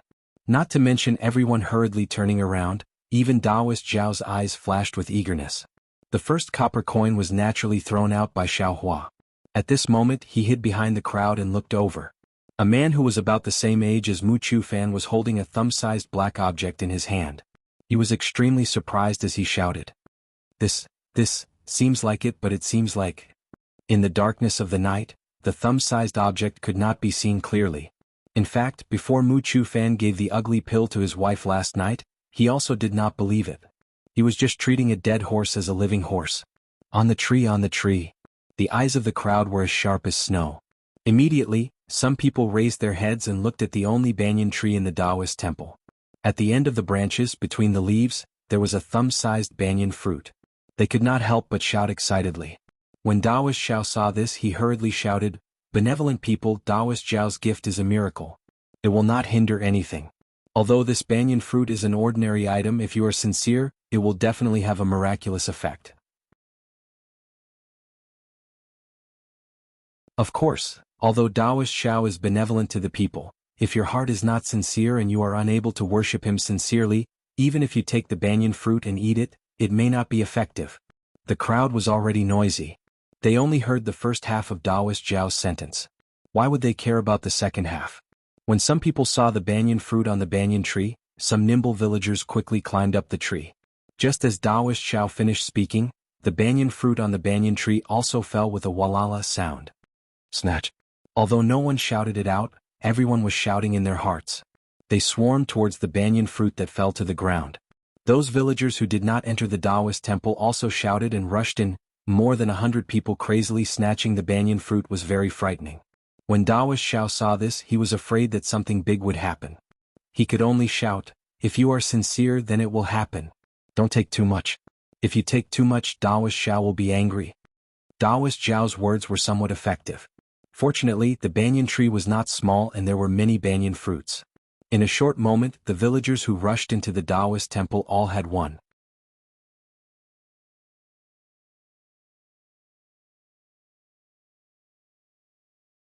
Chapter 3168. Those who have received the grace, please leave. You can go home and see if you can receive Daoist Zhao's grace. Daoist Xiao saw that the temple was overcrowded, so he quickly shouted, "Daoist Zhao's grace is everywhere. When you see the miracle tomorrow, you can come to Jianghu temple to thank him." Go, we also want to pay our respects to Daoist Xiao." The villagers outside the temple were already impatient.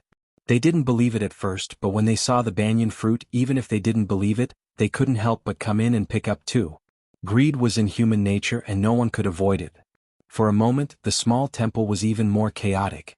The villagers inside the temple did not want to go out and wanted to take more. The villagers outside the temple rushed in and wanted to snatch one. Not long after Xiao Daoist finished speaking, there was friction at the entrance of the Taoist temple. There were screams and cries that tore people's hearts and lungs apart. Oh no! How could Daoist Xiao not know what happened? The expression on his face changed drastically, and the sweat on his forehead began to flow down. This happiness had come too quickly and it had left, even faster. If there were any casualties tonight, not only would the villagers not come, even the government wouldn't let him go, right? While thinking, Daoist Zhao's eyes turned quickly. He brushed his sleeves on the table and prepared to take out a few copper coins to ask Yuanya to come and save him. Ignorant, unruly people. Suddenly, a gust of wind blew in the main hall of the Taoist temple, extinguishing 3 candles in an instant, leaving only one flickering in the wind. A cold voice came from the worn-out statue. "How could this Taoist master's gift fall on your head so easily? Just looking at your selfishness and disregard for others, this Tao master is bitterly disappointed." Huh? Daoist Xiao was stunned. He turned around in disbelief and looked at the statue in front of him, which he had never worshipped before, and was stunned. "Get out of my sight, all of you. When I see your sincerity, it won't be too late to come and ask for my grace." The clay statue coldly spoke again. Along with this voice, the ground of the Taoist temple began to tremble. The entire banyan tree was shaking. The villagers who were climbing on the banyan tree could no longer stay any longer. Plop, plop. They all fell down. Taoist Xiao, please calm down, please calm down. Taoist Xiao didn't dare to delay any longer. He quickly knelt in front of the statue and kowtowed. The villagers are ignorant and it's all my fault. If there is any blame, please put it on I. I am willing to take the blame for these villagers. Taoist Xiao, please forgive me. As the ground shook, everyone panicked. Not only did everyone in the temple kneel on the ground, but even those outside of the temple couldn't stand still. Some rolled down the mountain path and some knelt down.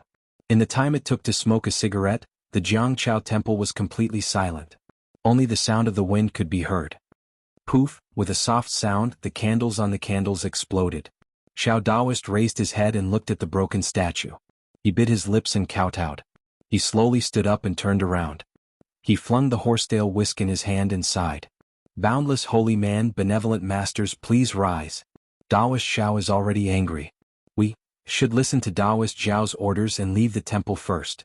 I won't sleep tonight and I will repent in front of Taoist Xiao. Those who haven't received Taoist Zhao's blessings, please come back tomorrow. Taoist Xiao said sympathetically, it's a pity for Taoist Zhao's blessings. If Taoist Xiao wasn't angry, it's all my fault, please forgive me. Immediately, everyone kowtowed again. Even though they were sober, they were still ashamed of their impulsiveness. Yuanya Xiaohua. Taoist Xiao ordered again, send the villagers down the mountain. I want to pray for the villagers in front of Taoist Xiao. Taoist Xiao sat down on the futon and didn't say anything else. Dear villagers, Taoist Xiao is angry. I'm afraid all the blessings have passed away. After Taoist Xiao prays for you, please come back tomorrow. Xiao Hua knew that Yuan Ye's words were clumsy, so he hurried out of the crowd and walked to the door of the Taoist temple.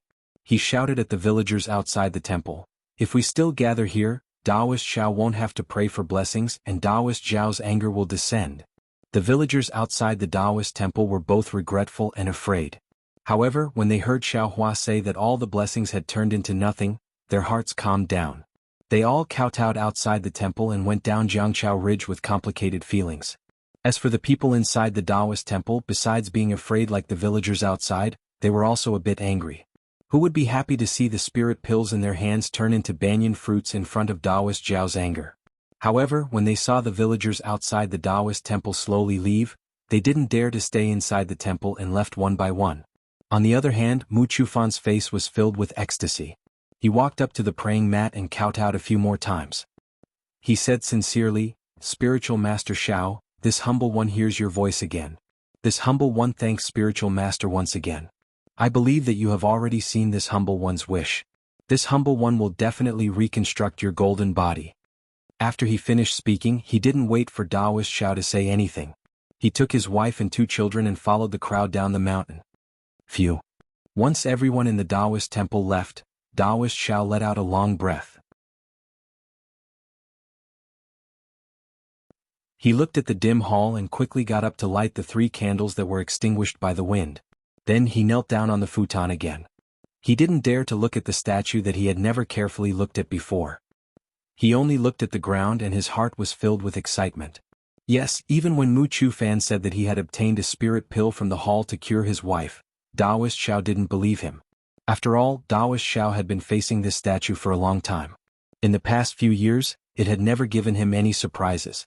How could something strange have happened last night? However, the tremors on the ground and the wind clearly told Taoist Xiao that the statue really did have a spirit. Or rather, someone really did something to it. Taoist Xiao lowered his head and thought for a moment. Then, he slightly tilted his head and looked at the entrance of the Taoist temple in the dark night. His eyes were filled with doubt. It was obvious that Taoist Xiao didn't need to use his brain to think. He could think of the strangeness of this matter. This strangeness must have something to do with Xiao Hua, who had just appeared at noon yesterday. If it wasn't for the hundreds of villagers fighting over the banyan fruit, Taoist Xiao might have thought that Mu Chufan had obtained a spirit pill from the Jianghu temple because of Mu Chufan's wishful thinking. Or maybe it was a coincidence. Even if he suspected Xiao Hua, he wouldn't be too sure. After all, in his eyes, Xiao Hua was a guy whose meridians were naturally blocked. Although the way he appeared was shocking, so what? Taoist Zhao's knowledge was not as ignorant as it seemed.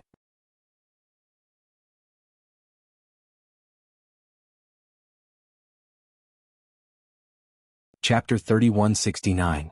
Even fellow Taoist Kuang, who had the highest cultivation among the four, was no match for Qiu Feng's black iron needle, let alone the other three. When the black iron needle flew back to Qiu Feng, the other three red lights had already floated in front of Qiu Feng. Seeing the last black iron needle fly back, Qiu Feng waved his hand and picked up all four black iron needles. He put them in front of his nose and smelled them. A gratified smile appeared on his face. He looked in another direction and saw Zhang Xiaohua, who was clumsily using the flying technique to escape. His lips curled into a sinister smile. Just as he was about to raise his hand to point at the magic treasure, he retracted his hand. He waved his hand and the black iron needles returned to the magic treasure. With a flash of sword light under his feet, he slowly chased after Zhang Xiaohua. Poor Zhang Xiaohua saw Qiu Feng appear in front of her. She cupped her hands and asked. Seeing that Qiu Feng didn't answer and seeing that Qiu Feng was using his magical power to deal with Gan Qinggu and the other three, she immediately said, "Senior, don't worry. I have something urgent to do. I'll leave first." After saying that, she didn't know which direction to go and actually fled in the direction of the demon-resisting valley. After fleeing like a stray dog for a while, she didn't see any red lights attacking her, nor did Qiu Feng catch up with her. Zhang Xiaohua was slightly stunned. She slowed down and turned her head to look. She didn't see Qiu Feng's shadow. She muttered to herself, "Could it be that I have wronged him?" After looking for a while, just as Zhang Xiaohua was feeling guilty, a voice came from above her head. "Little guy, are you looking for I?" Zhang Xiaohua turned pale with fright. She looked up. Sure enough, Qiu Feng was standing on a sword light and silently appearing above her head. Zhang Xiaohua's heart suddenly shrank. She stopped and cupped her hands. "Ah no, I'm trying to find the direction. I don't know, where am I going?" "All right, where are you going?" Qiu Feng looked at Zhang Xiaohua and said with a fake smile, "I'm going to the demon-resisting valley, of course." "Is this the way to the Imperial Demon Valley?" Zhang Xiaohua smiled very helplessly and said, "Then, Junior went to the wrong place. Junior wants to go to Jianghu City. Senior, please go first. This Junior will turn around right away." "Hee little guy, your flying technique isn't bad. You can actually fly so fast without a flying shuttle. It seems that Lord Alliance Master has trained you well." "I wouldn't dare. It's all the hard work of the elders in the sect. This Junior doesn't dare to claim the credit." "There's a flying shuttle in your storage ring. Don't you usually use it?" Qiu Feng smiled like a cat watching a mouse. "Oh, there's no need. This Junior likes to stroll around and admire the flowers and the moon. If Senior likes it, you can take it. Oh, and my sect has many storage rings. Since Senior saved this Junior's life, the storage ring and the things inside can be considered as a token of my gratitude to Senior. Please accept it." Zhang Xiaohua's heart thumped when he heard this, and he quickly pushed the storage ring away. "But why is there a token from the Immortal Ascension sect in your storage ring?" Qiu Feng was still smiling. "This." Zhang Xiaohua rolled her eyes and said, "Senior Feng doesn't have time now. He asked me to go to the Immortal Ascension sect. I have something to tell his disciple." "Why didn't he use the message talisman? Or the disciple of the Immortal Ascension sect?" Qiu Feng asked curiously, "Why did he ask you to go so far?" Zhang Xiaohua didn't know what a message talisman was. She could only bite the bullet and say, "This matter is very important and urgent. Senior, please forgive me and let me leave early. If I delay, Senior Feng will be in trouble." "Ha ha ha." Qiu Feng looked up and laughed. He looked at the sky and said, "Forget it. It's getting late. I don't want to play with you anymore." As he spoke, he pointed his hand, and a red light appeared from the magic treasure in front of him. "What are you doing?" Zhang Xiaohua pretended to be angry and said, Aren't you afraid of my Alliance Master?" "Ah, what else can I do? Of course I'm going to kill you. Just like those 4 Foundation Establishment cultivators." Qiu Feng sneered and said, "Alliance Master? Do you really think that you are a blood relative of the Alliance Master?" "Am I not? That's what Senior Feng from the Immortal Ascension sect told me." Zhang Xiaohua put on an act. "How can it be possible that the Alliance Master brought you into the demon-resisting valley?" Qiu Feng snorted and said, "Feng Shu used the soul-searching technique on you and accidentally erased your memory. He was afraid that this matter would cause trouble in the demon-resisting valley, so he made it up at the last minute." "Soul-searching technique? Oh, how is that possible?" Zhang Xiaohua was surprised. If I were to tell this to others, perhaps they would really believe me. It's a pity. Feng Shu thought that I was a golden core cultivator who came in from outside after the demon gate was closed, so he made up such a lie. But no matter how much he thought about it, he didn't know that I had already entered the Demon Imperial Valley before the demon gate was opened. On the way to the Demon Imperial Valley, I even met the Alliance Master and the others and followed them into the Demon Imperial Valley. But at that time, there was no one like you beside the Alliance Master. Of course, I'm just a golden core cultivator. How could Feng Shu care about me? Since you already knew, why didn't you expose me in the demon-resisting valley?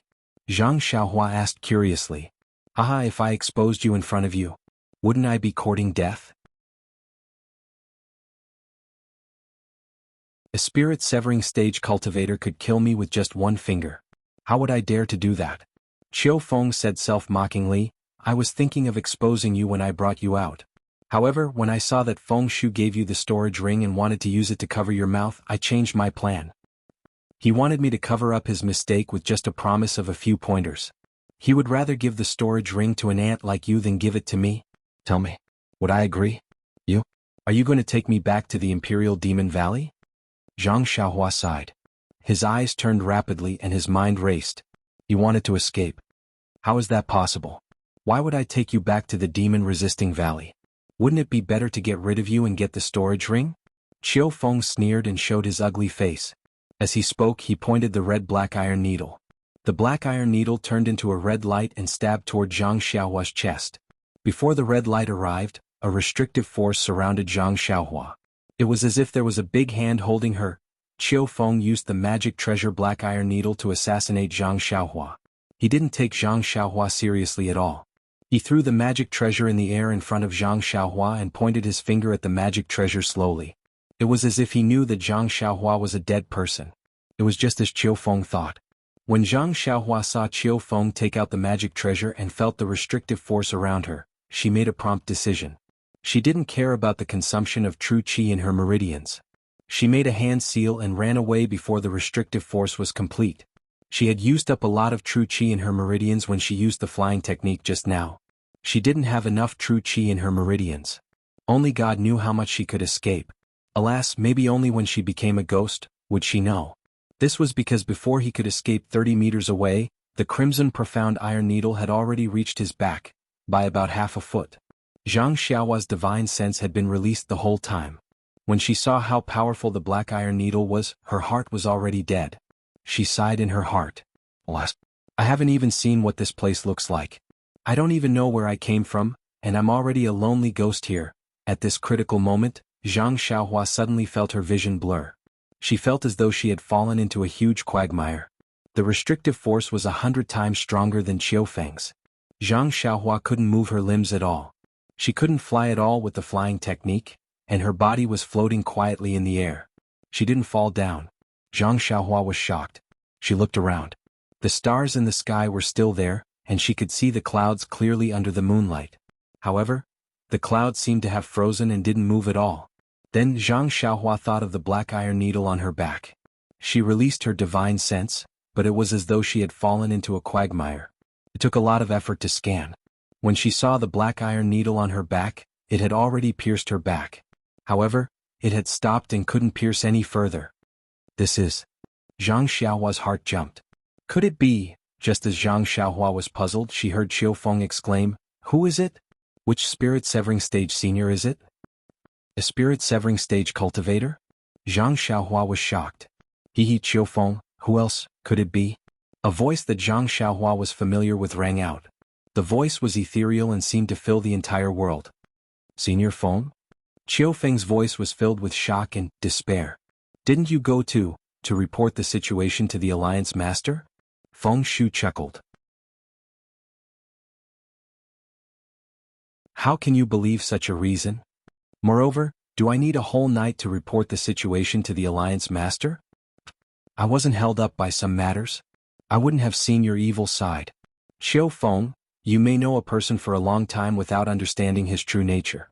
I never thought that a mere golden core cultivator like you would dare to target me.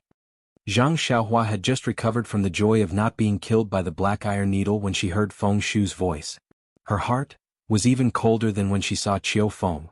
Just like how he didn't think that Qiu Feng would save him for no reason, Zhang Xiaohua was even more naive to think that Feng Shu, a spirit-severing stage cultivator, would abandon the demon-resisting valleys matters and come to the wilderness just to save him.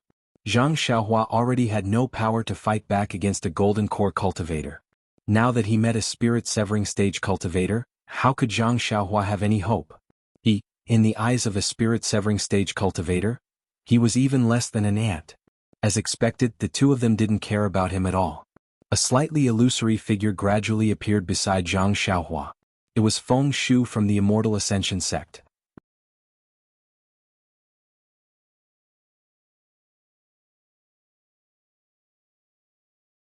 Chapter 3170. However, when hundreds of villagers were about to die, this so-called Taoist Master Xiao appeared at the right time, although his voice was not familiar to Taoist Master Xiao. But, don't forget, the voice of the first copper coin thrown in was also unknown to Taoist Master Xiao. Taoist Master Xiao was not stupid enough to think that a villager from General Ridge could read his mind and knew what he was thinking. He was anxious about the situation at Jiangchao Temple and gave him the copper coins at the critical moment. In this Jiangchao Temple, in this longevity town, who else could cooperate with him like this other than Yuanya and Xiaohua? As for Yuanya, would he still have a copper coin on him? It was more like he threw a meat bun. This Xiaohua, could it be, is he really a Taoist master? Taoist Master Xiao looked at the night sky absent-mindedly, his mind was in a mess. If that's really the case, today and yesterday, aren't I too disrespectful? Alright, didn't he call himself a Taoist master? Yes, I'm afraid that's really the case. He wasn't sent by that bitch. But, if he's really a Taoist master, why is he so respectful to me? Taoist Master Xiao was puzzled again. Speaking of yesterday, thinking of this, Taoist Master Xiao's face changed greatly, almost jumping up.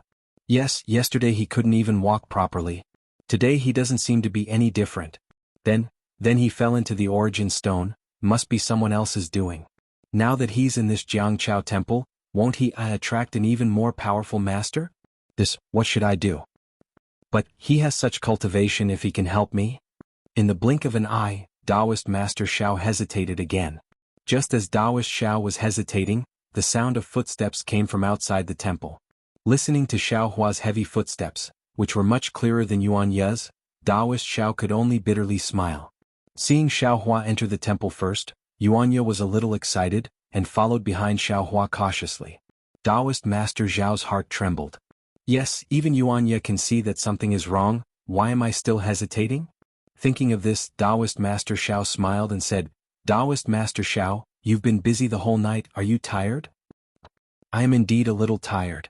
Xiaohua knew that today's matter had already exposed him. He originally wanted to explain it to Taoist Xiao, but he didn't expect Taoist Xiao to greet him in such a manner. He hesitated for a moment before replying with a smile. Since you're tired, why don't you take a rest first? Taoist Xiao smiled and said to Yuanya, Yuanya, come over here and help your master clean up these copper coins. Yes, master. Yuanya answered as usual. He secretly glanced at Xiaohua, then quickly ran to the main hall and helped Taoist Xiao pick up the copper coins one by one. Xiaohua saw that it had nothing to do with him, so the corners of his mouth curled up into a smile. He ignored Taoist Xiao and went to the west wing. At this moment, there was not a single trace of the spirit stone in the west wing. It must have been put away by Taoist Xiao.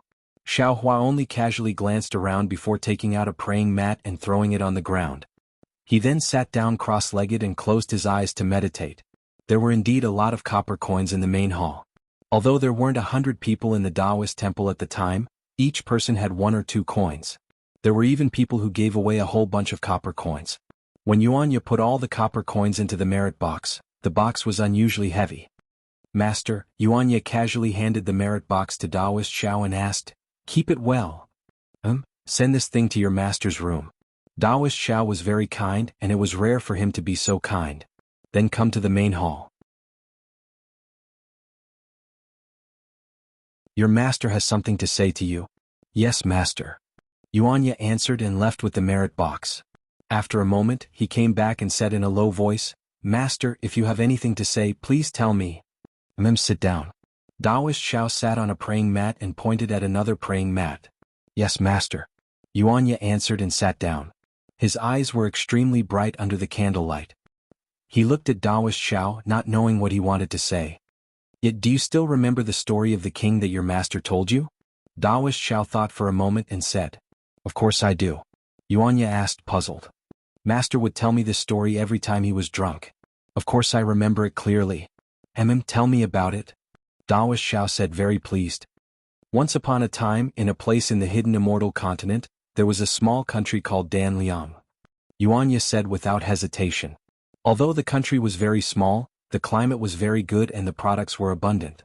In addition, the king was wise and he governed the country well. The entire country was extremely prosperous. The citizens of the country were even more prosperous. Every time the king was mentioned, they would love and worship him. Every time the king came out to inspect the country, he would be warmly welcomed by the citizens. Moreover, although the country was powerful, the king was very peace-loving. He never sent out troops to harass the surrounding countries. The kings of other countries were also proud to be allies with this king. It could be said that such a benevolent king was very rare in the entire hidden immortal continent. But such a kind-hearted king, a king who cared about his people, married such a sinister queen. Since the day the queen married into the palace, she had been thinking about how to overthrow the king's throne. Very quickly, more than 10 years passed. When the queen saw that the king was so loved by the citizens, she knew that she could not shake the king's throne with her own strength. So she colluded with the king's brother and then borrowed the power of the neighboring country's Buddhist sect to destroy the king's cultivation. Although the king's cultivation was destroyed, he had been running the palace for dozens of years. With his arrangements in the palace, he could have died together with his brother and the queen. However, looking at his brother and wife, he could not bear to do it. So, under the protection of a group of loyal guards, he escaped from the Danliang kingdom. As for those loyal guards, they were all killed by the guards sent by my brother and the queen. Yuanya said very fluently. When the king and the queen saw that the king had escaped, they were afraid that the people who loved the king would find the king. So they made up a story of the king's cultivation going berserk and pushed many evil deeds onto the king. When Yuanya said this, Daoist Xiao smiled and looked at the west room. He said, Fellow Daoist Xiao, since you want to listen, why don't you come out? This old man's story, there are many more. Unfortunately, Xiao Hua, who was hiding in the west wing, didn't reply even after Daoist Xiao had spoken for a long time. This. Daoist Xiao clenched his teeth. His face was very awkward. He thought that Xiao Hua would be curious and listen to him. Who knew that Xiao Hua was not interested in this matter at all? Master. Seeing Daoist Xiao interrupt him, Yuanya said curiously, Isn't Xiao Hua tired? None of your business. Daoist Xiao waved his sleeve coldly. Yes, master. Yuanya nodded and said, Although the king escaped, what are you talking about? What is there to talk about? This is what this old man told you, Daoist Xiao said angrily. You have been following this old man for many years. Why haven't you made any progress? Master. Yuanya felt that Daoist Xiao was a bit strange. However, he was used to Daoist Xiao's anger. He stood up and was about to leave. When did this old man tell you to leave? Daoist Xiao snorted again. Yes, master. Yuanya stopped and sat down again. This old man wants to ask you, how confident are you in the challenge in 10 days? Daoist Xiao looked at Yuanya in disappointment, then glanced at the west wing and asked calmly, What's the matter? Yuanya thought for a moment and said, If it is the bald donkeys from Shaojin Temple, disciple still has confidence in fighting 1 against 4. But if there is the scholar from Changxing Academy, disciple doesn't have any confidence. Then aren't we waiting to be kicked out of Changxing town? Daoist Xiao said angrily. Master, isn't there still Xiao Hua? Yuanya hurriedly said, Disciple thinks that he is much stronger than disciple. If he can fight, he can definitely defeat the scholar from Changxing Academy. Yuanya said regretfully, Unfortunately, disciple wants to become his disciple this afternoon and learn some techniques. What did he say? Daoist Xiao's eyes lit up as he hurriedly asked. Xiao Hua said that disciple doesn't deserve to be his disciple. Yuanya said shamefully, and he said that disciple is master's disciple. If you don't ask, he won't teach disciple. Go. Daoist Xiao hurriedly said, Since when was this old man your master? I have never taught you any Taoist techniques, so I can't be considered your master. If you are willing, you can become his disciple. Master, you really agreed? Yuanya was overjoyed. This. Daoist Xiao was slightly stunned when he heard Yuanya's question. Just now he was hot-headed and immediately agreed, but he regretted it as soon as he said it. Now that Yuan Ye's words gave him some leeway, he didn't know how to answer. However, Daoist Xiao glanced at the darkness in the west room, gritted his teeth and said with a smile, "Of course this old man agrees. I brought you out to find a way out for you. Unfortunately, this old man is useless and can't teach you. This fellow Daoist Xiao is also your fate. If he can teach you, you will definitely be able to escape death." "What death?" Yuanya was puzzled. "You should quickly go and become Daoist Zhao's disciple." Daoist Zhao's expression was somewhat stagnant, and he was also somewhat nervous. He urged, "After you become his disciple, this old man will naturally tell you." "Yes, master." Yuanya stood up, but at this moment Xiao Hua's indifferent voice sounded, "When did I agree to accept him as my disciple?" "Hehe, fellow Daoist Xiao, this old man really thought that you didn't listen." Daoist Zhao's heart suddenly relaxed. He hurriedly stood up and looked towards the west room.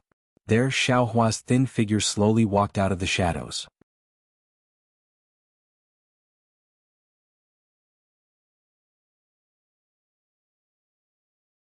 Chapter 3171. Seeing Feng Shu appear, Qiu Feng became even more nervous. His body trembled slightly as he stammered, I know my mistake. I beg for your mercy." Unfortunately, Feng Shu didn't even look at him. He turned his head and swept his gaze over Zhang Xiaohua. He nodded slightly, "And so you left a mark on this little guy's body. That's why you chased after him. It seems like you already had a plan when you sent him out." "Ah." Seeing that Feng Shu ignored him, Qiu Feng knew that it was useless to continue begging. He straightened up and laughed wildly. "I thought you were afraid of blowing up Zhang Xiaohua's matter, so you compensated him with a storage ring and asked me to secretly send him out of the demon-resisting valley under the banner of the Alliance Master. That's why I coveted him. Now that your spiritual sense has come in person, it seems things aren't as simple as I thought. Since you have such thoughts about this little guy, then this little plan of mine is nothing. Hehe, under normal circumstances, even if you killed a dozen Qi refining stage cultivators, this old man wouldn't care. But you wanted to ruin this old man's plan. How can this old man let you go?" Feng Shu said with a smile, "This old man worked so hard to hide it from Chan Si Miao. I pretended to be panicked and even compensated with a storage ring. Wasn't it because I didn't want to attract your attention? I didn't think that I would succeed in drawing out your greed. Sai, this little one was blinded by greed. Why didn't I think of that? The spiritual sense of a spirit-severing stage cultivator isn't something that ordinary things can withstand. If it weren't for this storage ring, this little guy wouldn't be able to find a place to mark his spiritual sense." Qiu Feng sighed and looked around in self-pity. What's the use of knowing it now?" Feng Shu said with a smile, "Your fate was already sealed when you placed the spiritual sense mark on this little guy. Birds die for food and men die for wealth. This is the truth. Senior Feng, this humble one has no intention of begging for mercy. It's just that, before this humble one dies, could you tell this humble one that this little fellow is nothing more than an aura refining cultivator? What does he have that's worth senior taking such a risk and making so many plans for?" Qiu Feng no longer had any hope of surviving. However, he was extremely puzzled. Zhang Xiaohua was a young man whom he had discovered with his own eyes and had personally used his detection technique to check her cultivation. How could she be worthy of Feng Shu, a deity transformation cultivator, taking action? Not only did he ask him to send him out of the Imperial Demon Valley, but he also used a storage ring, which was rarely seen in the cultivation world, as a telepathic thought mark. Now he even used his avatar to come here. This was extremely abnormal. What else could it be? His bone structure is amazingly good, and his aptitude is excellent. I just want to cherish what I have and take him as my last disciple." Glancing at Zhang Xiaohua, Feng Shu smiled kindly. This smile caused Zhang Xiaohua's hair to stand on end. A person who she had only met once and didn't even know her name actually cherished her aptitude and wanted to take her in? This was something that Zhang Xiaohua wouldn't believe even if she was beaten to death. As expected, Qiu Feng didn't believe it either. He shook his head slightly and said, "Senior Feng, don't lie to me. Even if he has heaven-defying aptitude, how can he enter the eyes of a deity transformation cultivator? You'll be able to pass the minor heavenly tribulation after cultivating for another 1,000 years. After passing the minor heavenly tribulation, you'll be like an immortal. Why would you care about the inheritance of the mortal world? It's up to you to believe it or not." In any case, I believe it. Feng Shu didn't seem to intend to explain at all. He looked up at the sky and smiled. Qiu Feng, since you've done many things for me, I'll allow you to die. I won't disturb your soul. You can go now. Sigh, thank you, senior. It's only now that I have some realization. Those who kill will be killed. As he spoke, Qiu Feng patted his waist, as if he wanted to take out a weapon from his storage bag. However, just as he patted his waist, a pitch-black Dharma artifact that was shining with a black light appeared. Feng Shu sneered and said, Qiu Feng, do you think you can escape just because I've sent a clone here? With a loud bang, the magic weapon immediately exploded. Zhang Xiaohua felt the solidified space around her move slightly. Then Qiu Feng's body strangely dispersed. His flesh and blood instantly turned into a fluffy blood mist. At the same time, Zhang Xiaohua felt that she could move her body again. The blood mist in the distance was blown away by the night wind. Other than the smell of blood, there was no trace of it left. What kind of technique is this? Zhang Xiaohua felt her hair stand on end. Feng Shu seemed to be not far from her. He didn't even move his hand. Not only did he destroy the magic weapon that Qiu Feng was preparing to resist, he also killed Qiu Feng until there was nothing left of him. Alright, little guy, it's over. This is your storage ring. As Zhang Xiaohua thought about it, Feng Shu turned around and waved his hand. The storage ring with 6 lives, including 1 golden core cultivator and 5 foundation establishment cultivators, slowly flew to Zhang Xiaohua. Feng Shu said, I was too careless. Although I don't care about this storage ring, it's rare in the cultivation world, especially for low-level cultivators like Qiu Feng. Give it to me first. I'll teach you the concealment technique so that others can't see it. Looking at the storage ring that flew to her and stopped in front of her, causing countless low-level cultivators to bow down to it, Zhang Xiaohua was deep in thought. She didn't rush to take it. Why don't you put it away? Feng Shu's voice was filled with kindness. He asked softly, Are you confused by Qiu Feng's words? Zhang Xiaohua didn't answer. She just stared at the storage ring. Feng Shu didn't rush her. He just stood in the air and watched quietly with a smile on his face. After a while, Zhang Xiaohua raised her head and bowed. Senior Feng, I don't know if what Qiu Feng said is true, but I really can't remember anything. Yes, Qiu Feng is right. You suddenly appeared in the demon-resisting valley. This old man was eager to take credit, so I used a soul-searching technique to check your brain. In the end, I accidentally destroyed your memories. This old man didn't say anything before because when I checked your cultivation, I found that you're very suitable to cultivate my Celestial Ascending Sect's martial arts. Under my guidance, you'll definitely become the most dazzling cultivator in the Celestial Ascending Sect. So, in order to not cause any misunderstandings, I hid this matter. Of course, if I can train you to become a soul formation cultivator, won't I be able to explain it to you? Feng Shu's tone was slightly cold. Zhang Xiaohua wasn't stupid. She fell for Fairy Fei Ying's trap so easily because she didn't understand the life and death situation in the cultivation world. Ever since she saw Golden Core Stage and Foundation Establishment Stage cultivators die so easily in front of her, she was already on her guard. Now that she heard Feng Shu's words, she couldn't help but smile bitterly. She cupped her hands and said, Thank you, Senior Feng, for thinking highly of me. But, as I said before, I still need to report this matter to my sect master. Senior, please put this storage ring away first. Feng Shu frowned when he heard that. Instantly, Zhang Xiaohua felt the temperature around him drop, and there was a real chill in the air. But then this uncomfortable feeling disappeared. Feng Shu asked kindly, If that's the case, then you must have thought of which sect you belong to? This. Zhang Xiaohua was at a loss for words. She could talk nonsense to Fairy Fei Ying, but Feng Shu was a soul formation cultivator who had lived for thousands of years. How could there be a sect in the cultivation world that he didn't know? Zhang Xiaohua didn't dare to lie. She answered honestly, Senior, please no. I still don't know which sect I belong to. This is also what this old man is worried about. Because of this old man, I will erase your memories. Even if you don't want to become my disciple, this old man can't allow you to walk around the Dawn Rain continent as you wish. You've seen it too. Golden Core Stage and Foundation Establishment Stage cultivators can be killed by others at any time, let alone a Chi Refinement Stage cultivator like you. If anything happens to you, won't I be responsible for it too? Not to mention this old man's uneasiness, even this old man's cultivation progress will be greatly hindered.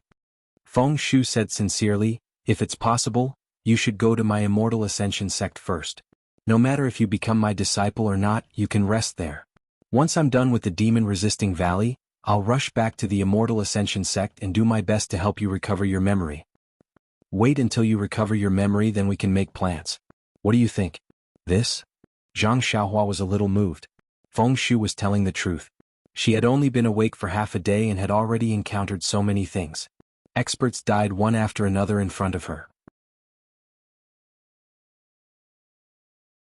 Moreover, none of these experts could kill her easily. In this unfamiliar environment, in this ferocious place, in this cruel battle, if he were to make even the slightest mistake, he would end up dead in the underworld. Finding a thick thigh to cling to was also a brilliant idea. But, was she really a cultivation genius? Zhang Xiaohua thought about Feng Shu's method of killing people without making a move. Then she thought about her own aptitude and the precious storage ring that Feng Shu had given her. Suddenly she had an idea. There was no such thing as a free lunch in this world. Alas, Feng Shu, you old man, don't deceive this junior. This junior is only a chi refining junior. Do you have any thoughts about this junior? You can tell me. If it's possible, this junior won't refuse. Even if it's extremely difficult, this junior will consider it carefully, considering that senior sent this junior out of the Imperial Demon Valley. Haha, you little brat, you think too much. How can it be so complicated? Feng Shu still couldn't change the way he addressed her. He still called her little brat. He was still trying to persuade her. Hey, since it's like this, I don't want to go to the Immortal Ascending sect for no reason. I also want to repay you for your kindness. I don't even have half a copper coin on me. I can only use my life to repay you, Zhang Xiaohua said. She waved her hand and was about to slap her forehead. Zhang Xiaohua used all her strength and her hand was extremely fast. However, she was praying in her heart, Feng Shu, hurry up, hurry up. Zhang Xiaohua was gambling. Indeed, he did not know what Feng Shu saw in him, but other than his life, he had nothing else. If Feng Shu really cared, there was no reason for him not to make a move. Maybe Zhang Xiaohua was right. Or maybe Feng Shu saw through Zhang Xiaohua's thoughts. However, he couldn't let Zhang Xiaohua die. He had to make a move. The moment Zhang Xiaohua's hand touched her forehead, at that moment, Zhang Xiaohua couldn't move her body. When her hand touched her forehead, the heaven and earth essence chi around Zhang Xiaohua froze. Even the space seemed to be frozen. Just when Zhang Xiaohua was secretly proud of herself, she heard Feng Shu's cold voice. Since you don't want to accept my toast, I can only make you drink a forfeit. Then Zhang Xiaohua felt the air around her tighten. It was as if she was being held tightly by something. A force appeared on her body and pulled her towards Feng Shu. Hey, I screwed up again. At this moment, Zhang Xiaohua knew that she had made a fool of herself again. She had successfully provoked the anger of a soul formation cultivator. Who? At this moment she suddenly heard Feng Shu's angry roar. Then a pale yellow light flashed. Zhang Xiaohua suddenly felt her body become light. Her body floated up. She was in a hurry. A very strange force attacked her and hit her body. An unparalleled force instantly circulated in her meridians and quickly withdrew. Haha, Feng Shu, I was wondering why you were so free. Instead of guarding the demon-resisting valley, you sent a clone here. So, you found such a treasure. Chan Si Miao's voice seemed to be dancing in the air.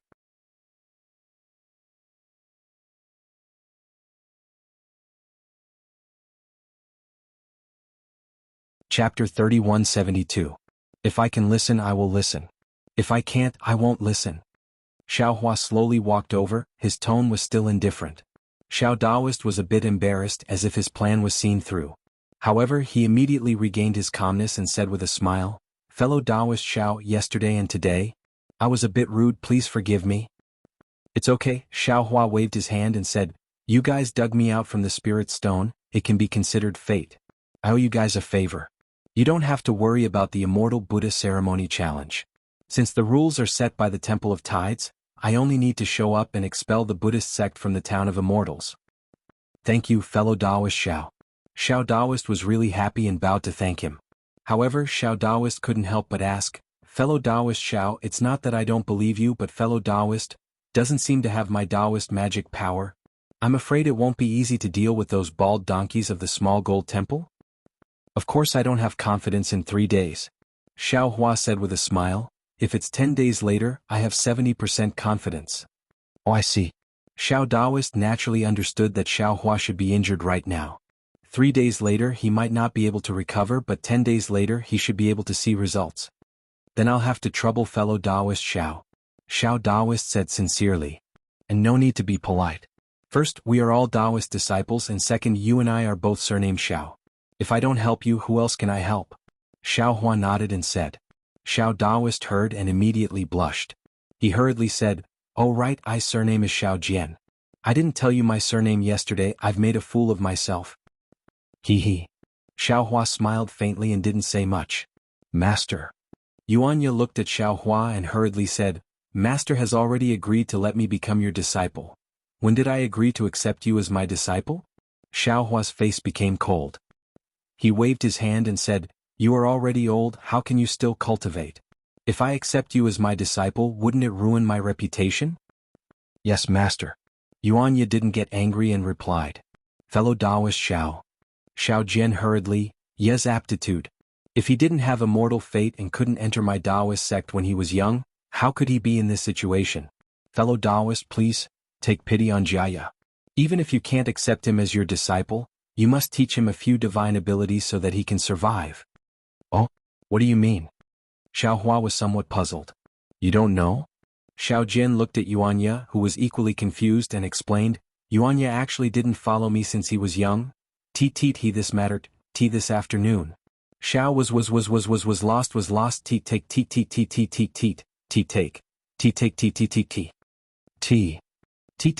is meet and that is precisely the case. I asked Dao friend Xiao to explain. Xiao Hua nodded, knowing that Xiao Jian was going to talk about the most important matter. When I saw you that day he was almost dead. Xiao Jian looked at Yuanya and said, that cruel duel arena was waiting for him to die and throw him to the dogs to eat. I couldn't bear to see him being eaten by the dogs, so I wanted to ask the duel arena to release ya and let I take him away. But what I didn't expect was that even if you was a dying person, they still wouldn't let him go. They actually asked I for a lot of money before they were willing to release him. I naturally wouldn't agree to it, and I was also unable to do so. After I pestered them endlessly, the duel arena became impatient and proposed a condition. They could let I take the dying ya away, but 10 years later, you must return to the duel arena and have a duel with the strongest person in the duel arena. As long as ya wins, they will return ya's indenture contract to ya and give ya freedom. Ah? Wise? Xiao Hua stared blankly. Yuanya's indenture contract is still in the duel arena's hands? Yes. Xiao Jian nodded. Almost 4 years have passed and there are still 6 years left. You must return to the duel arena. In these 4 years, I naturally wanted to guide Yuanya's cultivation, but I have the heart but not the strength. Yes, Yuanya is currently cultivating Dao techniques, and it is impossible for him to reach large success in a short period of time. Not to mention 10 years, even 50 years is hard to say. Xiao Hua looked at Yuanya, who seemed as if he had just woken up from a dream, and nodded. Yes, that's why I wanted to entrust you to you. Xiao Jian smiled and said, I was all alone in this world and was able to live with you for 4 years. I have long regarded him as my nephew, and I really can't bear to see him fall into the duel arena and die in the hands of others. Yes, I understand. Xiao Hua said indifferently, the duel arena's matter is nothing. I am currently injured and it's not very convenient. Master. No matter how stupid Yuanya was, he understood at this moment and hurriedly called out. Don't, Xiao Hua waved his hand and said, I haven't said that I will take you in. Let's talk about it later. Yes, Master. Yuanya's reply was really smooth. Although Xiao Hua didn't agree to take Yuanya in, he was already relaxed. Xiao Jian was also overjoyed and asked tentatively, last night about Taoist Zhao's matter? Xiao Hua wasn't surprised. Tonight's matter was so big that it was impossible for Xiao Jian to not ask. He had already thought about it and said while waving his hand, it's just a medicinal pill that cultivators like us often use to replenish qi and blood. It's nothing. Last night when you all left the mountain, this Xiao was resting here. That man kowtowed to this statue very sincerely. This Xiao looked at his sincerity and then looked at his wife and child at the foot of the mountain. This family of 4 is really pitiful. So I casually gave him 1 pill. Of course, I can't move now and can't go down the mountain to personally diagnose her. I don't even know the effect of that medicinal pill. Fortunately, it can be said that saving a life is better than building a 7-floor pagoda. Fellow Taoist Xiao Jian's face had a strange expression as if he wanted to ask something, but felt that it was inappropriate. He rolled his eyes and said with a smile, "This saving a life is better than building a 7-floor pagoda," is a saying of Buddhism. We Taoist cultivators can't relate to it. It doesn't matter. Xiao Hua said with a smile, "As long as I can see this family of 4 safe and happy, I will also be satisfied. Isn't it just an ordinary medicinal pill? I can still afford to give it to you. Master." Yuanya at the side rubbed his hands and called out without any courtesy, "Do you still have this kind of medicinal pill? If you don't call me master, I will give it to you." Xiao Hua said with a smile. "Yes, master." Yuanya nodded, "I won't call you master in the future."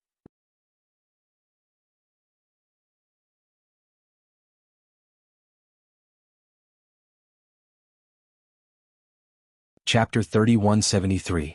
When Xiao Hua heard this, he didn't know whether to laugh or cry. He helplessly looked at Yuanya's expectant eyes, and with a wave of his hand, he took out 2 parasol pills and threw them to Yuanya. He said, "Take this after you're injured. Normally it's useless for cultivation." "Yes, master." Yuanya took the parasol pills and scratched his head. He wanted to return one of them to Xiao Hua again. "The effect of this pill is so good. Master should keep one for yourself. I just want one." Hee. Xiao Hua waved his hand and didn't take it. "You keep it for yourself. If you want to give it to anyone, it's up to you." "Yes, master." When Yuanya heard this, he carefully put the 2 parasol pills into his pocket. However, just as he put it away, he suddenly took it out again and respectfully handed one to Xiao Jian. He said, "Master, you take one too. You're always injured by the bald donkey from Shaojin Temple. You can use this." Xiao Hua's parasol pill was naturally for Yuanya to give to Xiao Jian. However, Yuanya didn't understand at all. Xiao Jian at the side was really anxious. When he saw Yuanya finally come to his senses, he revealed a smile on his face. Who knew that before he could say anything, Yuanya would say something like that? His face immediately turned ashen. Xiao Jian unhappily took the parasol pill and carefully put it into his pocket. He looked at Xiao Hua and said with a smile, "Thank you, fellow Xiao." "No need. This was given to you by Yuanya, not by me." Xiao Hua waved his hand and looked at the sky. He said, "You all should go and rest. Perhaps tomorrow there will be more people coming to River Tide Temple." That's right. My River Tide Temple is no longer the same as before. Tonight I'm going to pray for the villagers of General Ridge." Xiao Jian said with a smile. "Although I already know Taoist Zhao's origin, I can't go back on my words." And Xiao Hua stood up. "I'm going to cultivate. You all can do as you wish." "That?" Xiao Jian saw Xiao Hua stand up and hurriedly stood up. He wanted to say something but hesitated. Xiao Hua glanced at him and asked indifferently, "Fellow Taoist, is there anything else? I know that fellow Taoist Xiao will leave the Longevity Town in 10 days.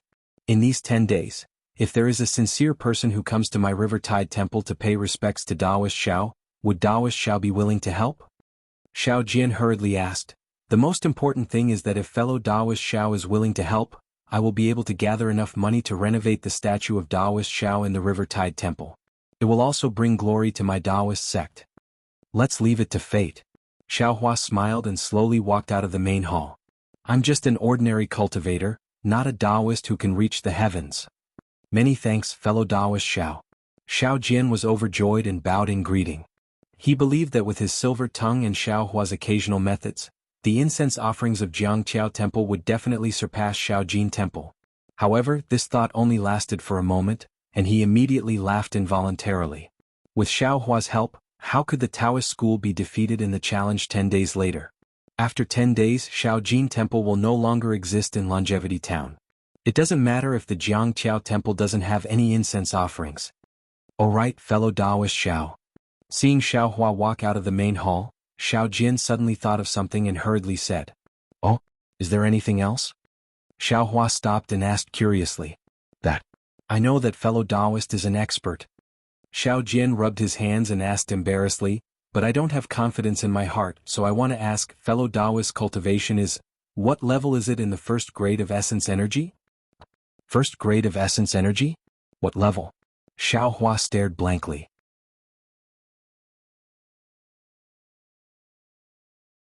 How would he know what level of essence energy his cultivation was? Previously, when he was in the West Ocean, he saw a sea beast, that Taoist leopard called 4th grade essence energy. Moreover, he and the others were also called 2nd and 3rd grade essence energy cultivators by Shenqing. As for how the essence energy was divided, he didn't really care. No matter what level of essence energy it would still be killed by him. Xiao Hua rolled his eyes and said with a smile, "Taoist Xiao, how are the levels of essence energy divided? To tell you the truth, I have always been in seclusion, so I'm not too sure." "How is that possible?" Xiao Jian sucked in a breath of cold air, and his eyes flashed with extreme suspicion. However, this suspicion slowly disappeared in front of Xiao Hua's smile and gaze that didn't seem to be fake. Then, after the cloud of suspicion, there was a deep sense of loss. He didn't even know how to divide the original levels. How high could the cultivation of this kind of cultivator be? Of course, Xiao Jian immediately felt relieved. If the level of the cultivator was too high, how could the other party be respectful to him? "So no matter what? To be able to defeat ya, even if you don't enter the level, it's fine." Xiao Jian sighed and waved his hand. Taoist Xiao, it's better if you tell me." Xiao Hua stopped instead, turned around and asked humbly. "Alright, since this old man knows that I will have to rely on you in the future, then this old man will let you experience it." Xiao Jian suddenly referred to himself as this old man, and the previous apprehension and caution completely disappeared. "Please speak." Xiao Hua laughed in his heart. "Xiao Hua, I presume that you also know about the 3 continents?" Xiao Jian seemed to be somewhat teasing as he said, "If you don't even know about the 3 continents, then this old man will really suspect your origin." The 3 continents are naturally the hidden immortal continent, the Western Paradise, and the Thousand Demons Sacred Realm. Xiao Hua also laughed. "This old man naturally knows about this. Since you know about the 3 continents, then you naturally know that the hidden immortal continent is the origin of Confucian cultivators, the Western Paradise is the origin of Buddhism, and the Thousand Demons Sacred Realm is the place where demons run rampant, right?" Xiao Jian didn't know whether he was asking Xiao Hua or talking to himself. In any case, without waiting for Xiao Hua to speak, he continued, "No matter if it is Confucian cultivators, Buddhism, or demons, they all have their own cultivation system, and they all have their own methods of measuring the level of cultivation. This kind of system is unknown to others, and it is also impossible to measure between each other. Therefore, in order to make a simple judgment, according to the suggestion of Confucian cultivators, the 3 continents introduced the levels of origin power. This so-called origin power level is divided into 9 levels, and within each level, it is divided into 3 levels: high, middle, and low. Confucian cultivators, Buddhism, and demons, all according to their own strength. These 9 levels of origin power are divided into 27 levels. Do you understand?" "And this Xiao understands." Xiao Hua nodded. "However, Confucian cultivators, Buddhism, and demons, what are their respective cultivation systems? How do they divide their origin power into 9 levels of origin power into 27 levels?" If you ask others, you definitely won't know the answer." Xiao Jian's face was full of pride, and he said with a smile, "This old man has some knowledge, so I know a bit." "Taoist priest, please speak. Let's not talk about demons. Rather than saying that they have their own cultivation system, it's better to say that they rely on their own inheritance and blindly cultivate. Moreover, they don't understand human nature and they rarely communicate with us humans." Xiao Jian first put aside the Thousand Demons Sacred Realm, and Xiao Hua understood that he probably didn't know the secrets of the Thousand Demons Sacred Realm. "Buddhism?" Xiao Jian's face didn't show any shame. "It's just a trivial matter, this old man also didn't ask in detail. I only know that they also have 9 levels of divine ability, similar to the 9 levels of origin power. These 2 levels are Jieshan and Juechen.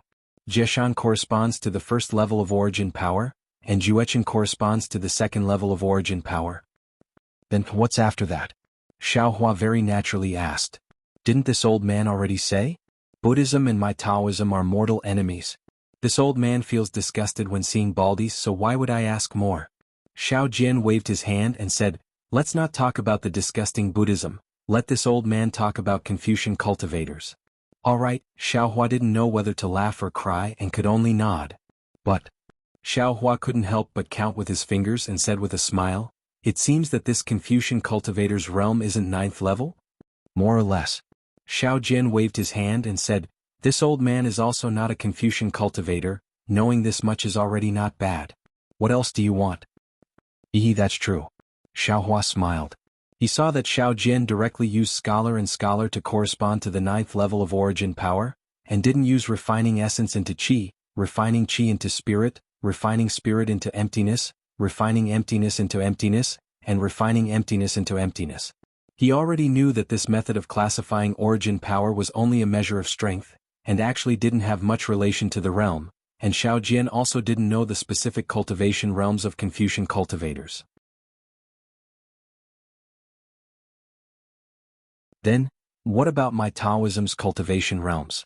How does it correspond to the different levels of origin power?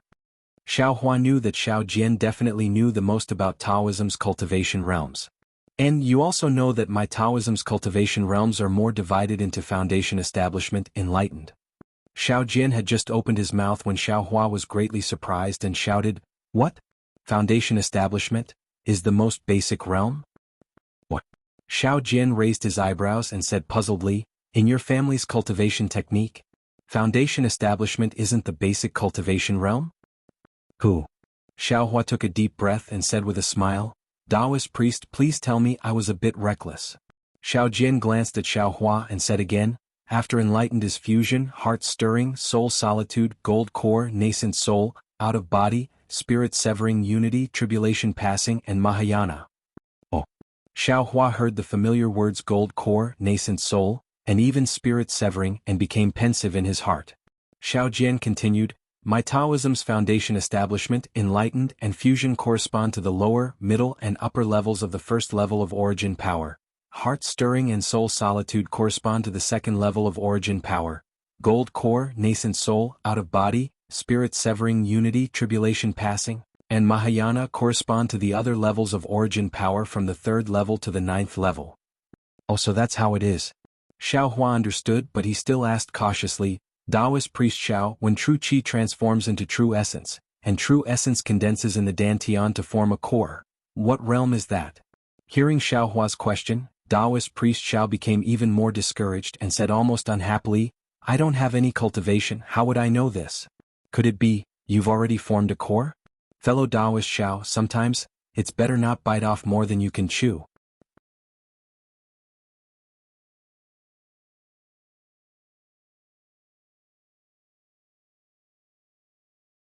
Chapter 3174.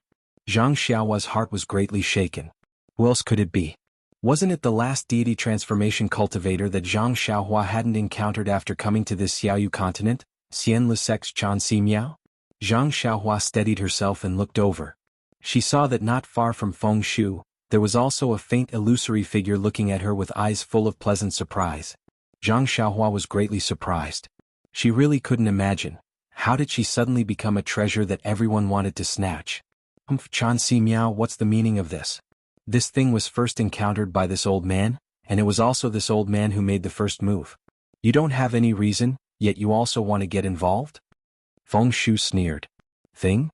Zhang Xiaohua's heart went cold and she inwardly sneered, "I am actually a thing."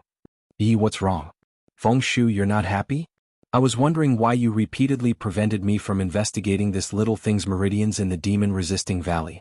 It turns out that this little thing's body still has such a universe. Chan Si Miao sneered, "Perhaps that soul-searching technique of yours was also deliberately used. If it was an idiot qi-refining cultivator, wouldn't it be easier for you to take over his body?" Feng Shu coldly snorted and didn't answer. Only after a long while did he say, "Since you know the importance of this person to this old man, you presumably also know that this old man must have him. You can leave now." Haha, it's precisely because I know his importance that this old man, naturally also covets him. He's important to you, but isn't he equally important to this old man? But don't forget, this old man is also a spirit-severing cultivator, and in the future I will also encounter the danger of crossing the tribulation. With such wide meridians and a sturdy body as a cauldron, how can this old man give it up? Chan Si Miao laughed and said, "Moreover, although his cultivation is only at the qi refining stage, the amount of true qi in his meridians is actually so exquisite, almost comparable to that of the foundation establishment stage. He must have cultivated a special mental cultivation method." Chan Si Miao, do you still want to say that the most valuable thing is that he used his middle dantian as his sea of qi, and didn't cultivate his lower dantian at all?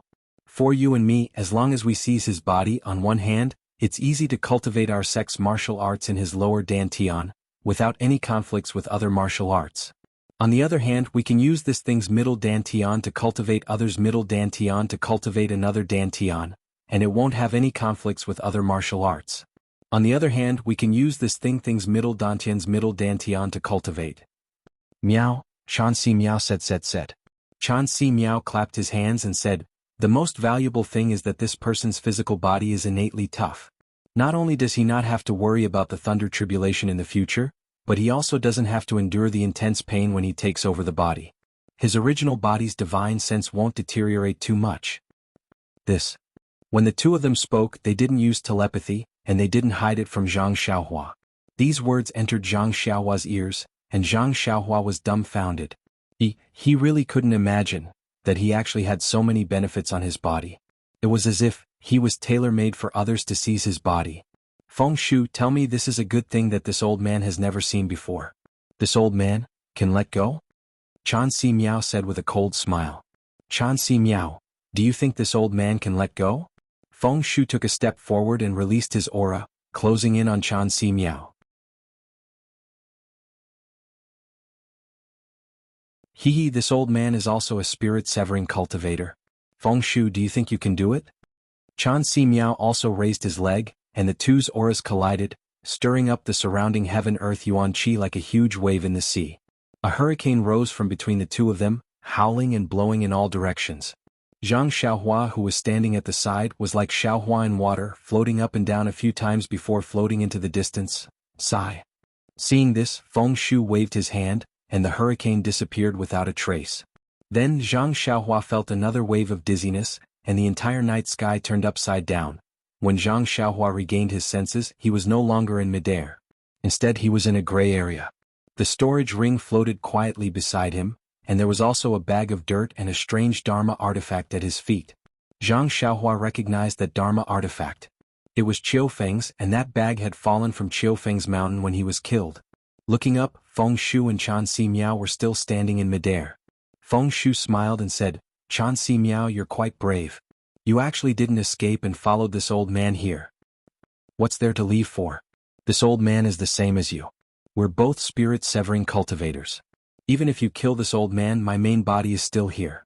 Even if this spirit-severing cultivator loses this spirit-severing cultivator, I will tell this matter to the Alliance Master. This old man believes that the Alliance Master will be more interested in this matter than this old man. Chan Si Meow said indifferently. Are you determined to go against this old man? Feng Shu was furious. Having a good cauldron to possess is the last method to successfully pass the minor heavenly tribulation. This old man has no reason to go against my own chance. Chan Si Meow was still indifferent. This old man believes that fellow Taoist Feng won't be willing to see a third person know about this other than me. Feng Shu's expression was uncertain. After a long while, he said gloomily, this old man naturally doesn't want to do this, but there's only one of this. If fellow Taoist Chan uses it, how am I going to use it? Fellow Taoist Chan, don't tell me you're planning to share a soul with me? This old man also just found out about such a good cauldron. Where did this idea come from? If fellow Taoist Feng has any good ideas, please tell me. Chan Si Meow said with a smile. Previously, I only had the thought of monopolizing it. Who would have thought that you would appear out of nowhere?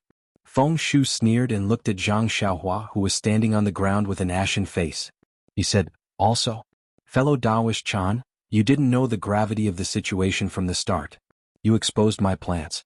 Now it's too late to deceive this fellow. What's the big deal? Can't we just use the soul-searching technique again? We'll just make him an idiot and leave him alive. Chan Si Meow said disapprovingly. If that's the case, do I need to lower my voice and deceive him? Feng Shu's face was filled with anger. If I use this soul-searching technique again, this guy's mind will collapse. This old man's consciousness will also perish if I go in again. Isn't this asking this old man to commit suicide? This? Chan Si Meow came to a realization. He thought for a moment and bowed deeply. Fellow Taoist Feng, this matter. I was careless. Please forgive me. However, fellow Taoist, you don't have to be too concerned. I know a small mystic technique. There's no need to search his soul. I can erase this short-term memory. What could Feng Shu do? He knew that Chan Si Meow would definitely not let go. He could only wave his hand and say, "Forget it. Who knows if your mystic technique will work?" It's not wrong to not know, but later, during the discussion, fellow Taoist Chan will have to take half a step back.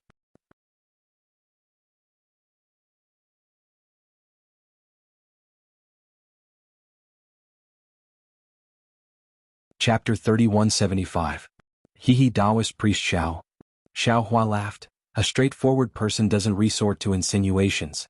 Others may not know whether Taoist priest has cultivation or not, but how could I not know? What? You actually? Taoist priest Xiao turned pale with fright, almost jumping up. You were really sent by them? Who are they? Xiao Hua laughed. Taoist priest Xiao is too suspicious. Could it be that if you weren't sent by them, they wouldn't know that you have spiritual sense? You. Taoist priest Xiao's face turned ashen, but immediately after, his face showed ecstasy again. Just as he was about to speak, Xiao Hua immediately waved his hand. Don't talk nonsense. You should first answer this Xiao's question. Yes. Taoist priest Xiao almost stuttered in his surprise. True essence condensing into a core is naturally the golden core realm that all Taoist disciples dream of. Other than this, what else is possible? Could it be? Taoist priest Xiao, oh no, senior Xiao is already third grade essence force? Third grade essence force? Xiao Hua laughed. This Xiao wants it, but it doesn't want this Xiao. Do you think this Xiao is third grade essence force? Xiao Hua's words were naturally ambiguous, but in a normal person's impression, Xiao Hua naturally admitted that he was not third grade essence force. No, not possible. Taoist priest Xiao seemed to suddenly wake up at this time, shaking his head vigorously, trying to throw away his unrealistic delusions. Taoist priest Xiao has naturally terminated meridians. It's not possible for him to enter the foundation establishment realm, not to mention consecration and fusion. But finally, Taoist priest Xiao struggled like a drowning person grabbing onto a water plant, saying, "But that bald donkey from the small gold temple is at most in the early stage of the benevolence realm. He can be considered a low first-grade essence force. If Taoist priest Xiao can enter the ranks, then you can defeat the Buddhist sect and expel that group of bald donkeys from Longevity Town. Taoist priest Xiao, are you in the ranks or not?" He. Xiao Hua smiled slightly, turning around to leave, and said indifferently, "This Xiao can be considered in the ranks. Looks like if this Xiao doesn't say it, you won't be able to sleep tonight." Ah, Taoist Xiao was overjoyed. He bowed and said, "Since Taoist Xiao is at the lower first rank, then the challenge in 10 days will depend on you." Xiao Hua flicked his sleeves and ignored Xiao Jian's bow. Xiao Jian seemed to be an unspeakably snobbish person. His attitude towards Xiao Hua changed several times. Xiao Hua originally had the cultivation of a Buddhist sect, so he only treated the fight between Shaojin Temple and Jianghu Temple as a joke. However, the arrogant words of Shaojin Temple's monk Mingyu, who even proposed to expel Xiao Jian and Yuanya from Longevity Town, was not something Xiao Hua was willing to see. Therefore, this was also one of the reasons why Xiao Hua helped Xiao Jian. After all, Xiao Hua was also from the Tao sect. It was impossible for him to watch Taoism be expelled from Longevity Town by the Buddhist sect. Of course, 10 days was indeed a short period of time for Xiao Hua. It was impossible for him to completely clean out the earth crystal Yao milk in his meridians, dantian, and flesh. However, looking at monk Mingyu's fat body and Yuanya's ability to fight 1 against 5, there was no reason why Xiao Hua couldn't sweep through Shaojin Temple's monks. As for Longevity Academy and the people Chansher Mingyu relied on, Xiao Hua didn't care about them at all. Even if he couldn't recover to his peak state, when facing some foundation establishment or even Jindan stage cultivators, Xiao Hua definitely wouldn't be at a disadvantage just by relying on some yellow and fire talismans. It was exactly as Xiao Hua said.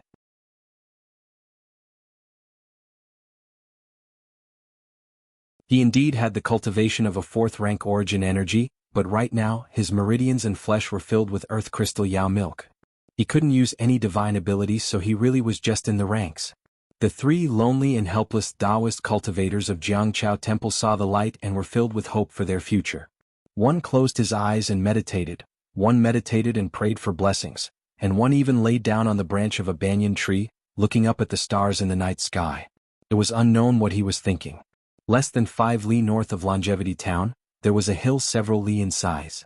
Shaojin Temple, which was a dozen times larger than Jianghu Temple, was built on top of this hill.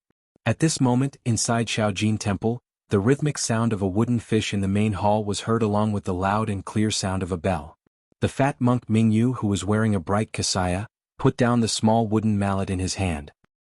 He looked at the 30-something people in the main hall with great satisfaction and said in a deep voice, "Today's evening class ends here, you all can go back and rest." "Yes, Abbot," the 30-something people replied in unison. It was very loud and resounding in the main hall, making Monk Mingyu even happier. After all the monks left, Monk Mingyu stood up, tidied up the kasaya on his body, and turned his head to look at the slightly old Shakyamuni Buddha statue in the main hall. He respectfully knelt down, kowtowed to the ground and said in a low voice, "My Buddha disciple Mingyu has been in this Shaojin temple for more than 10 years. Previously there were only 3 to 5 people in Shaojin temple, but now there are a lot of people reaching 32. My Buddha must have seen disciples' hard work in these 10 years. Of course, disciples' hard work is incomparable to my Buddha's boundless dharma. The reason why Shaojin temple is so prosperous is all because of my Buddha's mercy, and not because of disciples' hard work."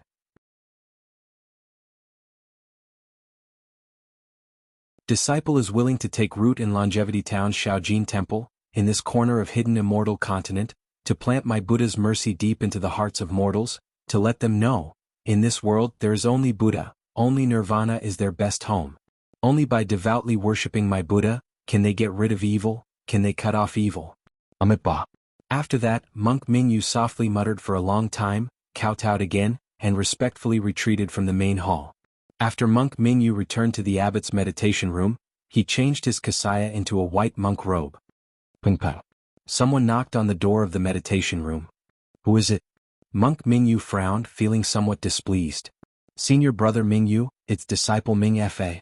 A respectful voice sounded from outside the door. "Amitabha, so it's Ming F." Monk Mingyu's lips curled into an inexplicable smile. He walked to the front of the door and personally opened it. "Amitabha, senior brother is too polite."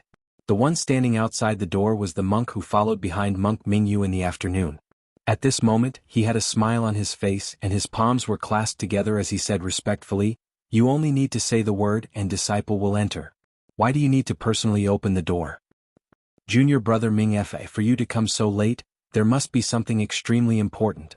Monk Mingyu invited Ming Fa into the room and said with a smile, "To be able to rack your brains for my Shaojin temple, to be able to work tirelessly for the prosperity of my Buddhism sect, you are a meritorious servant of my Buddhism sect. This poor monk naturally has to personally open the door." "Thank you for your trouble, senior brother." Ming Fa sat on the praying mat somewhat cautiously.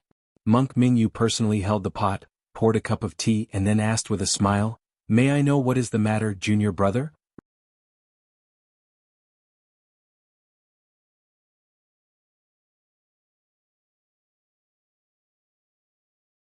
Chapter 3176.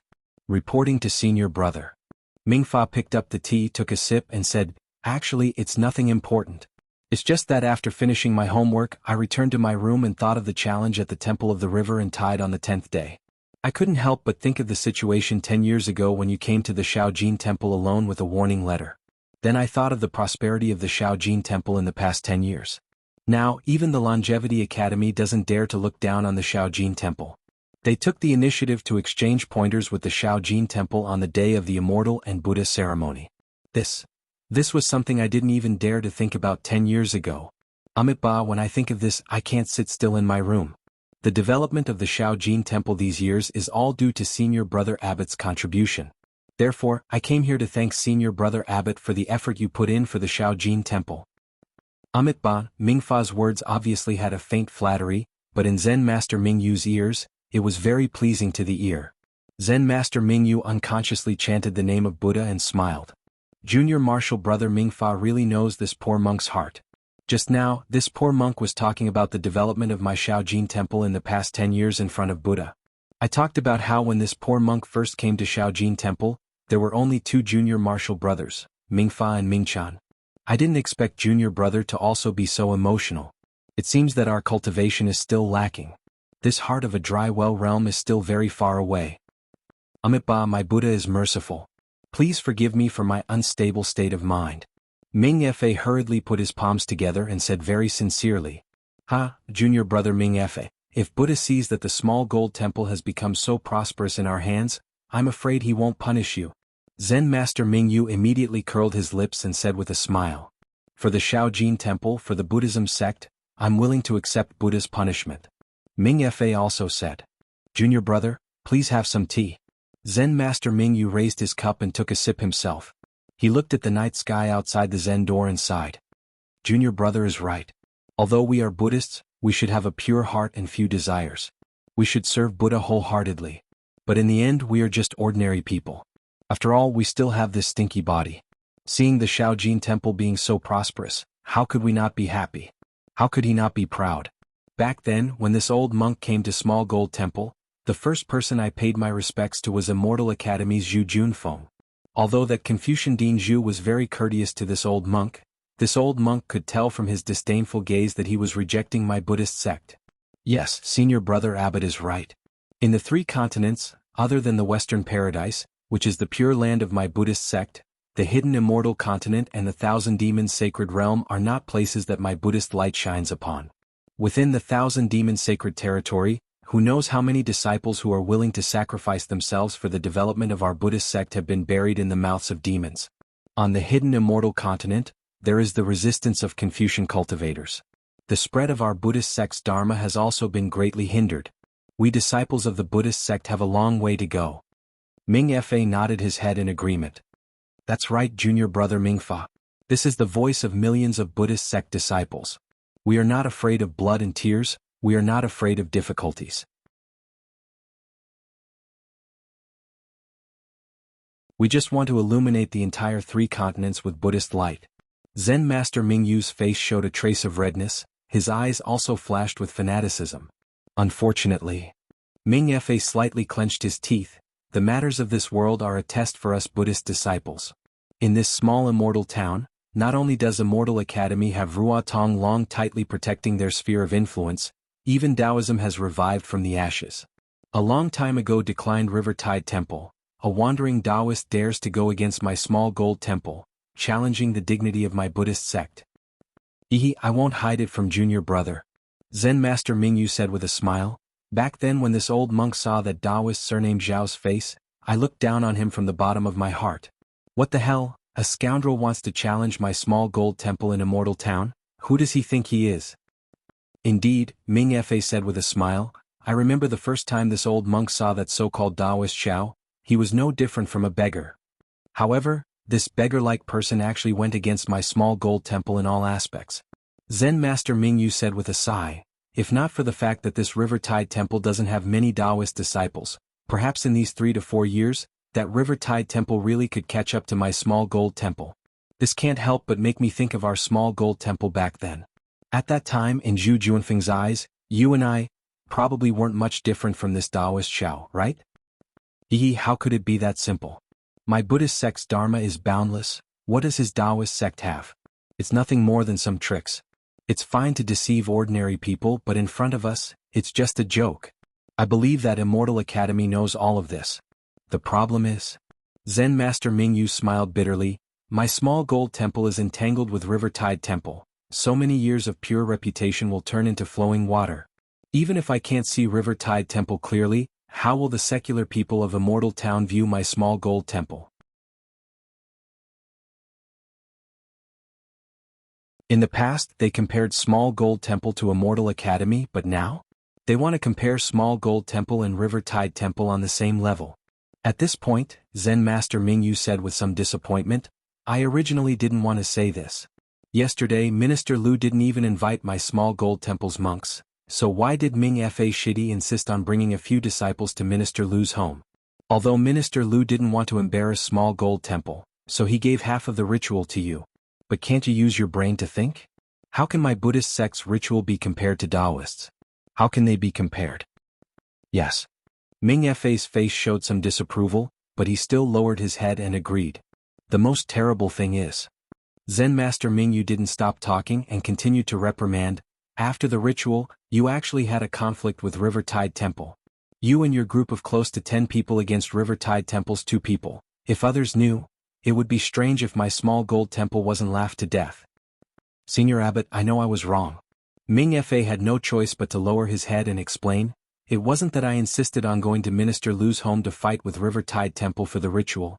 It was that this ritual was agreed upon the last time Minister Lu came to my Small Gold Temple to worship Buddha. Who knows what Daoist Xiao said to Minister Lu? I'm afraid he sowed discord and said that my small gold temple was in the wrong. That was why Minister Lu was persuaded to invite River Tide Temple over. I only went to Minister Lu's home as agreed, but I only bumped into River Tide Temple. And Minister Lu also said it clearly he was careless, and mixed up the matter. So I forget it. 10 days later this kind of thing won't happen again. Shitty, you have to take this as a lesson and never let it happen again. Zen Master Mingyu sighed and didn't want to pursue the matter. Senior Abbot, 10 days later, which Shu will be coming? Why will he come? Ming Fei's eyes lit up and asked curiously. If I'm not wrong it should be Yunlin Temple Shu Xinghai. Speaking of Xinghai, Zen Master Mingyu's eyes lit up as if he was envious and jealous. It was a rare look. Senior Abbot. Ming Fei was even more curious and hurriedly said, didn't you come from Yunlin Temple? 10 years ago, you were entrusted with an important task and came to my small gold temple. Then you must be familiar with Shu Xinghai. What kind of expert is he? He. Zen Master Mingyu laughed and said, my Yunlin temple has thousands of monks. Although they are all devoted to Buddha, they all have their own responsibilities. Shu Xinghai is my Buddhist protector and has Buddhist supernatural powers. How can I know him? I have only seen Shu Xinghai a few times on some occasions. Speaking of Buddhist supernatural powers, Senior Abbot, you have to explain it to Shidi. Ming Fei's eyes were even more fervent. For us small gold temple Buddhas, other than Shidi who came from Yunlin Temple, we all entered Buddhism from small gold temple. We are really ignorant. By the way, although the monks of small gold temple have practiced some martial arts in order to protect the temple, they are still far from Yuanya of Jianghu Temple. If we all practice Buddhist supernatural powers, who would be afraid of a wandering Taoist? When Zen Master Mingyu heard this, a hint of awkwardness flashed across his face. He put his palms together and said, Junior brother Ming F, fighting and killing should be the responsibility of the Buddhist guardians.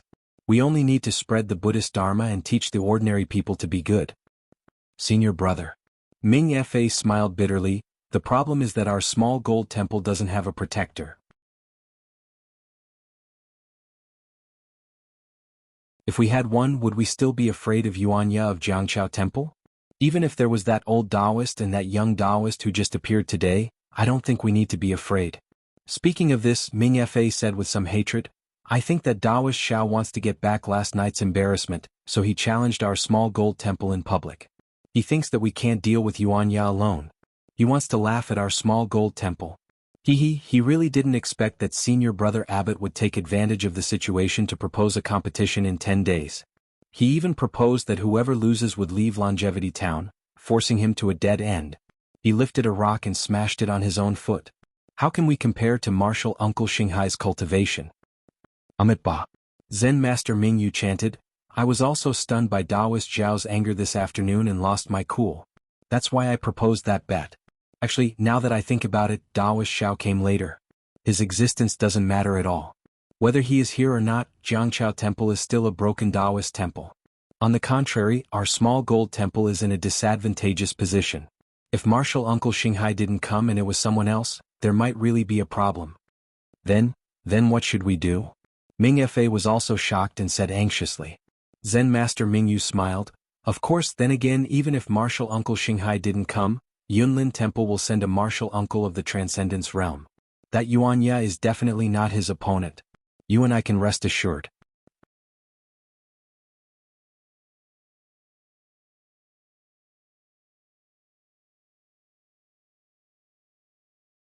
Chapter 3177. Chan Si Miao smiled apologetically and said, that's easy. If it's not something important, why can't I take a step back? Zhang Xiaohua saw that the two of them didn't avoid her and only treated her as an object. She also knew that her life wasn't in danger.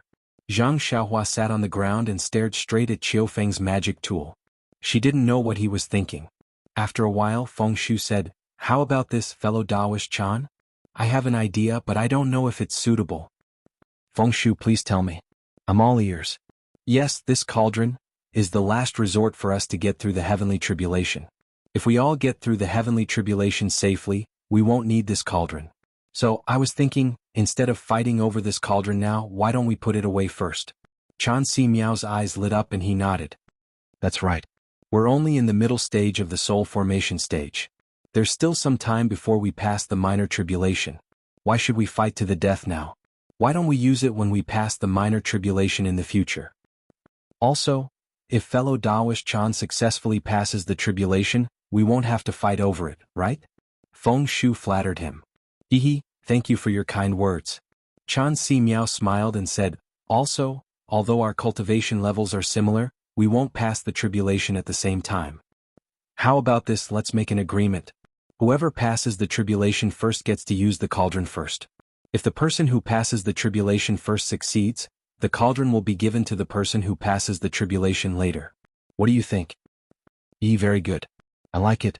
Feng Shu clapped his hands and said, it's decided then. However, when he looked at Zhang Xiaohua, Feng Shu frowned and said, we can make an agreement like this in the future, but what about now? This old man originally planned to let this guy go to my Immortal Ascension sect first. After this old man is done with the Imperial Demon Valley, I will take him in as a disciple and use my sect's cultivation method to cultivate him. In the future, when I possess his body, he will have a good foundation. This? Chan Si Miao was also in a difficult position. According to his thoughts, naturally, he also wanted to get Zhang Xiaohua into his Immortal Music sect and use the Immortal Music sect's cultivation techniques to cultivate her. In the future, when he wanted to possess her, it would be twice the result with half the effort.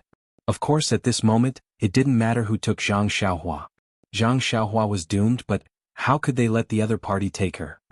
Why don't we find another sect and let him stay there? Feng Shu suggested. Don't. Chan Si Miao shook his head like a rattledrum. As long as such a good cauldron is placed in Dawn Rain Continent, all the cultivators who are about to transcend their tribulations will definitely fight over it. We absolutely can't let any sect know about it. Of course, Chan Si Miao did not say one more thing. Who knows what the other sects have to do with you? If you did something, how would I know? Perhaps even if I was the first to use the cauldron, I would still fall into your trap. At this point, this train of thought had no meaning to continue discussing it. The two of them did not trust each other, so how could they be at ease with other sects? The two of them stood facing each other quietly. After a long while, Chan Si Miao urged, fellow Daoist Feng, could it be that there's no other way? Could it be that we're going to imprison this guy somewhere? Or let this guy cultivate alone in Dawn Rain Continent? Feng Shu's eyes lit up. He clapped and said, fellow Daoist Chan is right. Why can't we? Where does fellow Daoist Feng want to imprison this guy? Chan Si Miao was slightly stunned. It's not good to imprison him.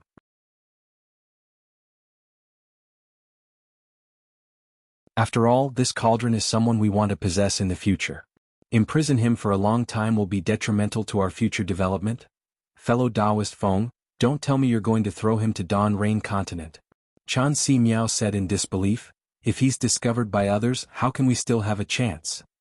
Fellow Daoist Chan, have you forgotten that the big hide in the city and the small hide in the wilderness? Even if you imprison this guy somewhere, he'll still be discovered by others. Furthermore, there will be many chances of him being discovered. Why don't you just let him cultivate in Dawn Rain Continent? There are countless cultivators in Dawn Rain Continent. Who would recognize such a lowly cultivator? Furthermore, if the two of us join hands to restrict this guy's middle Dantian, who else would be able to discover it other than cultivators above the void refinement realm? How could such an insignificant cultivator be discovered by a cultivator with a higher cultivation base than us? Even if this guy's aptitude is very good, but there's no need to wait until then. You and I can transcend the minor heavenly tribulation, right? Haha, fellow Daoist Feng is indeed wise. Chan Si Miao clapped again. However, he immediately felt bewildered. If this guy doesn't have our guidance and only starts from Qi refinement realm, I'm afraid his lifespan won't be enough. Feng Shu smiled bitterly. Could it be that fellow Daoist Chan has a better idea? If fellow Daoist Chan is still worried, why don't you let me bring him back to the Immortal Sect? Of course, Chan Si Miao shook his head. Then Feng Shu whispered a few words to Chan Si Miao. Chan Si Miao was shocked at first. He turned to look at Zhang Xiaohua and nodded slightly. If fellow Daoist Feng thinks so, then I can only agree. Then Feng Shu said again, since that's the case, the two of us will swear a hard oath. From today onwards, the two of us will never reveal this matter to anyone, including our own disciples.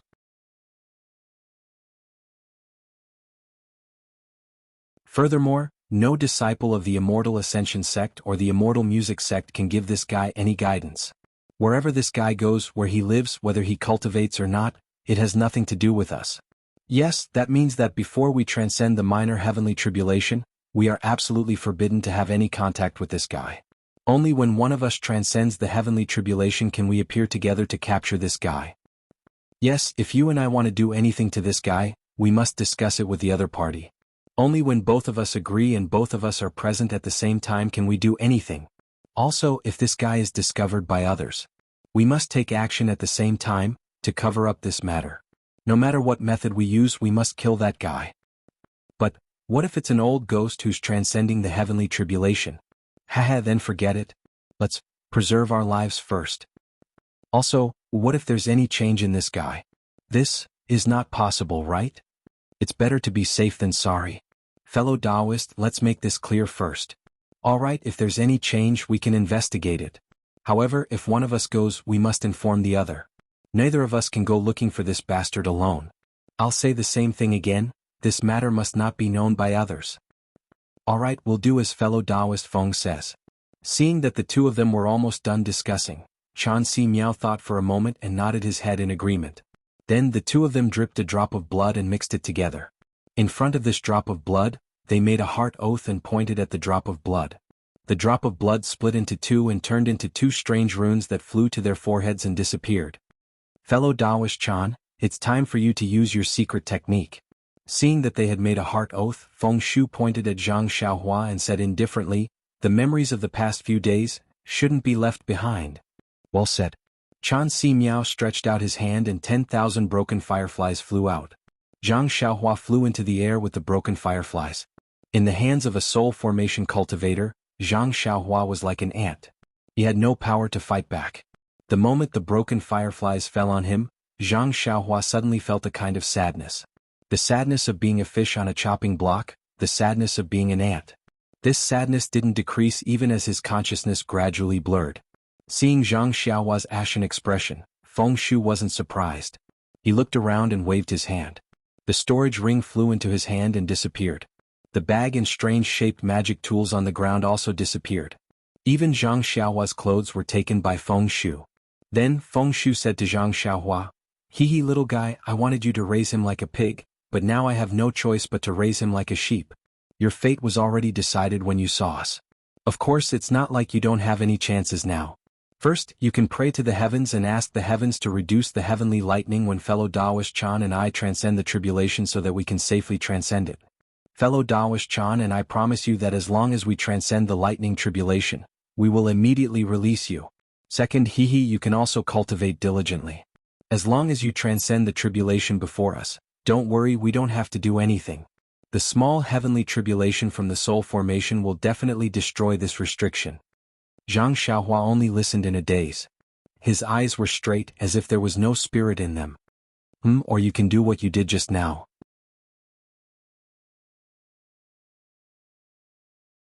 You don't want your life and self-destruct. Turn around and reincarnate. Feng Shu ignored his reaction and continued, "However, this old man has to remind you that if you disintegrate, the restriction that Chan Si Miao and I placed in your dantian will immediately alert us, and we will immediately rush over.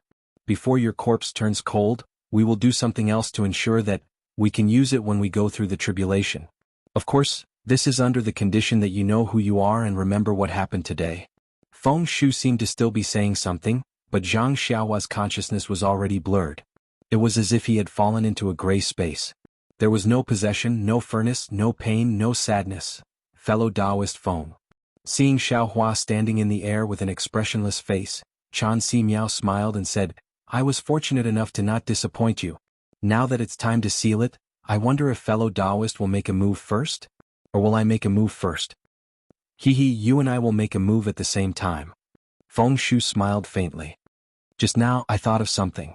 It seems that your Immortal Music sect and my Immortal Ascension sect both have half of the incomplete heaven and earth dual forms devil sealing formation, right? Fellow Taoist Chan, don't tell me that you haven't studied it properly." Chan Si Miao laughed and clapped his hands. "I also have the same idea. If we use this incomplete immortal formation to seal this guy, even void refinement realm cultivators or even higher cultivators won't be able to break it." Not only that. A trace of ruthlessness flashed through Feng Shu's eyes.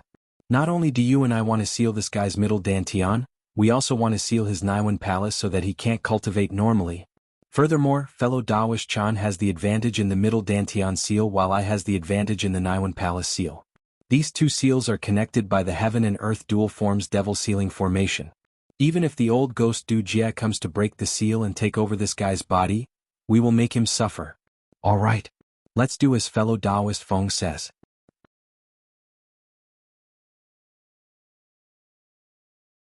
Chan Si Miao laughed loudly and waved his hands. Countless mysterious spells were cast one after another.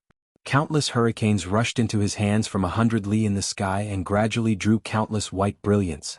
At the same time Feng Shu did the same. Wherever he waved his spells, countless black brilliance was also produced. For a moment the color of heaven and earth changed. Rumble.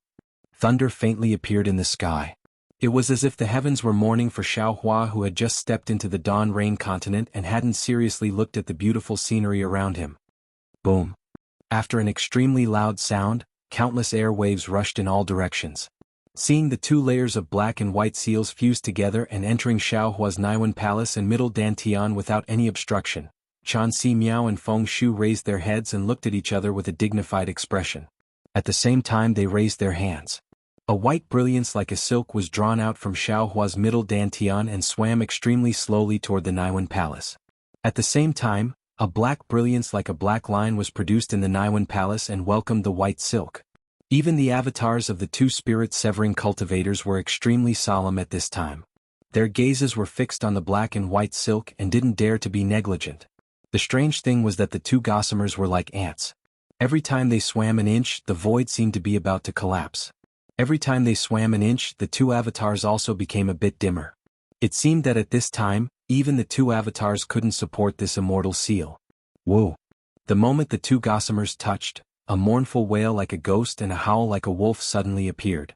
A strong fluctuation followed. The two gossamers instantly turned gray and entered Zhang Xiaohua's body. It quickly rushed in all directions. The wind and clouds in the sky changed again. This seal actually triggered a celestial phenomenon. Shua! Thousands of crystal lights burst out from the two avatars. The avatars of the two spirit-severing cultivators, Chan Si Miao and Feng Shu, rapidly dimmed and then turned into specks of light and disappeared in midair. Rumble. Wherever the fluctuation passed, countless lightning flashed and thunder roared from the sky. There was also a torrential downpour. It was as if the heavens were crying and also as if the heavens were angry. Following the thunderstorm, Zhang Xiaohua's naked body fell from the sky. Two sparkling tears hung from the corners of his eyes. It was unknown whether they were tears of the heavens or his own tears. The rain continued for several days and the lightning flashed in the sky for several days. It was impossible for the anger to not have an end. When the anger had no target to vent, the clouds gradually parted and the rain stopped. A seven-colored rainbow hung in the sky like a giant opened eye, revealing a strong sense of pity. Under the eyebrows of the giant eye, a black dot gradually got closer. When it got closer, it was a magic treasure that looked like a small boat flying over. However, the strange thing was that there was no one on the magic treasure. It seemed to be an ownerless magic treasure. However, when the magic treasure flew over a mountain stream, the light of the setting sun reflected on the magic treasure. A cultivator in a green Taoist robe suddenly sat up from the magic treasure. That's right, he sat up and even stretched his back. The cultivator looked at the sunlight reflected on the mountain peak and smacked his lips. Sigh, I just closed my eyes and another day has passed. Time is too short. At this point, the cultivator had already stood up.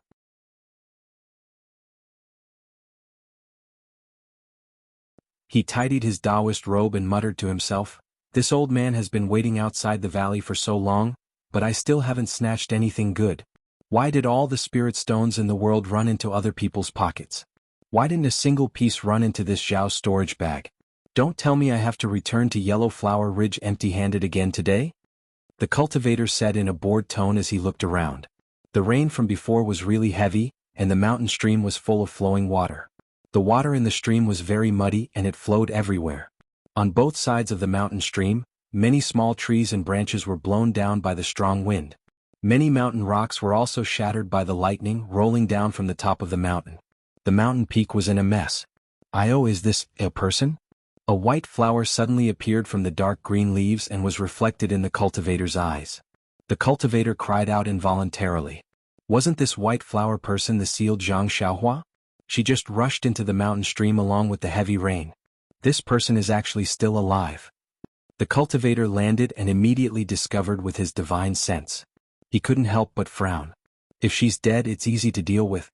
I can just bury her. But this person, forget it, let's bring her back to Yellow Flower Ridge first. After waking her up, we'll send her down the mountain. Immediately, the cultivator took out a Taoist robe from his storage bag and casually draped it over Zhang Xiaohua's body. He carried her onto the flying boat. The flying boat rushed into the sky and quickly left. Zhang Xiaohua's story in Dawn Rain Continent was spread out along with the flying boat.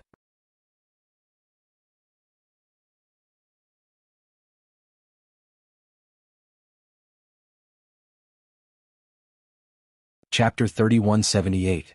That's good. Ming Fa heaved a sigh of relief and asked again, Senior brother, what is the Transcendence realm that you mentioned? I don't know much, so I'll answer your questions today. Hearing Ming Fa's question, Zen Master Mingyu had no choice but to answer. When I was in Yunlin Temple, I occasionally chatted with Martial Uncle while he was preaching about Tao. We talked about the 9 realms of Buddhism's supernatural powers. What 9 realms? Ming Fa couldn't help but ask. I only know the 4 realms of benevolence, transcendence, Rugo and Mingjin. Zen Master Mingyu answered, Martial Uncle never mentioned the other 5 realms, so I don't know either. Martial Uncle Xinghai is only in the transcendence realm? If Rugo and Mingjin, how powerful would they be? Ming Fa asked enviously. All right, Senior Brother Abbot, didn't I say it earlier? We are different from Buddhism's Dharma protectors, so we don't have to emphasize on cultivation realms. Zen Master Mingyu smiled, we only need to exhaust our energy to serve Buddha, and when we have enough merit, we can attain Buddha fruit. That's the best outcome. Sai, how can it be easy to attain Buddha fruit in Buddhism's 7 realms? However, the Sapphire Buddha fruit would probably require tens of thousands of merit points, not to mention the Supremacy, Heavenly King, Golden Gang, Arhat, Bodhisattva, and Buddha. This penniless monk does not even know how much merit points would be required to obtain the Arhat, Bodhisattva, and Buddha. According to what I know. Zen Master Mingyu hesitated and said softly, some Buddha fruits can't be attained in a lifetime, but in 2 or even 9 lifetimes. So difficult. Ming Fa took a deep breath and said angrily, previously I was ignorant and thought that Buddha fruit was Buddhism's supernatural powers, but after hearing Senior Brother Abbot's words, there's a huge difference. Don't be discouraged, Junior Brother Ming Fa. Speaking of the supernatural powers of Buddhism, I've been practicing for more than 10 years, but I've only just stepped into the realm of benevolence. If I want to cultivate benevolence to perfection and enter the dust realm, I'm afraid it's impossible in this lifetime. Zen Master Mingyu encouraged Mingfa. However, we have spread the Dharma in the Longevity Town and revitalized the Buddhist sect. With the accumulation of merit, it's not impossible for us to attain the indigo Buddha fruit in this lifetime. Yes, I understand. Mingfa put his palms together and lowered his head. Buddha is merciful. Buddhism is widely spread. Regardless of whether it is the cultivation of divine abilities or the accumulation of merit, it will pave the path to heaven under the feet of us bodhisattvas. This disciple is willing to make the indigo Buddha fruit my lifelong pursuit. I will give my everything to Buddha Tathagata. Excellent. Zen Master Mingyu also pressed his palms together and said with a smile, Junior brother, you are so ambitious. You will definitely be able to attain Buddhist enlightenment. I'm very gratified. Disciple thanks Senior Brother Abbot for clearing my doubts tonight. Ming Fa stood up and thanked him. Disciple will take his leave now. Yes, Junior Brother Mingfa. The Immortal Buddhist ceremony in 10 days will be the first for our Shaojin Temple. You must not make any mistakes. Start preparing from tomorrow onwards. Zen Master Mingyu stood up and instructed. Yes, I understand. Senior Brother Abbot, please rest assured. Ming Fa agreed and slowly left the meditation room. Sai, competing with the Jianghu Temple is really an unfair victory. I wonder if Martial Uncle Xinghai will agree. Looking at Ming Fa's departing figure, Zen Master Mingyu sighed.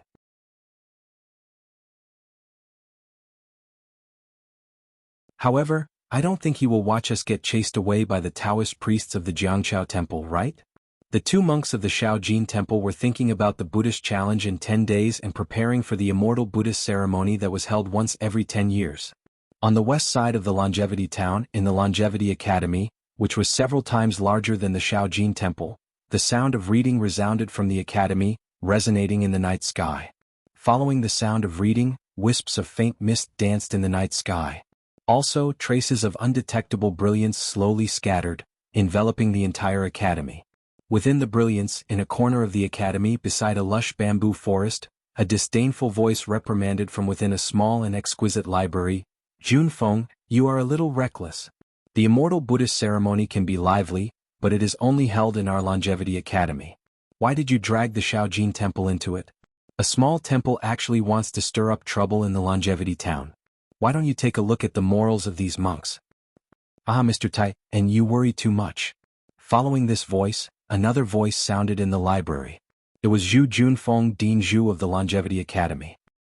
He held the fist-sized lamp on the desk and looked at the white-haired but hale and hearty thin old man in front of him.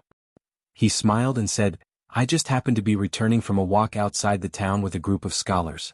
When I heard about the bet between the Shaojin Temple and the 3 Taoist priests of the Jianghu Temple, I felt it was funny. That's why I spoke. I wanted to let them know that in the Longevity town, only the Longevity Academy counts. Whether it is the Shaojin Temple or the Jianghu Temple, they are jackals of the same tribe. Yes, I just feel that competing with the Shaojin Temple and celebrating the immortal Buddhist ceremony is beneath the dignity of the Academy. It's not that I am dissatisfied with your arrangement."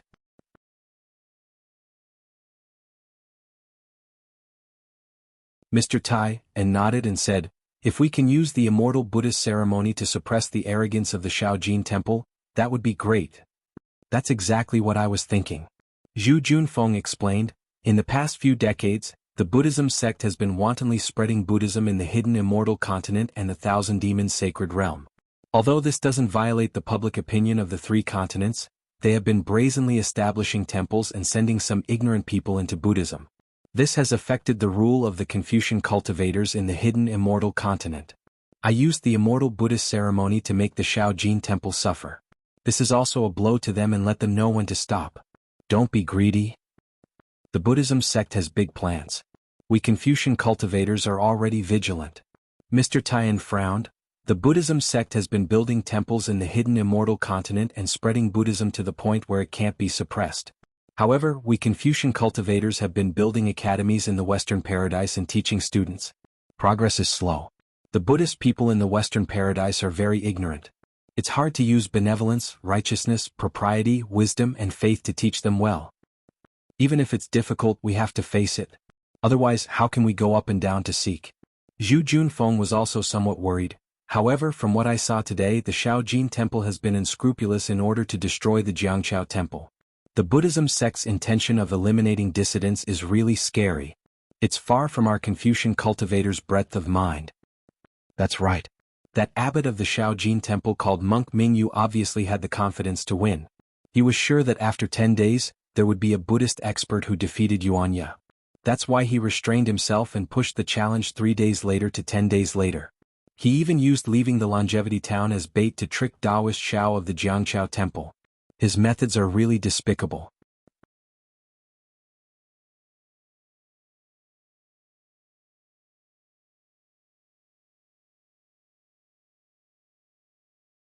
Chapter 3179. Poor Taoists. The Immortals and Buddhist ceremony is in 10 days. Although Longevity Academy won't make a move, they will disappear from Longevity Town under the pressure of the Buddhist sect. Mr. Taiyan couldn't help but lament the fate of the Rivertide Temple. Who says Changxing Academy won't do anything? Zhu Junfeng smiled. Since Mr. Jianli is here, don't go back empty-handed. No matter what Buddhist masters come from Shaojin Temple, let Mr. Mo do it. Let them see what the Confucian cultivators of Zhongxian continent are like. Oh, Mr. Mo Yen is coming? Mr. Taiyan was surprised. I haven't seen Mr. Mo for years. Why did he come to Changxing Town?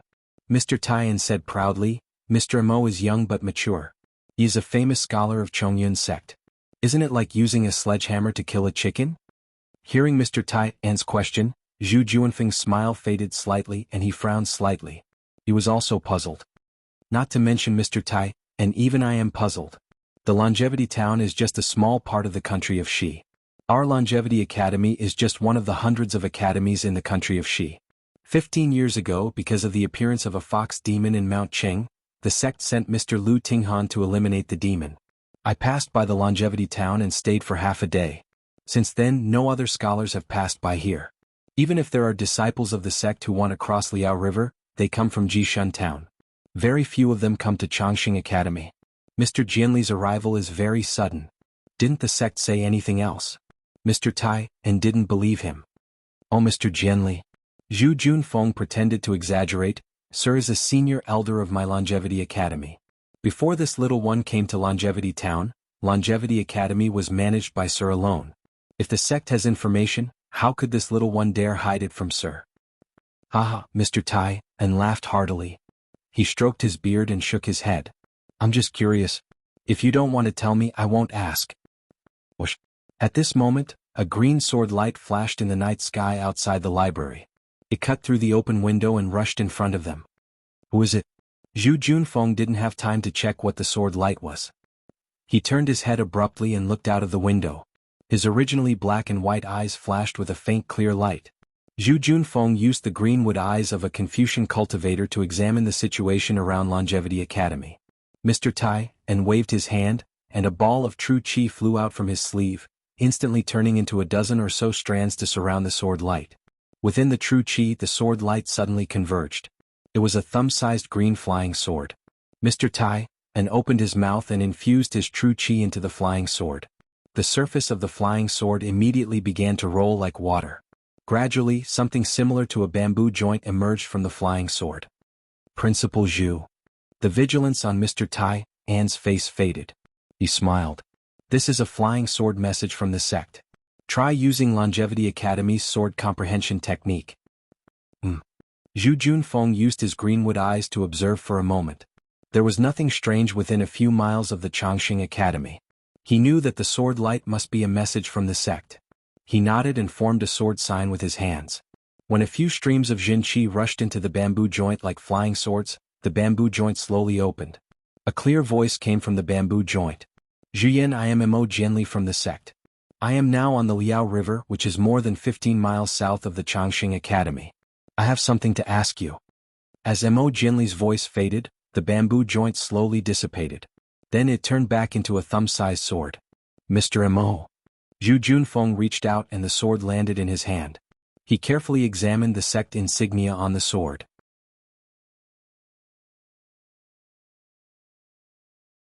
He couldn't help but frown. He looked at Mr. Tai and asked curiously, how did he get here so quickly? Last time, the message said that he would come to Longevity Academy in about 6 days. Moreover, why did he go to Liao River instead of coming to Longevity Academy so late at night?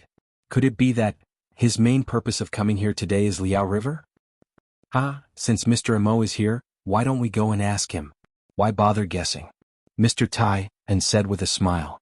When Zhu Junfeng heard this, he couldn't help but laugh. Exactly. Tonight the sky is clear and the stars are like lanterns.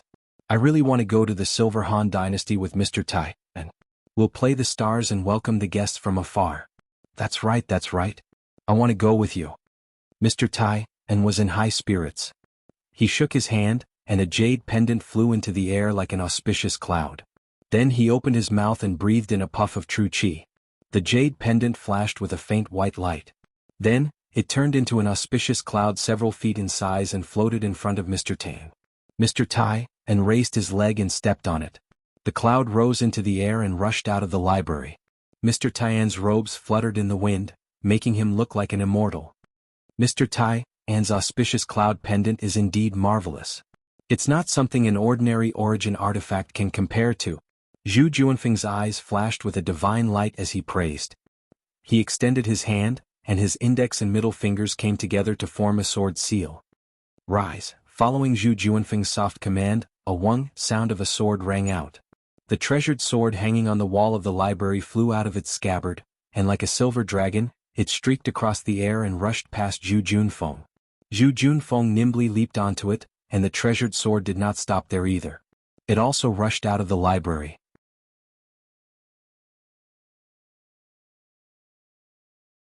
In the sky above the library, other than the sound of students reading, Mr. Tai's voice could also be heard. The building is 100 feet high, and the stars can be plucked with one hand. I don't dare to speak loudly for fear of alarming the people in the sky. Zhu Junfeng heard this and laughed inwardly. Mr. Tai, and is in high spirits today. I'm afraid that Mr. Mo Jianli has inspired him. Mr. Tai, and has spent his entire life practicing the classics. Today he has only reached the middle stage of transforming energy into qi. He is only a scholar. Mr. Mo, on the other hand, has practiced the noble spirit river. He is only in his 50s and has already reached the last stage of transforming energy into qi. He has become the youngest scholar in the Chongyun sect. Facing a child who once wanted to learn from him, no one would be able to remain calm. Sigh. Where do saints come from in this world? The desire to win has never ceased. If Mr. Tai and is like this, how can others be spared? Fortunately, although I am a young scholar, I am still much younger than Mr. Mo. Facing such a prodigy, how can I live with my dignity? Zhu Junfeng stood on his flying sword, looking like a sword immortal. He was even more graceful than Mr. Tai. Mr. Tai An's high spirits had already attracted the attention of countless students. When Zhu Junfeng flew out, it caused a stir. Strong, quiet as a virgin, moving as a rabbit. Using qi to control the sword, moving unhindered between heaven and earth. This is my life's pursuit.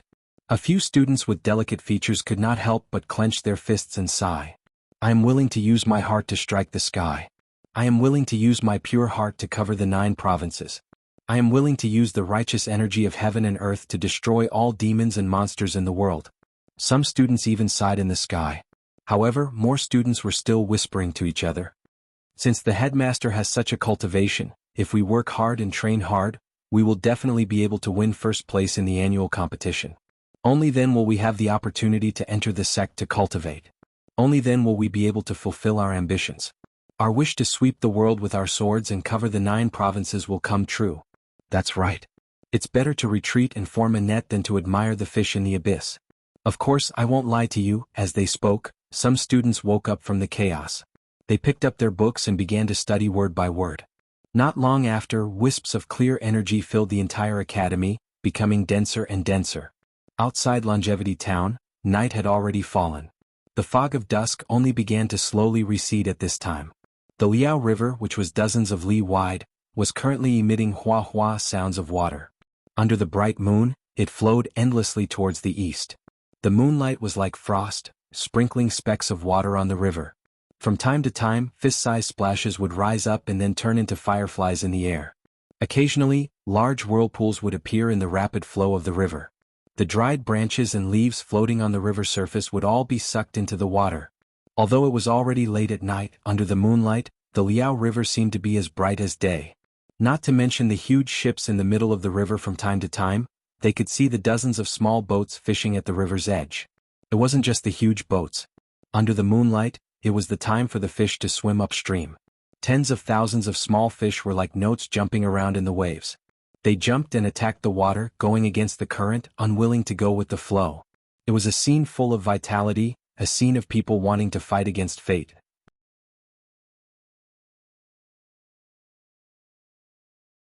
Unfortunately, on the dozens of small boats, there were some middle-aged men who wanted to take advantage of the night to go upstream and catch more fish to feed their families and buy more clothes for their children.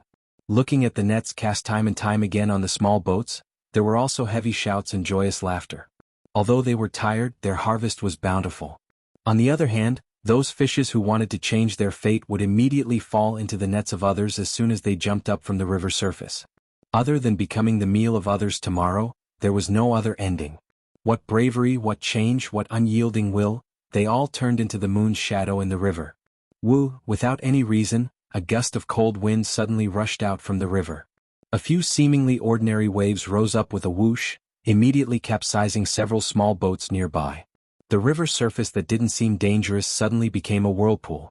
Nearly 10 people on the small boats fell into it and were immediately sucked into the whirlpool. There was almost no time to call for help. On the contrary, not far away, the fishermen who were celebrating their harvest inadvertently saw this and no longer cared about fishing. They shouted loudly, urging their family members who were trying their best to stabilize the small boats. They ignored the whirlpool on the river surface and rowed towards the small boats that were spinning rapidly in the whirlpool. There were even a few fishermen who didn't even think and jumped into the river, wanting to save the nearly 10 fishermen who had already disappeared.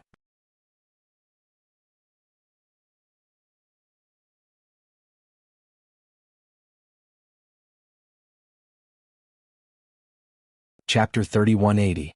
These fishermen might not be familiar with each other, but since they were still boating in the middle of the night, they knew that they were all people who worked hard. If they could lend a helping hand, no one would be stingy.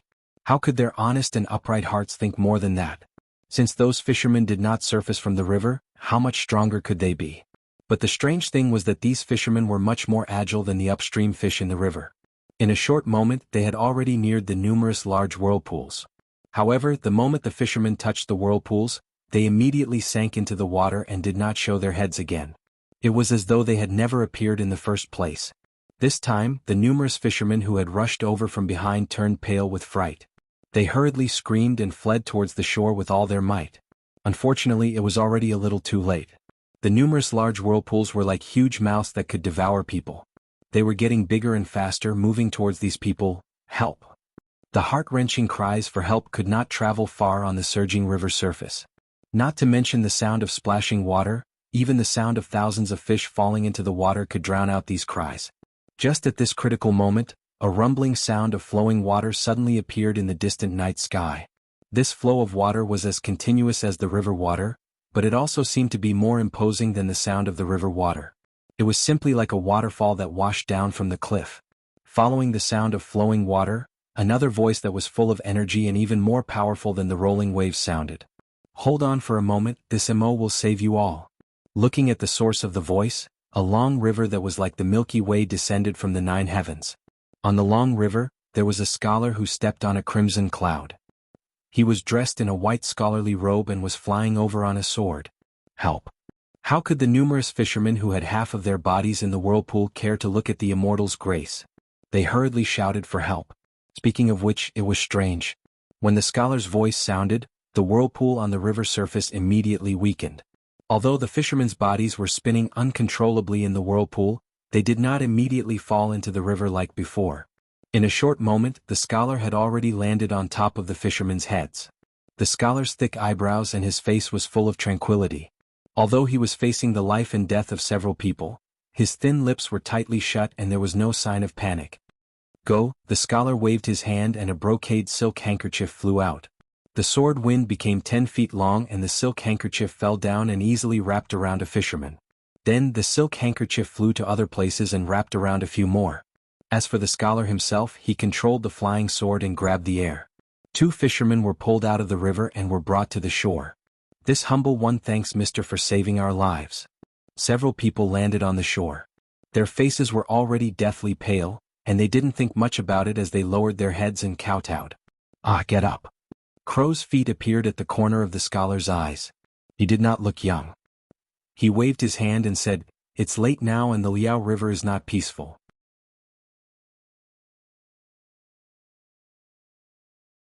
It's better to go back and rest early.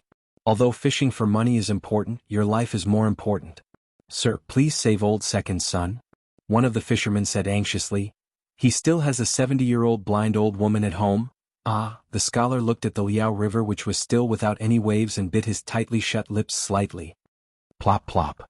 Several fishermen hurriedly kowtowed again. They might not know who old second son was, but they knew that without old second son, that 70-year-old blind old woman would not be able to live for long. Wait a moment. The scholar hesitated for a moment and flew into the air again. At this time, 3 slightly older old men flew over from the distant sky. They were all dressed like Confucian cultivators. However, these old men did not carry swords on their backs. Instead, they stepped on a faint green cloud. The 3 old men were very respectful when they saw the scholar. The scholar gave a few instructions and the 3 old men chased after the uncontrollable boats on the river. They seemed to want to send these boats to the shore. The scholar waved his hand and a sword light rushed into the night sky. The direction was the Longevity town. Sword light flashed around his body and then he rushed into the Liao River. A few moments later, when the 3 old men sent the boats to the shore, Mr. Tai and Zhu Junfeng arrived together on a cloud. When they saw the situation, the 2 of them were shocked. When they heard the fishermen say that it was dangerous, their expressions changed drastically. They looked at each other and then looked at each other. It was not that the Liao River was not dangerous. It was not that no fisherman had died on the Liao River. It was that, as the fishermen said, Zhu Junfeng and Mr. Tai, and had never heard of it before. "My name is Zhu Yan and my courtesy name is Zhu Junfeng. I am the Dean of the Longevity Town Academy. Greetings, martial uncles." Zhu Junfeng saw that the three old men were Confucian cultivators and hurriedly went forward to greet them. Mr. Tai, and did not dare to be negligent and bowed as well. Dean Zhu Jr. Brother Tai, we pay our respects to you. The three of them hurriedly returned the greeting and introduced themselves. They were all Confucian cultivators of the Chongyun sect.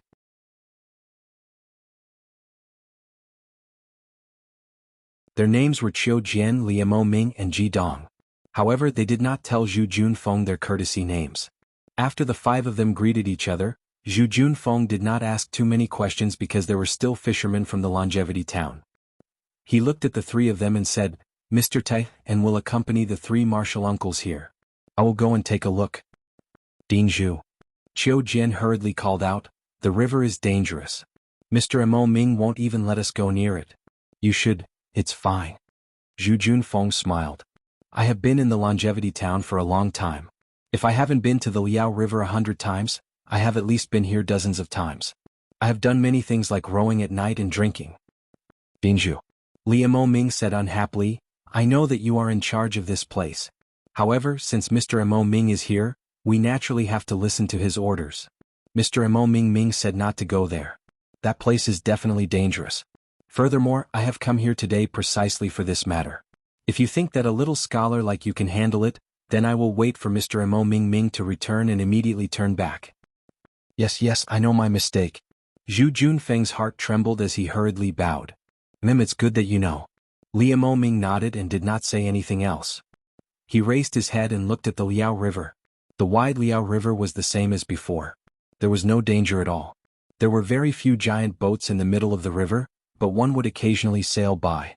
The lights on the giant boat flickered with the stars in the sky, and the fragments of moonlight on the river's surface seemed to resonate with each other. It made one wonder if this was the falling stars in the sky. Whoosh, a long river flowed against the current and rushed up to the sky. The brilliance of the river instantly covered all the stars and moonlight.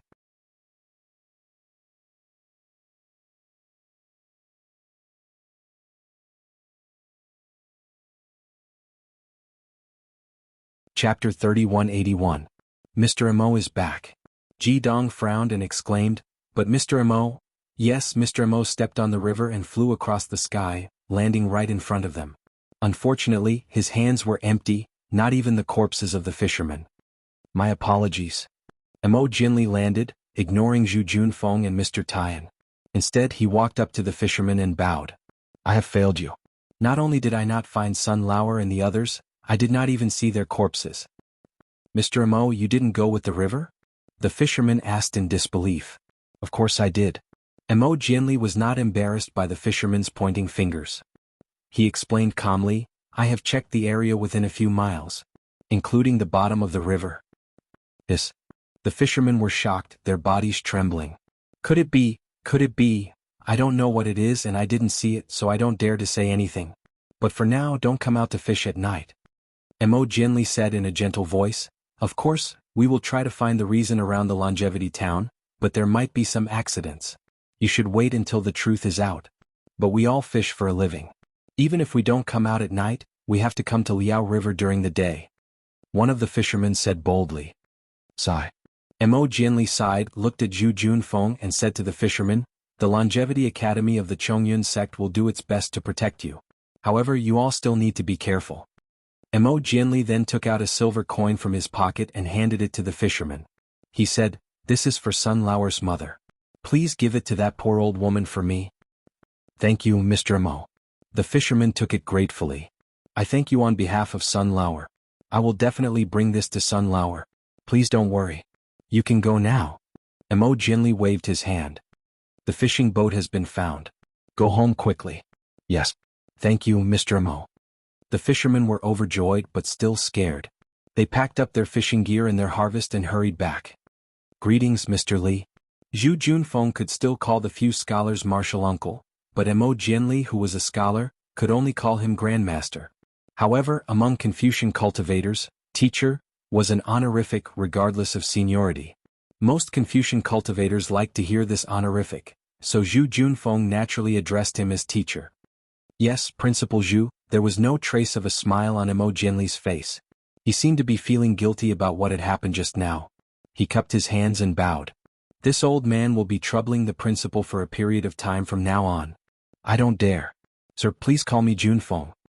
Zhu Junfeng hurriedly said respectfully, Sir, you are my senior. Regardless of knowledge or cultivation, you are my teacher. The dean is just a common name. Sir, please don't humiliate me. All right. Mo Jinli nodded, then bowed to Mr. Tai and then said, Mr. Tai, and I haven't seen you for many years. Today I see that you are still as strong as before. Mr. Mo. Mr. Tai, and was not convinced before he came here. However, when he saw Mo Jinli was neither arrogant nor humble. Mo Jinli was so amiable even in front of a few lowly fishermen, he was convinced. He hurriedly bowed and said, In the early years I just explained a few things to you. I don't dare to call myself your teacher. Sir, you are wrong. A teacher for a day is a father for life. Mo Jinli's tone was still a bit indifferent.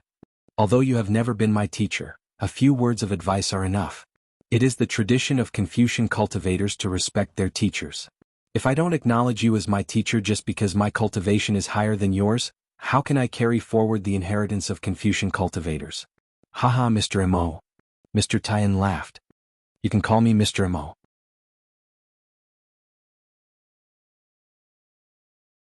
You don't have to call yourself my student.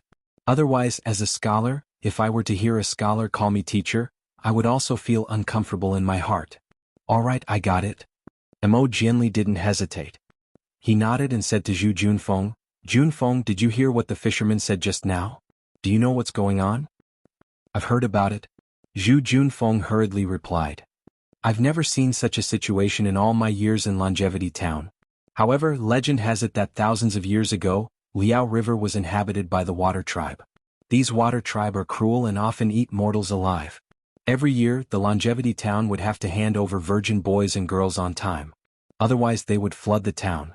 That's right. Mr. Tai, and nodded. I've heard about it too. Because of the Water Tribe, the Longevity Town was plunged into misery and suffering. The people had no way of making a living. Almost every family was wailing in grief. 7 out of 10 people left for other places. Later on, an immortal passed by the Liao River and saw a group of fishermen carrying a crying boy and girl to throw into the Liao River as a sacrifice to the Water Tribe. Only then did he make a move to subdue the demon. He fought with the Water Tribe for 3 days and 3 nights, fighting until the sky turned dark and the earth turned dark. In the end, the Water Tribe was killed. Blood flowed all over the river. The immortal floated away. Later on, in order to commemorate this immortal, the Longevity Town built a Taoist temple for him on Jianghu Ridge. It's called Jianghu Temple. Zhu Junfeng continued. They even called the statue the god of the river. Junfeng, thousands of years ago, was there a Longevity Academy in Longevity Town? Mo Jinli asked abruptly. Of course there wasn't. Zhu Junfeng said curiously. My Chongyun sect only built the Longevity Academy 1,200 years ago. At that time, I'm afraid my Chongyun sect was still a small sect, right? Mo Jianli nodded.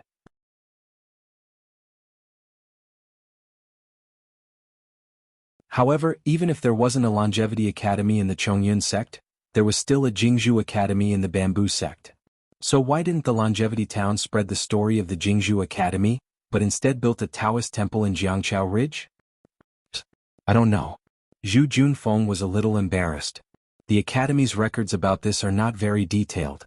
I don't mean to blame you. Mo Jianli explained.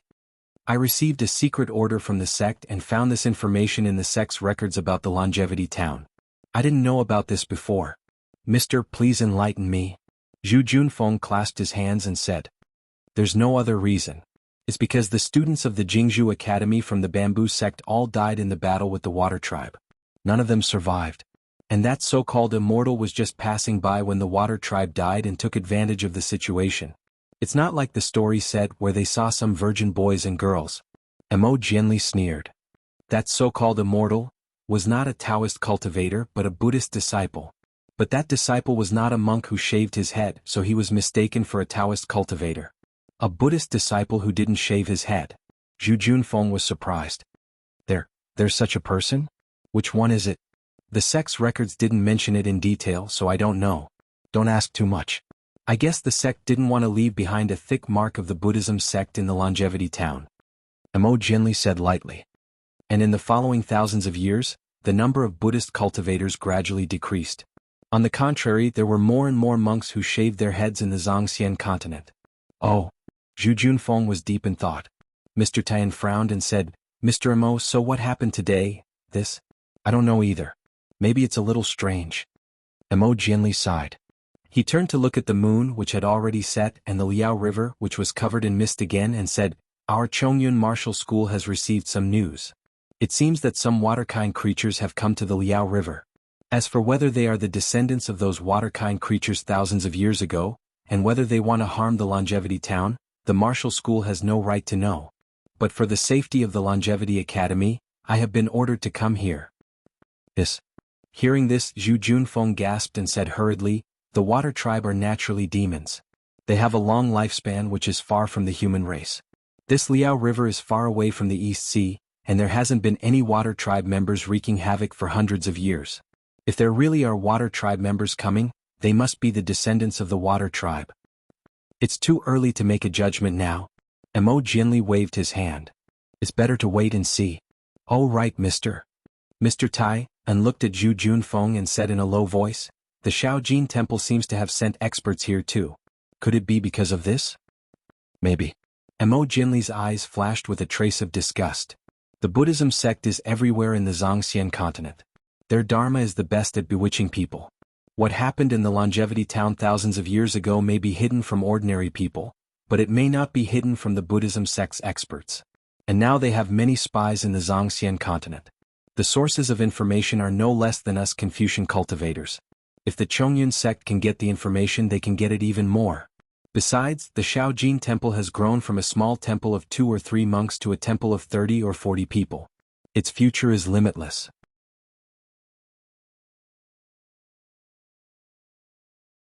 It can't be ignored by the Yunlin Temple. I just don't know which monk from the Yunlin Temple came here today. And Zhu Junfeng suddenly remembered something and said hurriedly, This afternoon, a demon appeared on the streets of the Longevity Town. Oh? What demon? What's its cultivation level? Mo Jianli's eyes lit up as he asked. Zhu Junfeng hurriedly told him what he heard and then said, A few students from the academy who returned early have seen it. Mister, why don't you come back with me and ask for more details? That's right. Mo Jianli clapped his hands and said, Since there are traces of that demon, I'm more confident now. Jidong, you stay here. If you encounter anything strange, just go back to the academy and report it to me. Yes, Mr. Mo. Jidong answered and walked out from the crowd.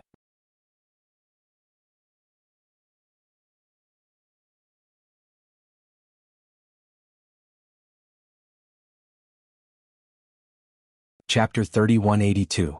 The others followed Zhu Junfeng back to Longevity Academy.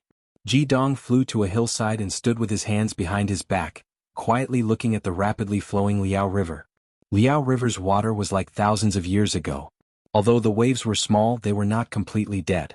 Under the small waves, there was an incomparably surging undercurrent. This undercurrent was not something that could be seen clearly by the greenwood eyes and divine sense. Longevity Town's turbulence did not affect Xiaohua at the tidal river temple. Xiaohua sat on the praying mat and calmly refined the earth crystal Yao milk. In front of this mountain of crystal milk, Xiaohua's refinement was tantamount to a foolish old man moving a mountain. Although Xiaohua still had some Mo Zhao's corpse in his space, which also had a corrosive effect on this crystal milk, the stingy Xiaohua was not willing to part with it. This was all heaven and earth's spiritual energy. Wasting even a little bit was disrespectful to heaven and earth. He could only move it bit by bit like an ant moving house, turning it into a part of his cultivation. Now that I've arrived at hidden immortal continent, perhaps I can find my origin. Xiaohua secretly thought as he cultivated, since I have the 18th level of qi refining technique, it is obviously different from Dawn Rain continent. The Taoist technique of hidden immortal continent is also different from Dawn Rain continent. The classification of the lower levels is also very different, very similar to my cultivation. Maybe I didn't come from the 10,000 demon realm, but from one of the 3 continents. The heavens sent this Xiao back to fulfill this Xiao's dream of returning home. Of course, if I can't find my home here, then I will do my best to improve my cultivation and return to Dawn Rain continent. Presumably, those 2 old farts from Immortal Music sect and Immortal Ascension sect will know something. Xiaohua thought of this and his eyes flashed with a trace of ruthlessness. Other than Xiaohua, there was also Xiao Jian who was restless. Tonight Xiao Jian was like sitting on a wave. He was suddenly thrown into the air and then fell down again. Even now he was not at peace. It was because he really could not guess Xiaohua's cultivation. On one hand he doubted Xiaohua's origin, on the other hand he believed in Xiaohua's innocence. On one hand he overestimated Xiaohua's cultivation, on the other hand he doubted his own overestimation. After all, Xiao Jian did not detect Xiaohua's divine sense, nor did he detect Xiaohua's true qi. He did not believe that Xiaohua's blocked meridians could cultivate true qi. But it was clear that since Xiaohua was able to produce miraculous pills and possess divine sense, his background was in no way simple. But what made Xiao Jian about to go crazy was that this Taoist cultivator with an extraordinary background actually didn't even know about the essence energy of the three continents. Even with his wisdom, he couldn't figure out if Xiaohua was testing him or if he really didn't understand. Rather than calling Xiaohua fellow Taoist, Xiao Jian might as well call him Senior Xiaohua. However, rather than calling Xiaohua by his real name, he still wanted to call him fellow Taoist Xiaohua. In the face of the challenge from the small golden temple, just Yuanya alone was no longer of any use. The only person he could rely on now was Xiaohua. Xiaohua was the only person Xiao Jian and Yuanya could rely on to not be expelled from the longevity town. Compared to Xiao Jian's distracting thoughts, Yuanya was much simpler. This guy hugged the branch of the banyan tree and slept soundly.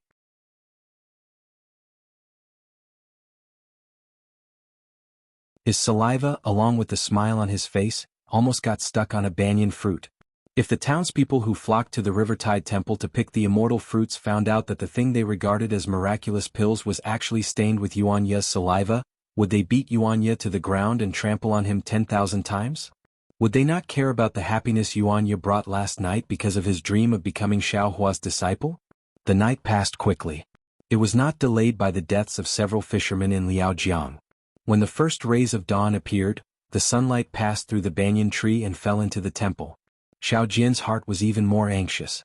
If not for the fact that he couldn't use his divine sense often, he would have already released it. He really wanted to know if the Rivertide Temple's liveliness last night was able to attract the townspeople's attention. Would it be able to make them slightly shift their gaze and piety from the small golden temple to the Rivertide Temple? At the very least, there was no need for him, the representative of the Rivertide Temple, the successor of the Taoist school, to show his face in public and set up a stall to sell divination, right? Listening to the chirping of the birds on the banyan tree, Xiao Jian's eyes from time to time drifted towards the small door of the temple, ready to be drowned by the tide of people at any time. Unfortunately, after looking for the time it took to eat a meal, the small door did not even make a creaking sound. First, there was still the pleasant chirping of the birds, which made Xiao Jian feel that it was too noisy. That's not right. Suddenly Xiao Jian woke up. Since when did his Rivertide Temple have birds? Those birds were a delicacy in the eyes of Yuanya, who grew up in the forest. Especially when Yuanya did not have enough copper coins to buy meat buns. Therefore, after Xiao Jian and Yuanya arrived at the Rivertide Temple, there were no more birds chirping in the morning. How come there are birds today? Yeah, has he already stuffed his teeth with meat buns? Xiao Jian immediately had a bad feeling.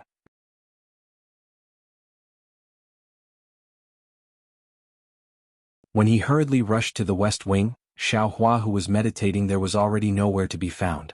Damn it, the two of them couldn't have eloped, right? Xiao Jian immediately became anxious. Although he was paranoid for an entire night and did not eliminate his doubts about Xiaohua, but thinking about it, if Xiaohua was not by his side, he would have no one to rely on. It would be just like when he was alone and did not have Yuanya. Xiao Jian rushed out of the temple even more hurriedly than before.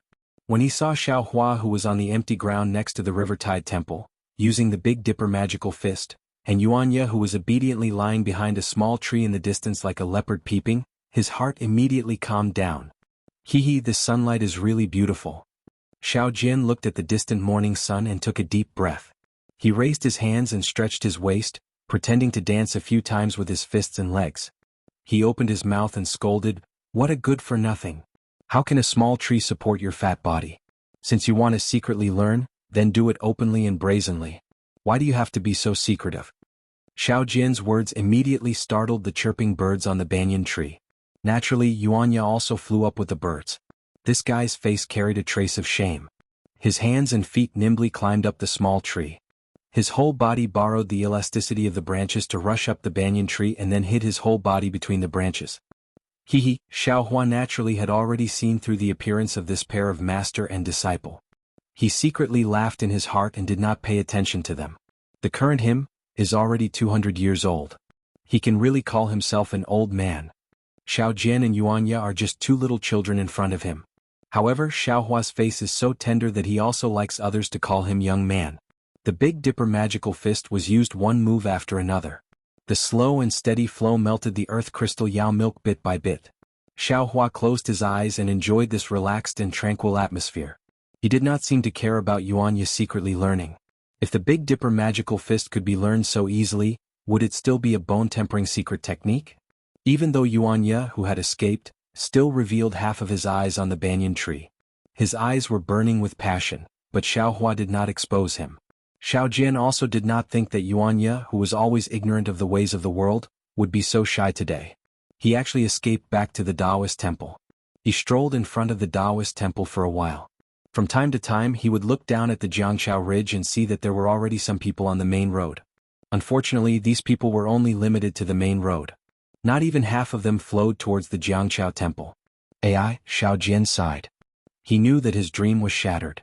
He loudly berated, "You quickly get down for this old man. Follow this old man to the town." Similarly, the "yes, master" that Xiao Jian was accustomed to did not appear.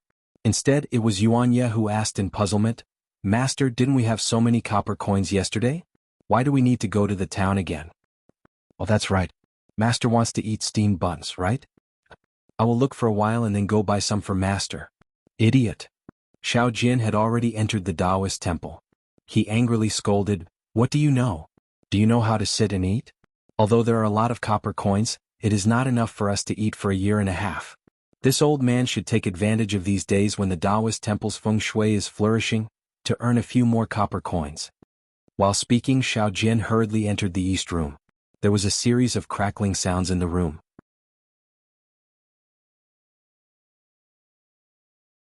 It was as if someone was looking for something. Last night there were really a lot of people who came to the Taoist temple. There were really a lot of people who rushed into Xiao Jian's room to search for the so-called elixirs. Even the box that Xiao Jian locked with a copper lock was pried open. "Let's go," what could Xiao Jian say? Inside the achievement box was a pile of copper coins. It looked much cuter than the copper lock. However, in the time it took to brew a cup of tea, Xiao Jian had already tidied up. He was still wearing the same Taoist robe, the cloth bag and the bamboo pole. Xiao Hua's Taoist robe. Lowering his head to look at his own Taoist robe, Xiao Jian suddenly remembered that the clothes that Xiao Hua was wearing today were not the same ones that he was wearing yesterday. Moreover, it looked a bit strange. It was different from what he was wearing. What was special was that the material of the Taoist robe seemed to be of a much higher quality than his. Where did this guy get these things? Look at how he has nothing on him. Damn it, did he take the copper coins from the main hall yesterday? Xiao Jian suddenly woke up and hurriedly went to the main hall to check. However, the achievement box was still locked. He picked it up and waited a few times. The weight was the same. Only then did he fiercely look at Xiao Hua's direction and extinguished the thought of interrogating Xiao Hua. "Master, wait a moment. Let me take a look again." Xiao Jian walked out of the main hall. Yuanya's careful voice came from the banyan tree. "You idiot." Xiao Jian berated, "Quickly come down. How many times have you seen it? You still can't learn it? It's not that I don't want to teach you, it's that you are not cut out for it. You are just a petty person." "Yes, master," Xiao Jian's familiar reply finally appeared. However, there was a trace of depression in his tone. "It seems that I am indeed not fit to cultivate with master. It is only the 108 fist and leg style."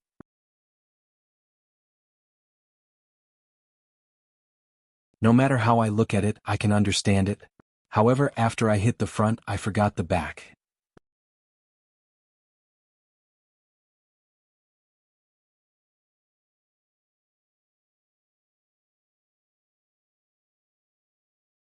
Chapter 3183. Let's go. Follow this old man. Xiao Jian raised his head and shouted unhappily. However, before he could finish his words, he was interrupted by the sound of beating drums. The sound of the drums wasn't very loud, but it was clear in Xiao Jian's ears. In particular, the sound of the drums was getting louder and louder, and there were also some messy noises. "Ah, someone is coming." Xiao Jian laughed and threw the bamboo pole away. He had just scolded Yuanya for being petty, and now he rushed to the front of the Taoist temple. However, Xiao Jian didn't jump out directly but instead he peeked out half of his head and looked outside the Taoist temple, just like how Yuanya hid on the banyan tree and peeked at Xiao Hua's practice. Don't look. Xiao Hua's faint voice sounded from above Xiao Jian's head. You can't see anything if you hide in the Taoist temple. They have just reached the foot of the mountain. Hee hee. Xiao Jian awkwardly straightened his back and looked at Xiao Hua who was standing beside the door of the Taoist temple. He smiled embarrassedly. I want to see if the group of people from the General Ridge came again. They turned our Jiangshao temple upside down. And it shouldn't be the group of people from the General Ridge. Xiao Hua glanced at the distance and said, they seem to be fishermen. Some of them are holding fishing nets and some of them are holding oars. In addition, some of them are wearing white mourning clothes. They should be here to worship the Taoist temple. Worship the Taoist temple? Xiao Jian seemed to be a little disappointed. He coughed twice and was about to walk out of the Taoist temple. At this moment Yuanya's cheers sounded, Master, there are pig heads. Big fat pig heads, cow heads and sheep heads. Slurp. At this point Yuanya couldn't help but drool. When Xiao Jian heard this he naturally swallowed his saliva. He walked to the front of the Taoist temple and looked down along the mountain path. Sure enough, just as Xiao Hua and Yuanya had said, there were dozens of people at the foot of the mountain path. In front of these people were 3 bare-chested strong men. Above the heads of these 3 men were a red lacquered tray. On each tray was the head of a cow, a pig and a sheep. Behind the 3 heads were 2 children, 1 male and 1 female. Each of them was holding a fist-sized incense burner. At this moment there were 3 incense sticks in each burner. As soon as the incense sticks were lit, the incense sticks slowly floated up and were blown away by the mountain breeze. Behind this group of boys and girls, there were another dozen or so people. Among these dozen or so people, 2 of them were carrying a red drum that was several feet in size. There was also a burly man who was several feet tall, holding a drumstick that was even larger than his fist. He was beating the drum with all his might. Large beads of sweat dripped down the man's forehead, and his veins throbbed as he beat the drum. Next to the 3 people beating the drums, there were 4 people holding gongs in their hands. Clang, clang. As for the people dancing along with the gongs and drums, there were 2 men dressed as lions. In front of the 2 male lions, there was actually a thin young man holding a colorful ball in his hand. It was like a lion dance. As they pounced on the young man's colorful ball, the young man nimbly jumped in front of the male lions, dodging and leading the 2 male lions up the mountain path step by step. Behind these people, there were dozens of fishermen wearing tattered clothes. Each of them held a fishing net and oar in their hands, respectfully following behind the lion dance. Their faces were solemn and pious. As for the people in mourning clothes that Xiao Hua had mentioned, they were walking at the very end. There were about 10 people, women, children, and the old and weak. What is going on? Xiao Jian was shocked.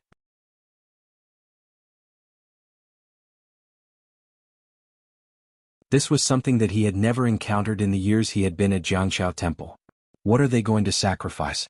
Could it be that they are going to make a water and land Dao temple? Xiao Jian said to himself. Then, should they go to Shaojin Temple? Master. On the branch of the banyan tree outside the temple, Yuanya's figure strangely appeared. He shouted, I'm afraid that your reputation has already spread out last night. These people are here to worship you. Oh, not bad, not bad. Xiao Jian suddenly understood. He hurriedly lowered his head to look at his own Dao robe and immediately felt extremely dissatisfied. He turned his head and crashed into the temple. It was unknown whether he went to lock the door or to change his Dao robe. In short, when the sound of gongs and drums arrived in front of the temple, Xiao Hua quietly watched from the side. Xiao Jian was wearing a new Dao robe and brought Yuanya out of the temple. At this time Yuanya was also wearing new clothes. However, looking at Yuanya's twisted head and back appearance, he was definitely not used to it. However, this did not affect Xiao Jian's face full of smiles and extremely amiable. Xiao Jian walked in front of the 3 big men holding the tray and bowed. I, Xiao Jian, am the temple master of Jiangshao Temple. May I know the reason for your visit? Who knew that the respect and answer that Xiao Jian expected did not appear? The 3 men did not pay any attention to Xiao Jian at all. In the order of sheep, pig and cow, they walked past where Xiao Jian bowed and entered the Taoist temple. Even the boy and girl behind them with the incense burner in their hands did not pay any attention to Xiao Jian. Cough cough. Xiao Jian was extremely embarrassed. He coughed twice and was about to speak when Yuanya suddenly said in a low voice, "Oh master, I forgot.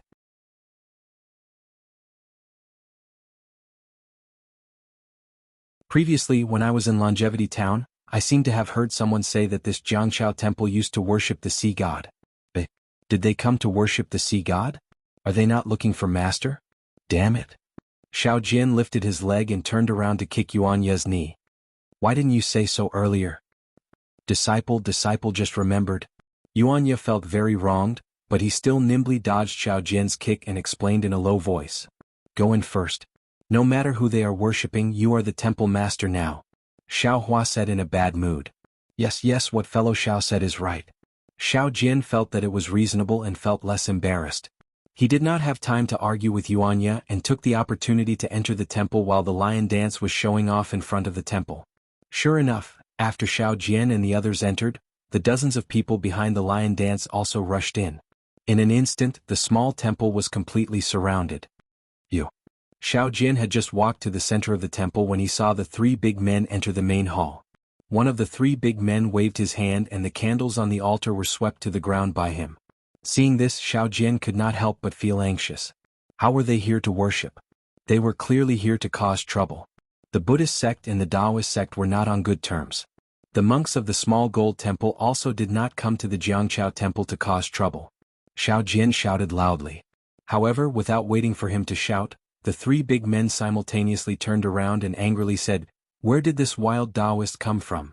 This Jianghu temple is the place where my Longevity Town worships the sea god. Not only did you secretly occupy the temple, but you are also here to act mysterious? If you dare to say another word, see if I don't chase you out of the Jianghu mountain range." When Xiao Jian heard this, he immediately shut his mouth and did not dare to say another word. He was afraid that he would be chased out of Longevity Town by these fishermen before he could fight with the monks of the small gold temple. Lord Sea God. Mournful shouts came from behind Xiao Jian. Dozens of old and weak women and children wearing mourning clothes entered the Jianghu temple and cried as they rushed towards the main hall. Xiao Jian tactfully dodged to the side. He was even more agile than Yuanya. Following the cries and shouts of these fishermen, the three burly men placed the three offerings on the altar.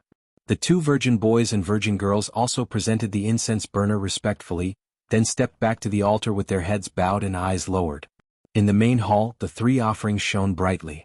The two young boys and girls were beautiful and charming. Smoke curled around the incense burner.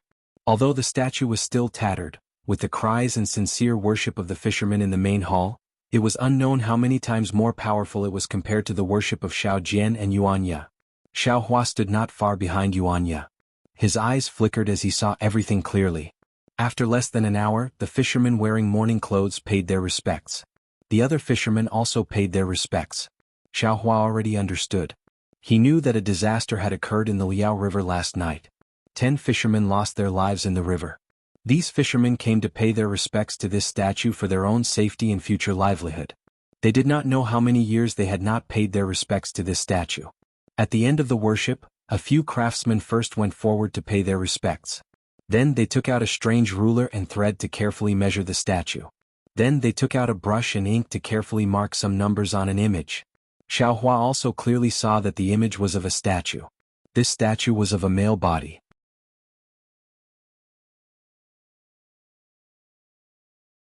The 2 strands of mustache above his lips were especially obvious. Other than the mustache, the statue was full and round like a heavenly palace. His ears were even drooping over his shoulders. In his eyes, other than some compassion, there was even more ferocity. Oh, is this the so-called sea god? Seems like it is only SOSO. Compared to Taoist Master Xiao, it is still far inferior. Xiao Hua faintly smiled and looked elsewhere. Unlike Xiao Hua's indifference, Xiao Jian was laughing non-stop. He promised the villagers of General Ridge that he would reconstruct the statue's golden body. However, in reality he did not even know what the statue originally looked like. Moreover, he still had to find the craftsman and discuss with them how to repair it. In particular, although he had a lot of copper coins last night, it was far from enough to repair the statue. Now that the fishermen were paying their respects to the sea god, wouldn't it save him a lot of trouble by reconstructing the statue's golden body? How could Xiao Jian not be happy? When the villagers of General Ridge ask me, this old man will say that I repaired it myself. Xiao Jian had already made up his mind. Moreover, he believed that the villagers of General Ridge would definitely not ask too much. The craftsman wrote down some numbers and hurriedly left the Taoist temple. It was obvious that they wanted to reconstruct the statue's golden body in the shortest time possible. The fishermen in the Taoist temple excitedly paid their respects a few more times. Seeing that the ritual that had nothing to do with Taoist master Xiao Jian was about to end, more than 10 people came in from outside the Taoist temple. These people looked different from the fishermen. However, when they looked at the fishermen in the Taoist temple, there was no surprise in their eyes. Naturally, the fishermen did not pay any attention to them. They even nodded to each other in a friendly manner.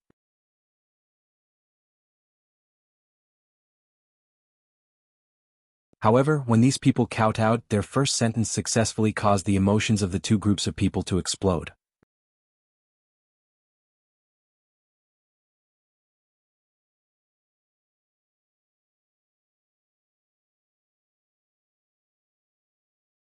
Chapter 3184. Thank you, Taoist Xiao. One of the vigorous old men knelt down in the main hall and said in a low voice, "Last night I received Taoist Xiao's miraculous elixir and took it overnight. The chronic illness that I've had for decades disappeared at once."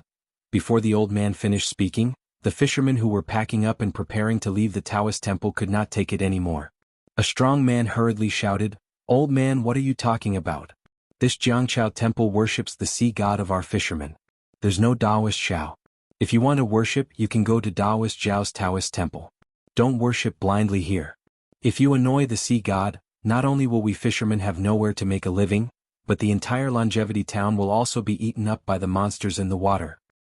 "Little guy, what do you know?" The old man glared at the fisherman with disdain and said, "This Jianghu temple worships Taoist Xiao. He just showed up yesterday. Not only did he save my family of 3 in General Ridge, but he also gave me elixirs. Look, my chronic illness and these people's illnesses are all thanks to Taoist Master Zhao's blessing." "Bullshit."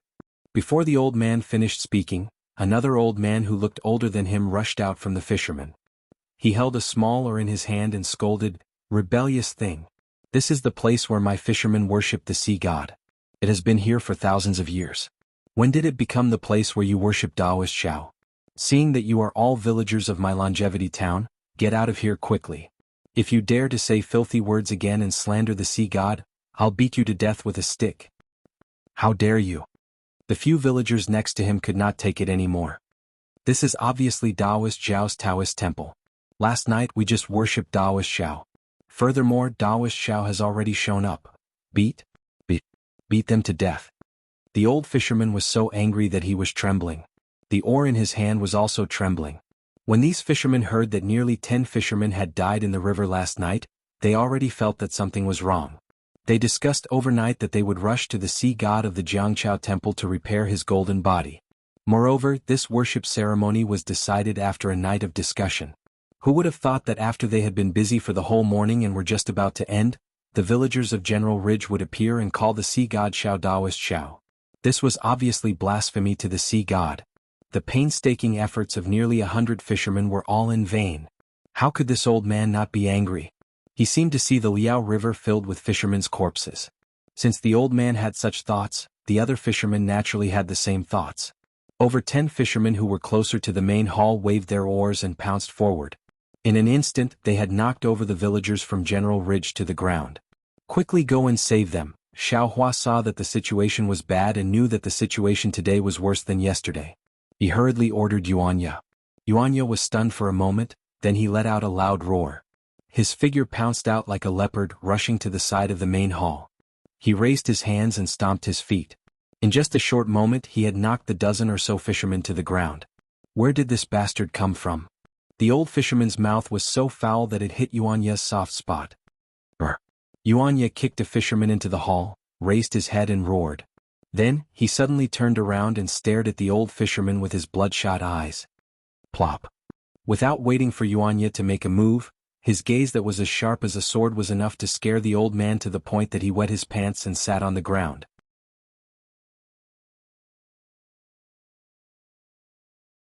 Great-grandfather. A few strong men in the distance shouted and prepared to pounce over. Yuanya's strength had already gathered and was about to erupt. It seemed that he would be able to rush to the front of the old fisherman without the need for those strong men to pounce over.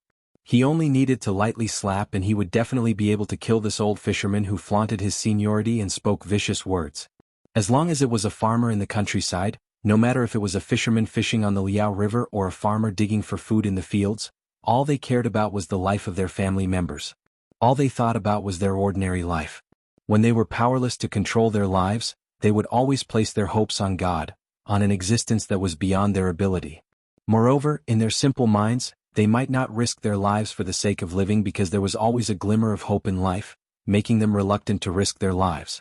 However, for the sake of the God in their hearts, for the sake of their last hope, they would definitely risk their lives regardless of everything. Perhaps the farmers were simple, but if they were stubborn, then even if they were to bang their head against the wall, they would not easily turn back. Therefore, even if Yuanya suddenly showed his power and knocked several fishermen to the ground in an instant, and even looked at the old fisherman like a wild beast, something went wrong, he would immediately kill him. However, those fishermen who had been fighting against the fierce wind and fierce waves for many years instead became ferocious. That old man clenched his teeth as if he did not care about Yuanya's snake-like gaze staring at him. He waved his hand and said, "Hit." Xiaohua was slightly angry in his heart. He could clearly see the farmer's pity, but the farmer's selfishness was also something he did not expect.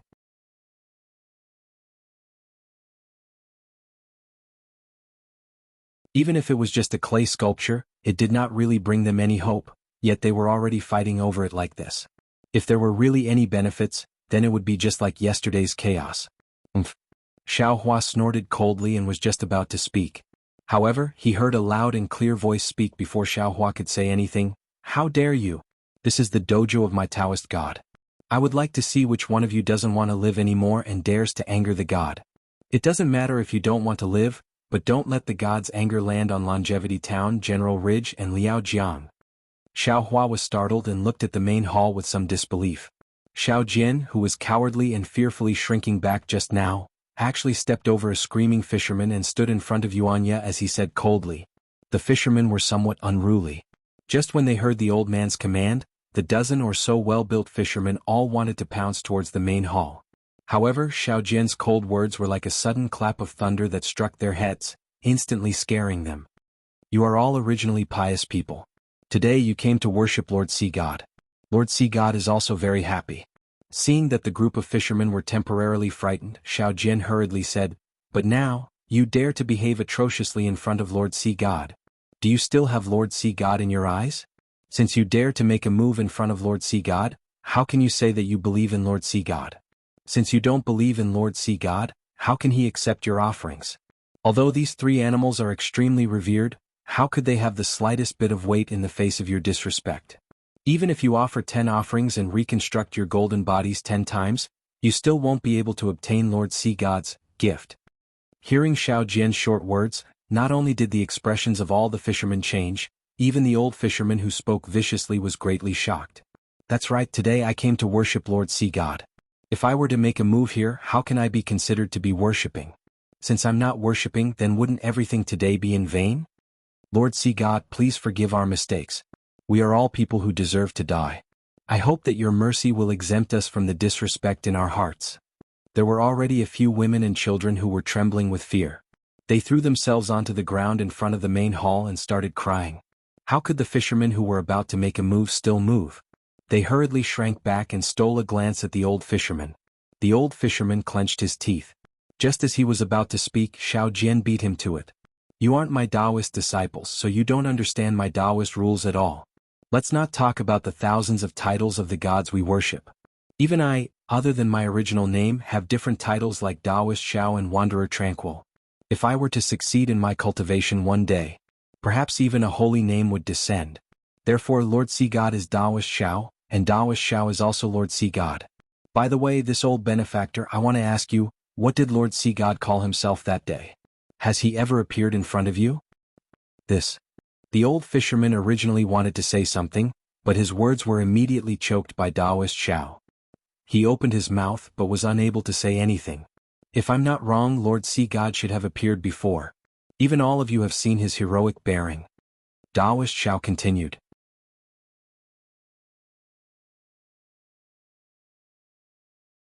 "However, we don't have the immortal lifespan of gods, so how can we remember so clearly? Even if our ancestors knew that Lord Sea God was Taoist Xiao, when it was passed down to our generation, his name had long been forgotten. I can't help but say that Taoist Xiao appeared at the River Tide Temple 2 days ago and scolded us for forgetting him and cutting off his family line. Plop. The old fisherman didn't dare to say another word. His knees went soft and he knelt on the ground again. Damn it. Xiao Hua at the side couldn't help but laugh. Looking at Taoist Zhao's serious face, he thought to himself, this Xiao Jian is definitely not an ordinary person. With a few simple words, he was able to convince these irascible fishermen and force them to kneel down. Truly amazing. Thinking of this, Xiao Hua's heart was moved again. Could it be that what this guy said before and those stories are all true? Xiao Hua's impression of Xiao Jian wasn't particularly good. He felt that Xiao Jian's mouth was full of nonsense and slippery. Therefore he only believed half of what Xiao Jian said. Now, looking at Xiao Jian's appearance, he was somewhat pensive. Just when Xiao Hua was admiring, he suddenly saw a strange expression appear on Taoist Zhao's incomparably pious face. Taoist Zhao's 2 eyes were blinking at him, as if he wanted to say something to him. Oh. Xiao Hua suddenly woke up and immediately opened his mouth. An extremely cold voice floated above the main hall of the River Tide Temple. Ouch. At the same time in the River Tide Temple, other than Taoist Xiao and Yuanya, everyone held their heads with one hand and a painful expression appeared on their faces as they wailed with all their might.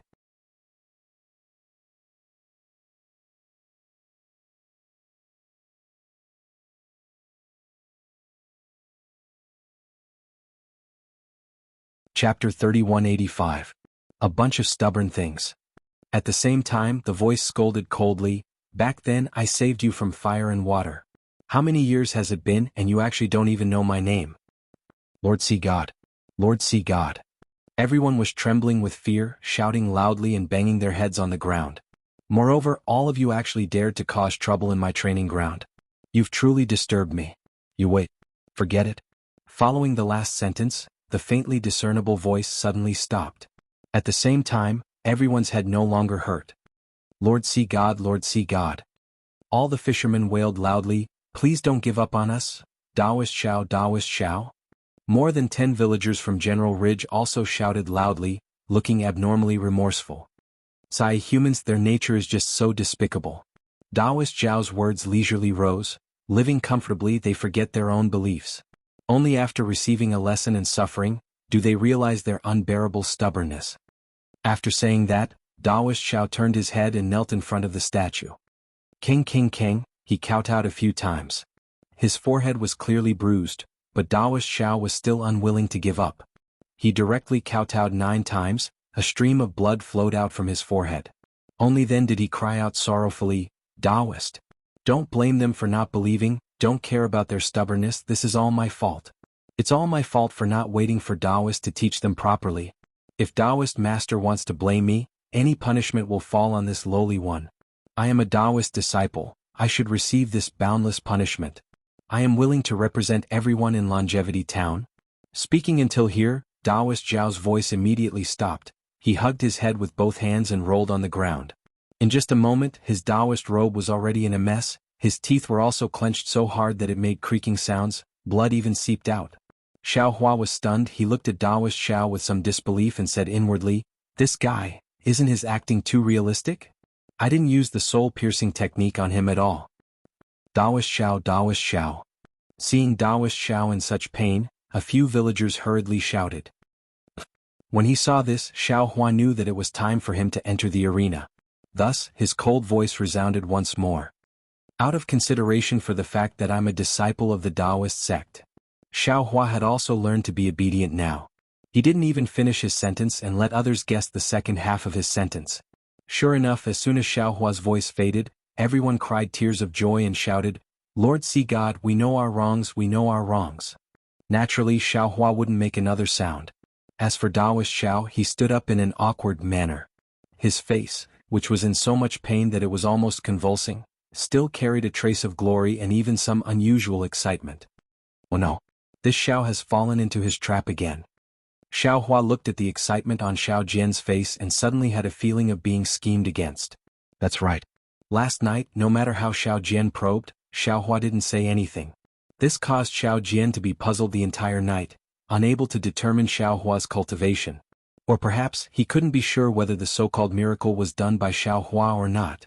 Even if he was sure that Xiao Hua had some tricks up his sleeves, but, as long as he was a little clever with his mouth, wouldn't he be able to achieve the effect of scaring ordinary people? But now he was able to make hundreds of people hold their heads and cry out in pain. This wasn't something an ordinary person could do. Even an ordinary cultivator probably wouldn't have this kind of magical ability. Xiao Hua, who claimed to have just entered the grade yesterday, was now probed by Xiao Jian all of a sudden.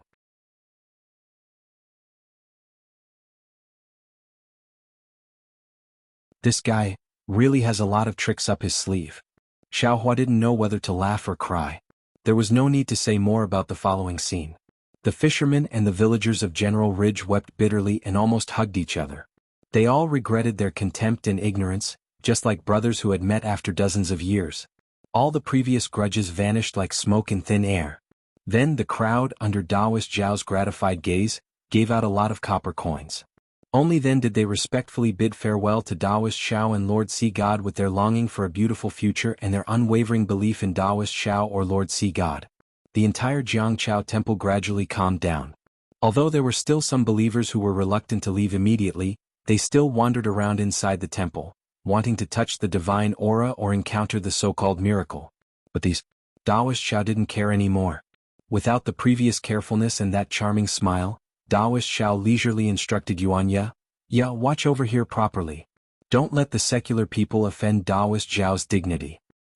Yes, master, Yuanya answered, but his eyes were looking at Xiao Hua. The scene just now had made him extremely shocked. He was able to knock down 10 strong men in one go, but he didn't have the means to give hundreds of people headaches at the same time. This was really beyond his knowledge.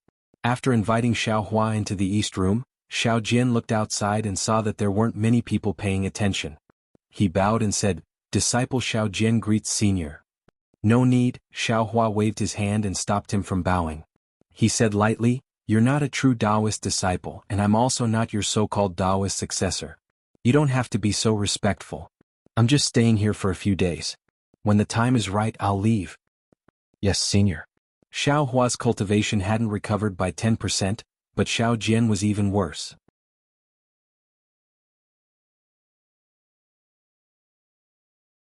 He tried but couldn't kneel.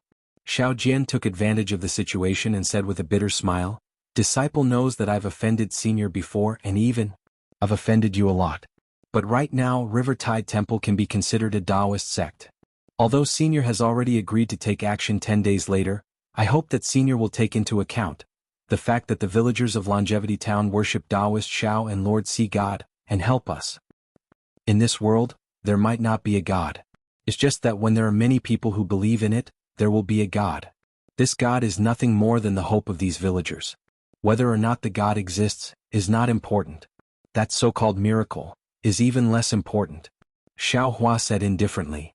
Yes, senior's words are very pertinent. But right now the ignorant villagers don't know that this God is in their hearts. They've only been blinded by the mortal world, and only want some miracle to help them escape from the mortal world. It's just like how poor people yearn to become rich overnight. Xiao Jian agreed with Xiao Hua's words. That's why, although this disciple tried his best to pass on my Taoist teachings to them, they simply didn't listen. They only looked at the methods of the Shaojin Temple's bald donkey. Hee. Xiao Hua knew that Xiao Jian and Monk Mingyu were the same kind of trash, so he was too lazy to point it out. He only smiled and didn't say anything. Xiao Jian was somewhat unable to understand what Xiao Hua was thinking. He looked at Xiao Hua somewhat awkwardly as if he wanted to say something but hesitated. If you have something to say, come in and say it. Xiao Hua raised his eyebrows. Do you think this old man can't see you hiding there? Yes, master. Yuanya jumped out from the door of the east room and once again knelt down in front of Xiao Hua with a plop, kowtowed and said, Master, please accept this disciple's kowtow. It's useless for you to kowtow again. Xiao Hua didn't stop him, his tone was still indifferent as he said, This old man has already said that you are already old, and your meridians have completely matured. You simply can't cultivate my Taoist techniques anymore. Moreover, your temperament hasn't been guided since young, only knowing how to kill. Now that you haven't obtained a divine ability, you are already somewhat unable to control yourself. If you obtain this old man's divine ability, wouldn't you be even more rampant? This old man can naturally control you, but what if this old man isn't here? You will bring about a huge disaster. Master. Hearing this, Yuanya's face became very anxious. However, he also didn't know how to explain himself. He obediently got up and opened his mouth, not knowing how to persuade Xiaohua. Xiao Jian even gave him a look, telling him to continue kneeling and rather die than get up. Xiao Jian already saw some clues. Xiaohua was someone who could be persuaded but not cowed by force. If he continued to pester him, he might be able to make Xiaohua change his mind. Unfortunately, Yuanya wasn't Xiao Jian. Although he understood Xiao Jian's look, in the end he still didn't kneel down. "Senior?" Xiao Jian's eyes turned, sighed several times and similarly pleaded, "Ya is a good child. This is something this disciple knew when I first saw him. That's why I brought him by my side, Xiao Jian." Hearing this, Xiaohua immediately interrupted him and said coldly, "Don't think that this Xiao is kind and deceive this Xiao. Don't think that this Xiao doesn't know that you left Yuanya behind, because you want him to protect you. It's not because of your so-called kindness, nor is it because of his nature. Don't think that this Xiao doesn't know that there are several eyesores under Jiangchao Ridge." Hearing this, Xiao Jian's face immediately turned pale. He bit his lips and looked at Xiaohua in disbelief. He didn't understand.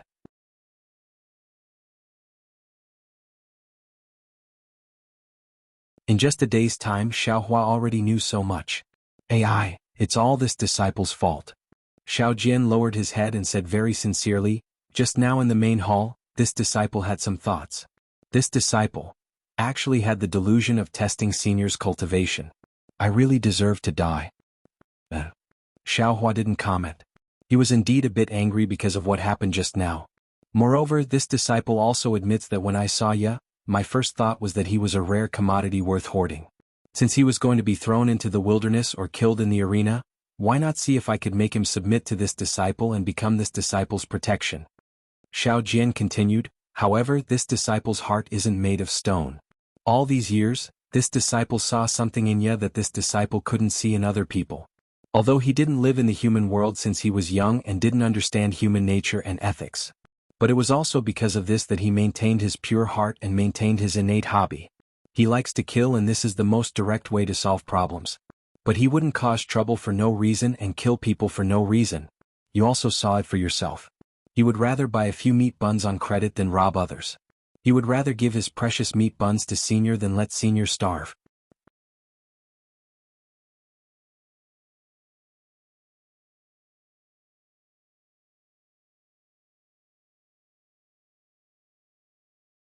Chapter 3186.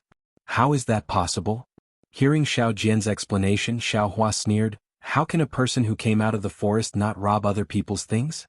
Otherwise, how could he come out of the forest?" "You tell the senior." Xiao Jian kindly looked at Yuanya. "Yes, master." Yuanya nodded and looked at Xiaohua with some fear. "Master, when disciple just came out of the forest, disciple often robbed other people's things. He had even injured someone before. However, that was something that happened in the gladiator arena. Since then, I have followed master. Master told disciple that other people's things belong to other people. Only things obtained with one's own strength are one's own. Especially when disciple saw the bun shop owner and his staff buy meat, knead the dough, wrap the buns and steam the buns. Disciple knew that buns are not fruits on the tree and do not grow out of thin air. Disciple stopped robbing other people's things." Xiaohua's expression did not change. Seeing that Yuanya had stopped talking, he asked again. "That's all?" Yuanya was stunned and answered casually. "Sigh." Xiao Jian sighed in his heart. Xiaohua's tone was obviously a little loose. Perhaps Yuanya could say a few more words? Actually, Xiaohua had already vaguely promised Yuanya before, but Xiao Jian was still not at ease. After all, Yuanya did not become Xiaohua's disciple. How about this? Xiaohua saw Yuanya's honesty and thought for a moment, this old man has a weapon here. If you can pick it up, this old man will accept you as his disciple. Saying this, Xiaohua shook his hand and took out the heaven-leveling rod and casually placed it on the ground. Looking at this 1-meter-long iron rod as thick as a duck egg, Xiao Jian was overjoyed.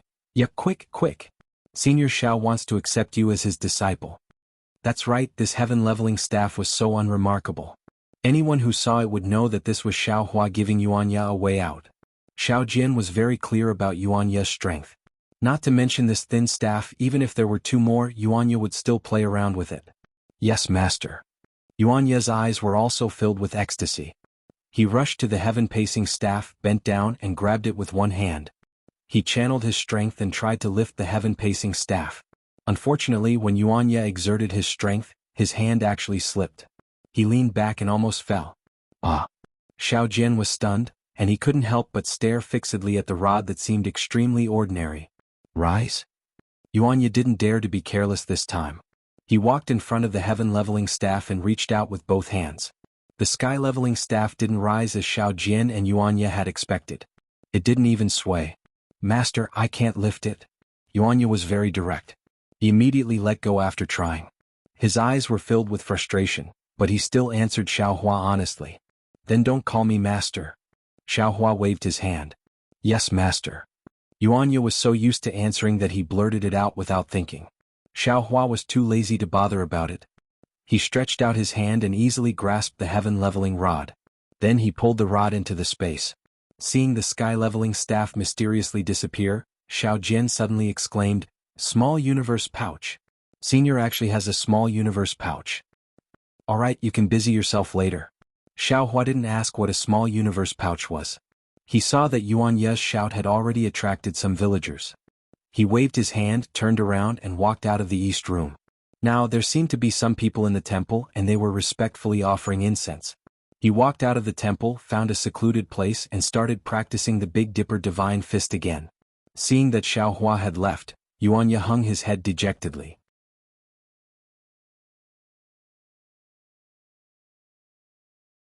Xiao Jian looked at him and wanted to comfort him, but he knew that anything he said would be useless. He could only say nothing and walk out on his own. As soon as Xiao Jian walked out of the east room, someone immediately saw him. Two middle-aged men hurriedly stepped forward and bowed. Daoist Xiao, this humble one is from the Immortal Town's eastern suburbs. I just heard that Daoist Zhao's cultivation is profound, so I hurriedly came to seek Daoist Zhao's advice. This humble one's family is about to be married, and I don't know which day is suitable? Seeing that there were people coming over, Xiao Jian's face immediately became solemn. After listening to the two men, he pretended to be profound. His finger was still moving up and down. After half a cup of tea's time, he opened his mouth and said, If we're talking about marriage, cough cough, if we're talking about an auspicious day, it's tomorrow at noon. Xiao Jian's spittle flew everywhere, and he spoke for half a meal's time. The two middle-aged men were completely convinced by his words, and they were so happy that they wanted to take out their copper coins as thanks. Xiao Jian shook his head slightly and pointed at the merit box that had just been placed on top of the main hall. He said in a deep voice, This old man is under Daoist Zhao's orders to solve the problems of the villagers of Immortal Town. These gifts can be sent to the merit box. That's for Daoist Zhao. This old man will use the merit in the box to reconstruct Daoist Zhao's golden body, so that the villagers of Immortal Town will forever be under Daoist Zhao's grace. Excellent. The two middle-aged men looked at each other, and their eyes were filled with sincerity. Fine, the merit given to Daoist Zhao was naturally different from the gifts given to Daoist Zhao. The copper coins from before were not enough, so the two of them took some more before they were willing to put them into the merit box and hurriedly left.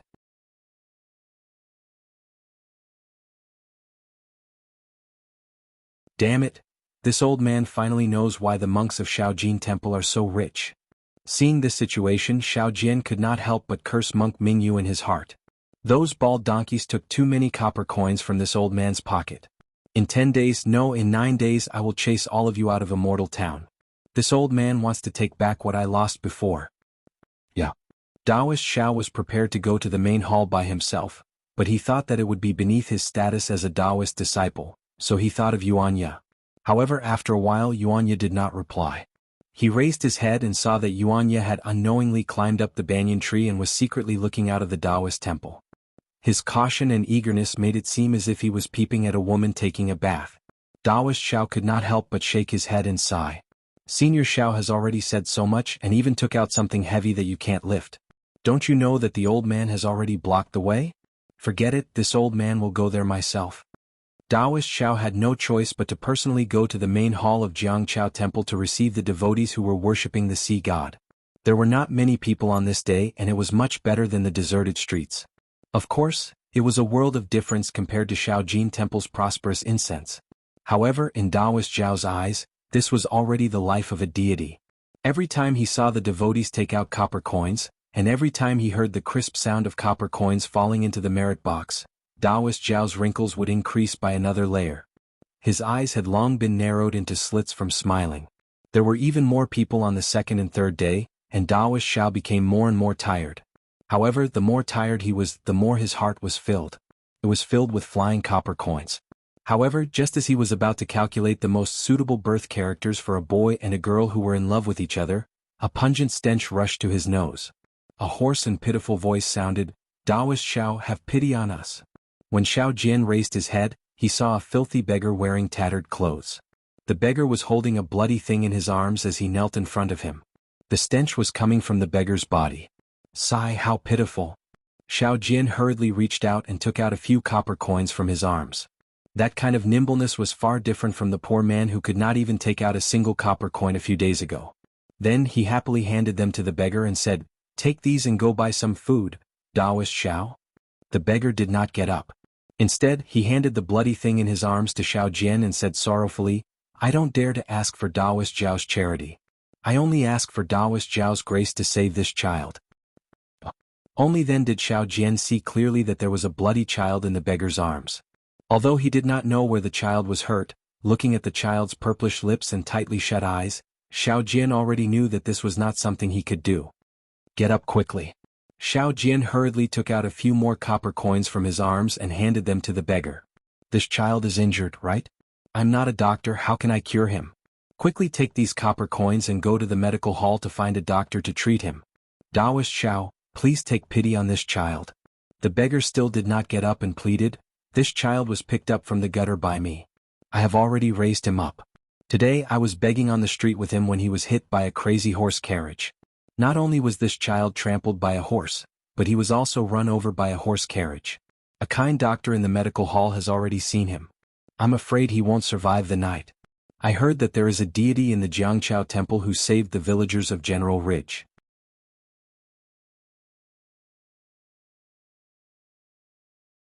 Therefore I came here step by step from the town.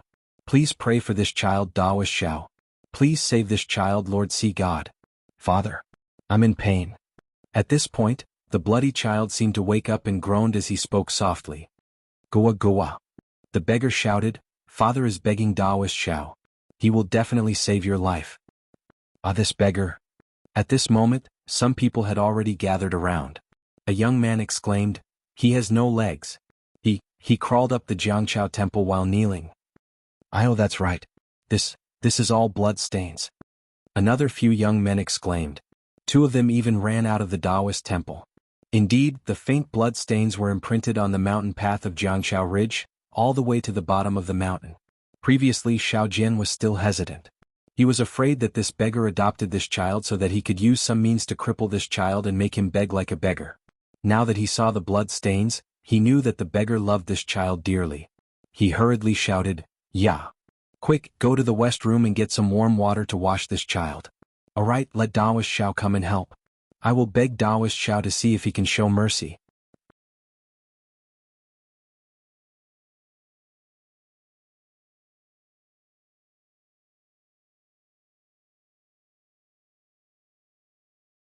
Chapter 3187.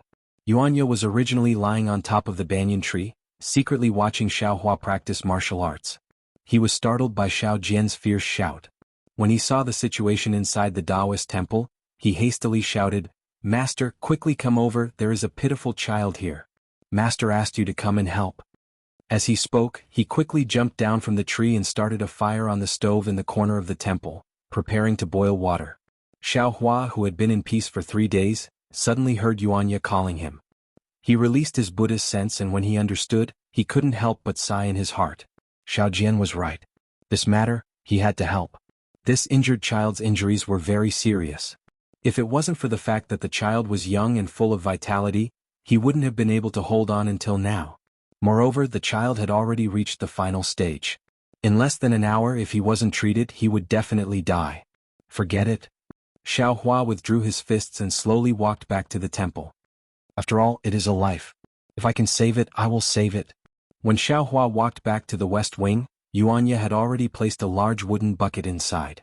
He was waiting for the water to heat up so that he could wash the child.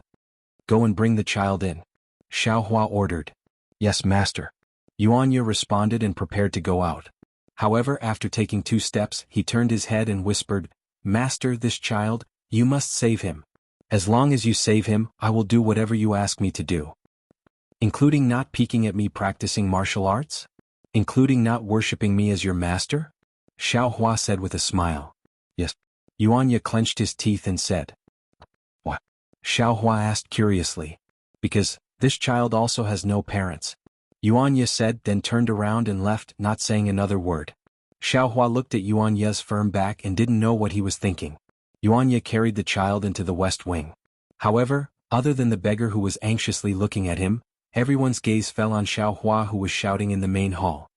"Taoist Master Xiao, please have mercy and save this child." Xiao Hua's words came one after another as if he didn't stop. It was as if the worn-out statue could still hear his voice.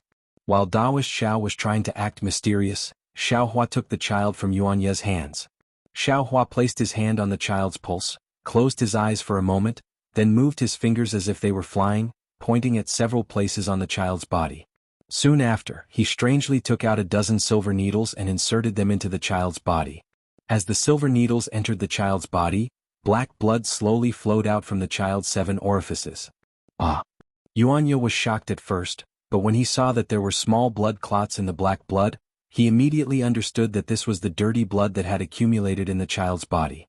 Xiao Hua was cleaning this dirty blood out. Immediately after, Xiao Hua waved his hand and took out 2 pieces of yellow paper. He waved his hand and placed them on the child's body. With a flash of green light, the yellow paper disappeared. The child's body slightly trembled and no longer moved. "Call Xiao Jian in." After Xiao Hua fed the child another pill, he handed the child to Yuanya and said, "Clean the child."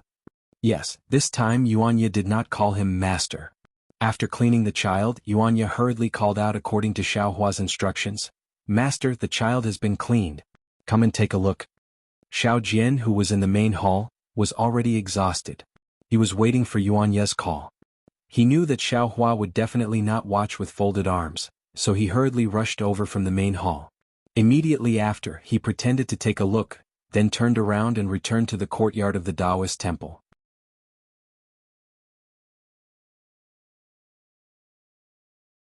He kowtowed towards the statue in the main hall and muttered something that no one knew. When the beggar saw this, he hurriedly moved to Taoist Zhao's side and kowtowed with all his strength.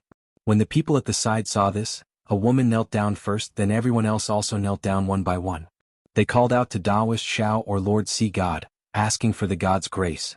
The sound of prayer became louder and louder, causing Xiao Hua's heart to move.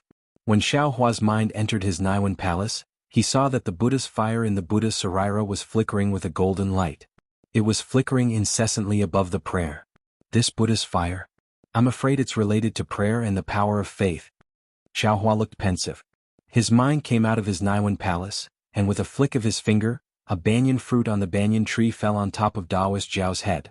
Taoist Xiao has bestowed the medicine. Taoist Xiao has bestowed the medicine. Xiao Jian shouted and hurriedly took out the banyan fruit that was smaller than a soybean and hid it on his head. Then he took out the banyan fruit that was smaller than a soybean and landed on the ground. "Many thanks, Taoist Xiao." Hot tears flowed out of everyone's eyes. The joy of helping others was 100 times greater than the joy of helping oneself. Xiao Jian took the spirit medicine, and walked in front of the child in Yuanya's arms. He glanced at Xiao Hua, then handed the banyan fruit to Xiao Hua and said, "Taoist Xiao, I'll have to trouble you to give this spirit medicine to the child." Xiao Hua looked at Xiao Jian unhappily. He knew that he did not dare to put the banyan fruit into the child's mouth. He only took the banyan fruit, pretended to give it to the child and then put it into the space. "Sure enough, it's really a spirit medicine." Xiao Jian said extremely exaggeratedly, "It melts in the mouth. It melts in the mouth."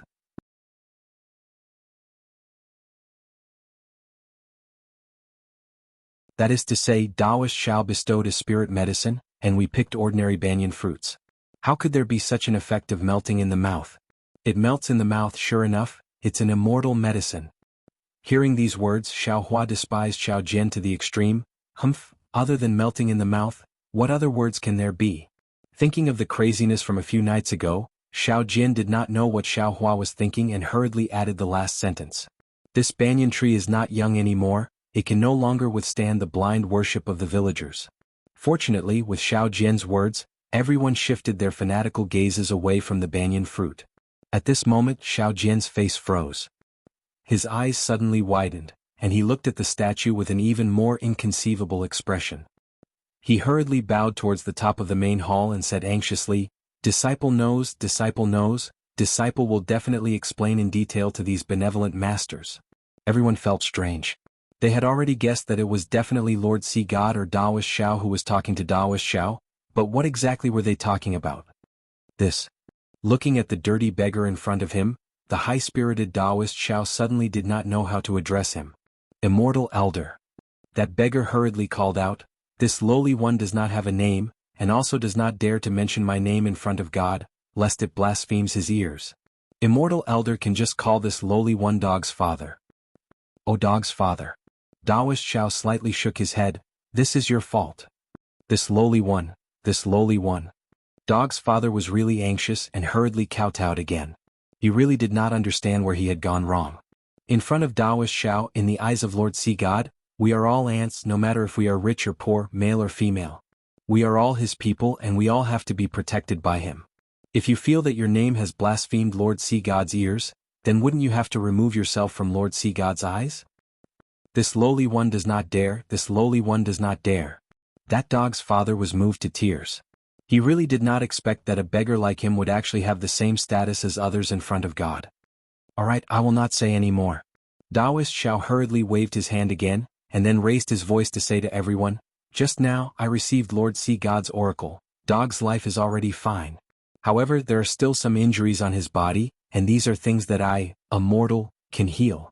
Thus, Lord Sea God disdained to take action, and let us send Dog to the town's medical hall. Why does Taoist Xiao need to personally go? Just as Xiao Jian finished speaking, a few kind men and women had already stepped out from the crowd. "Leave this matter to us, Taoist Xiao should still stay in the Taoist temple and serve Lord Sea God." Alright, in that case many thanks to everyone. Lord Sea God will see what everyone has done." Seeing that these few people were dressed like fishermen, Xiao Jian immediately changed Taoist Xiao to Lord Sea God. Xiao Hua, who was at the side, was both angry and amused.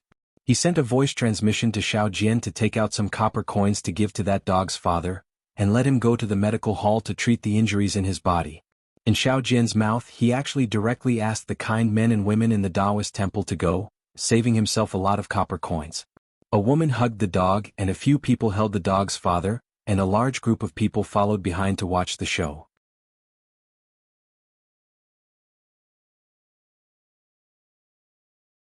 Thinking of how the doctor in the medical hall would determine the condition of the dog, and personally seeing a child on the verge of death come back to life, they would probably be able to show off to others every day for the rest of their lives.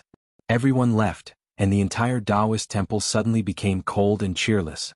Xiao Jian looked to his left and right, seemingly not used to it. "Many thanks, senior." Xiao Jian saw Xiao Hua walk out, and Yuanya, who was behind him, easily carried the large wooden bucket to the outside of the Taoist temple to pour water. He hurriedly bowed and said to Xiao Hua, "Why didn't this disciple think of letting that child go to the medical hall? This way, wouldn't a lot of people in Longevity Town know about the miracle of my River Tide Temple?" "Humph, how can this old man be so narrow-minded like you?" Xiao Hua waved his hand, slowly walked out of the Taoist temple and said disdainfully, "This old man originally didn't know the Qi Huang technique. That child took a pill but it couldn't heal the bones in his body. These things can only be cured by a real doctor. Do you really think this old man is really the sea god?" Yes.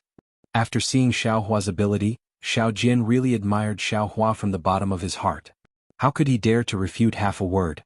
Xiao Hua also didn't pay attention to him, and went out to practice martial arts. Yuanya scuttled back to the banyan tree, and continued to secretly learn from Xiao Hua. The matter of the dog seemed to be very sensational. The River Tide Temple, which had returned to its peaceful state before noon, welcomed a stream of people in the afternoon.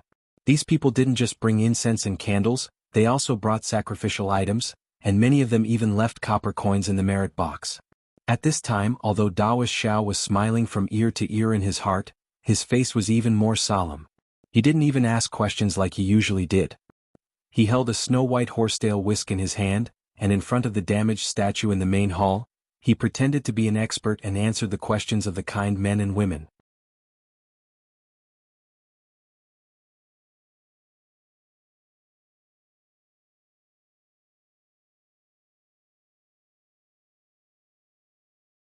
Chapter 3188. On the sixth day, the long-awaited statue of Lord Sea God was finally completed. The face of the statue was the same as the one Xiaohua saw that day. The craftsman's craftsmanship was very exquisite. The statue looked very lifelike, as if it was alive. The celebration of the reconstruction of the golden body was even more grand. At this time, the matter of the Jianghu temple was no longer Taoist Zhao's matter alone. Not only did the fishermen come, there were also the villagers of the general ridge and the devout townspeople who came to help. The celebration was extremely lively and took half a day's time. However, this had nothing to do with Xiaohua. Even if there were some chores, Yuanya would go and help. Taoist Xiao did not dare to rashly trouble Xiaohua. Xiaohua was naturally happy to have peace and quiet. He was constantly using the Big Dipper divine fist beside the Taoist temple. Xiaohua's appearance naturally attracted the attention of others. However, the adult's attention was only attracted by the bustling Taoist temple for a moment. Who would still look at a Taoist who was endlessly practicing inexplicable punches and kicks? On the other hand, there were some children who were happily playing near Xiaohua. There were even some who were standing there and gesticulating. Only when the sun set in the west did the people in the Taoist temple gradually become sparse. Only when the sky was completely dark and a half-moon appeared on the horizon did the Taoist temple become completely deserted. Senior. Xiao Jin walked out of the Taoist temple and stretched his body. He raised his voice and said, "You have been practicing punches and kicks here for an entire day. Aren't you tired?" "You have your tiredness, I have my leisure." Xiaohua withdrew his punches and kicks.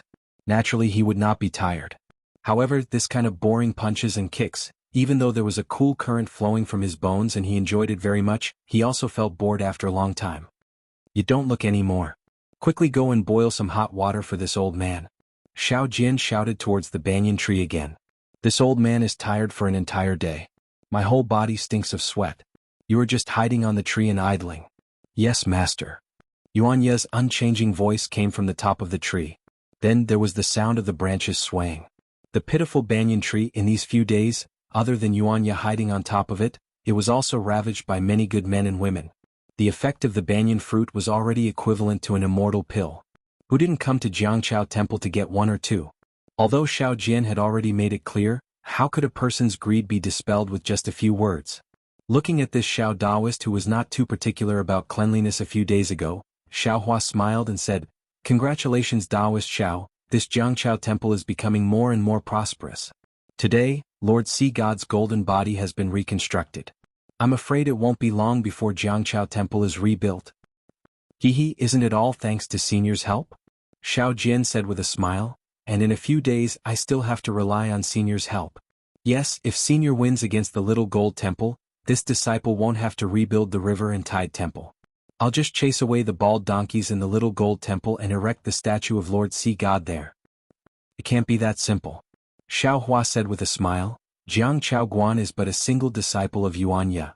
This old man doesn't know how many monks there are in Shaojin temple, but there are definitely more than Jiang Chaoguan.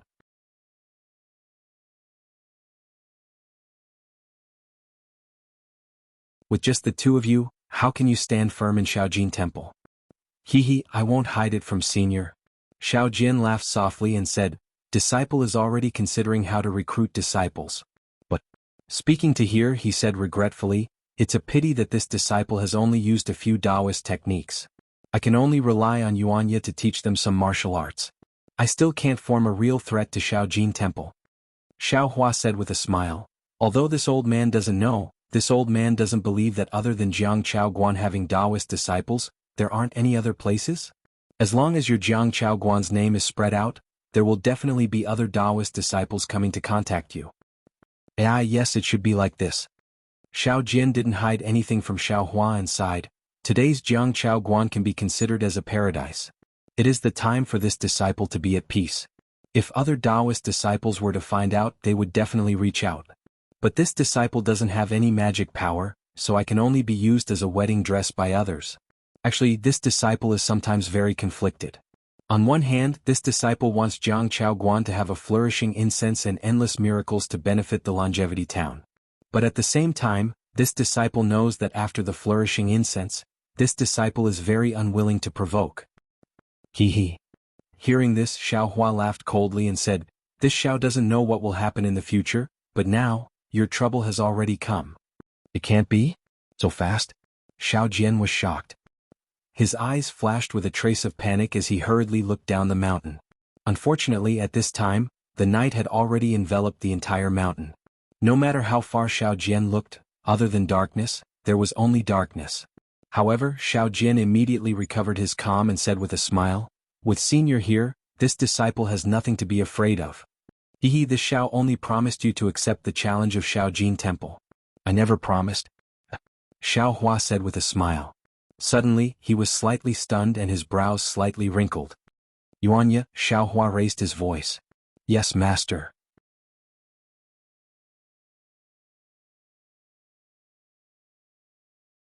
Yuanya answered naturally, but when he appeared, there was a trace of awkwardness and embarrassment. Xiao Hua ordered, "There are 2 children at the bottom of the mountain, but you brought them up." "Bottom of the mountain?" Yuanya looked down the mountain in the darkness and was somewhat puzzled. However, he still obediently flew down. After a while, he came out of the darkness with a child in each hand. "Isn't this Brother Lu?" Without waiting for Xiao Hua to speak, Xiao Jian saw the blood-stained youth in Yuanya's left hand and the flesh on his body was lacerated. "You know him?"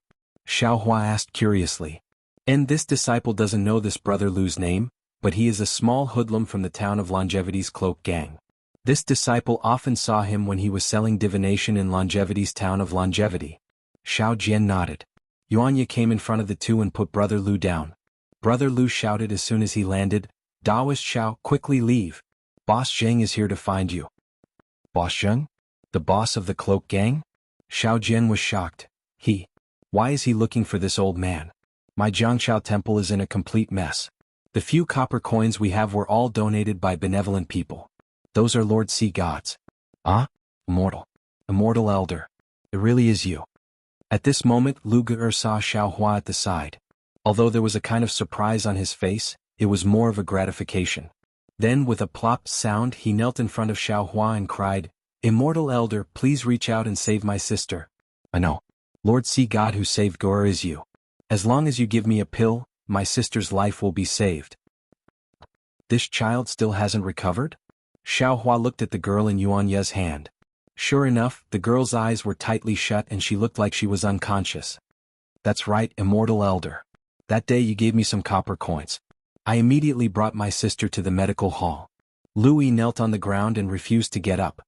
He cried and said, "The doctor prescribed medicine for me. However, after taking it, not only did my sister's condition not get better, it became even worse. Now the copper coins have been spent and my sister is unconscious. Moreover, my sister's body is very hot. No matter what, I can't lower her temperature. A few days ago, I heard about the miracle of the Jiangchao temple from the medical hall's doctor. I also wanted to ask Lord Sea God for help. But Boss Zheng has been looking for me. I don't dare to show myself." At this point, Louis suddenly remembered something. He knelt and shouted, "Daoist Xiao, you must leave quickly. That Boss Zheng has invited an expert and is about to go to the Jiangchao temple. If you don't leave now, I'm afraid it will be too late." "Brother Lu, this old man's Jiangchao temple is extremely poor. Why did Boss Zheng come here? Even if the Jiangchao temple is prosperous these few days, it shouldn't attract the attention of the Zephyr gang." Xiao Jian trembled and asked Louis, "Do you know the specific reason?" "I don't know." Louis was very anxious.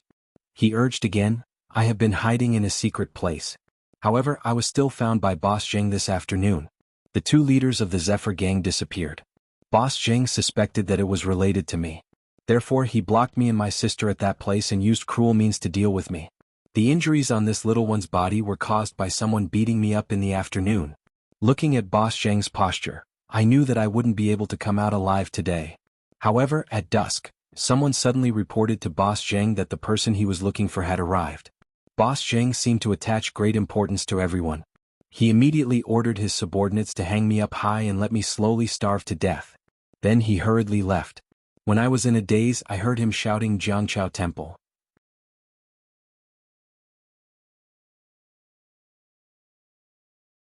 At this point, Louis licked his dry lips and said with a trace of luck on his face, "Fortunately, I used to have a life-and-death friend in Longevity Town who could be said to be congenial. After Boss Zheng left, he sneaked back and put me and my sister down from a high place. He told me to quickly leave Longevity Town. Dog butchers always have righteous people." Xiao Jin sighed when he heard this. Dog butchers are more vicious and merciless people. Xiao Hua coldly retorted and asked again, then why didn't you quickly escape from Longevity Town? Why did you come to Jiangchao Temple? Don't you know that coming to Jiangchao Temple is leading a disaster for Jiangchao Temple? Because. Louis looked at Xiao Hua's calm face.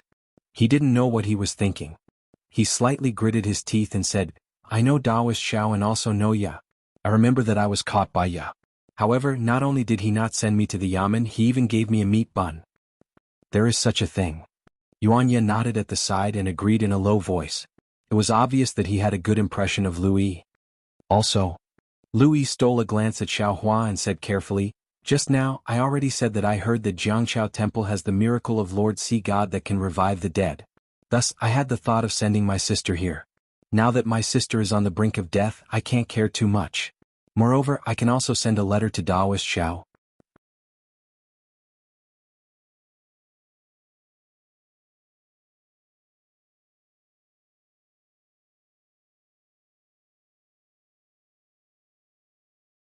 Chapter 3189. Xiao Hua nodded inwardly. His heart was as clear as a mirror. That day when he met Lu Yi in Taoist robes, other than Taoist Xiao, wasn't he the only one in Changxing town to pass on Taoist robes? Since Lu Yi knew Xiao Jian, he naturally knew where he came from. Following that, so many things happened at Jiangchao Temple, and Lu Yi had seen him easily kill 2 people from the cloak gang. With Lu Yi's intelligence, how could he not know that these things were done by him? Today Lu Yi came for 2 reasons. First, he picked up the child and gave it to his sister. Second, he wanted to inform him. He was afraid that Boss Zheng was looking for him. Although Lu Yi didn't say it, Xiao Hua could tell that Lu Yi didn't say anything under Boss Zheng's torture. Moreover, he didn't mention anything in front of Xiao Jian and Yuanya. Lu Yi's mouth was really tight. You're here. But you didn't think. Xiao Hua said indifferently, maybe Boss Zheng didn't think so much. Now that you've run away, he will think more? Perhaps that friend of yours was instructed by Boss Zheng to do this? You coming here, aren't you leading the way for them? This. Lu Yi's face was already pale from the loss of blood. He hurriedly shouted, this little one deserves to die, this little one deserves to die. This little one has implicated a mortal elder. There's no need to be like this. Xiao Hua suddenly laughed. Jiangchao Temple is here, it's not a secret place. Whatever bullshit Boss Zheng can come if he wants to, it has nothing to do with you. Of course, it has nothing to do with this old man. Yuanya, give this child to me. You accompany Taoist Xiao to welcome Boss Zheng. Yes, Yuanya's consistent answer finally changed under Xiao Hua's threat. Taking the little girl from Yuanya, Xiao Hua unconsciously frowned. The little girl's body was especially hot, like the heat of an ordinary person. However, when Xiao Hua looked at her, this girl's face didn't have any special redness. She didn't look like a normal child with a fever. Louis, come with this old man. Xiao Hua put away his cold face and said warmly. No. Louis shook his head. Immortal Elder only needs to accept Xiao Yun, this little one will be at ease. This lowly one is preparing to escape from Longevity Town. Boss Zheng is already at the foot of the mountain, where can you escape to? Xiao Hua waved his hand and said with a smile, with this old man here, there is no need to be afraid. Ah?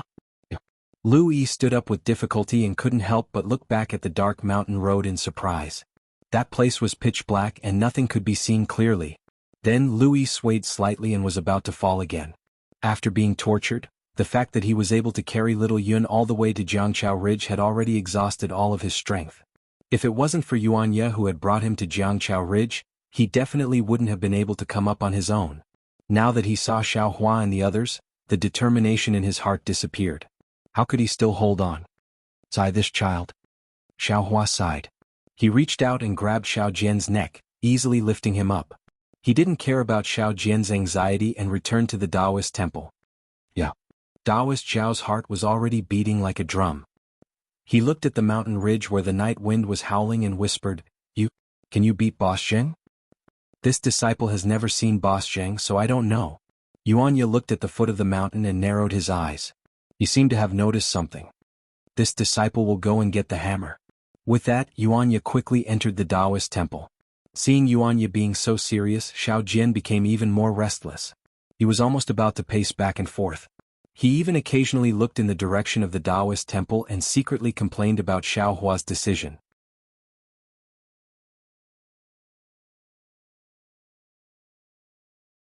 Master, don't worry. Yuanya eerily appeared from the shadows of the Taoist temple and said in a low voice, since my Jianghu temple doesn't have any money that the cloak gang cares about, then it must be because they want the incense of Lord Sea God. I remember that when Master met the local ruffians in Longevity Town, he always used copper coins to solve the problem and didn't let me do anything. Then this time he used copper coins to solve the problem. I'm afraid it's not that simple.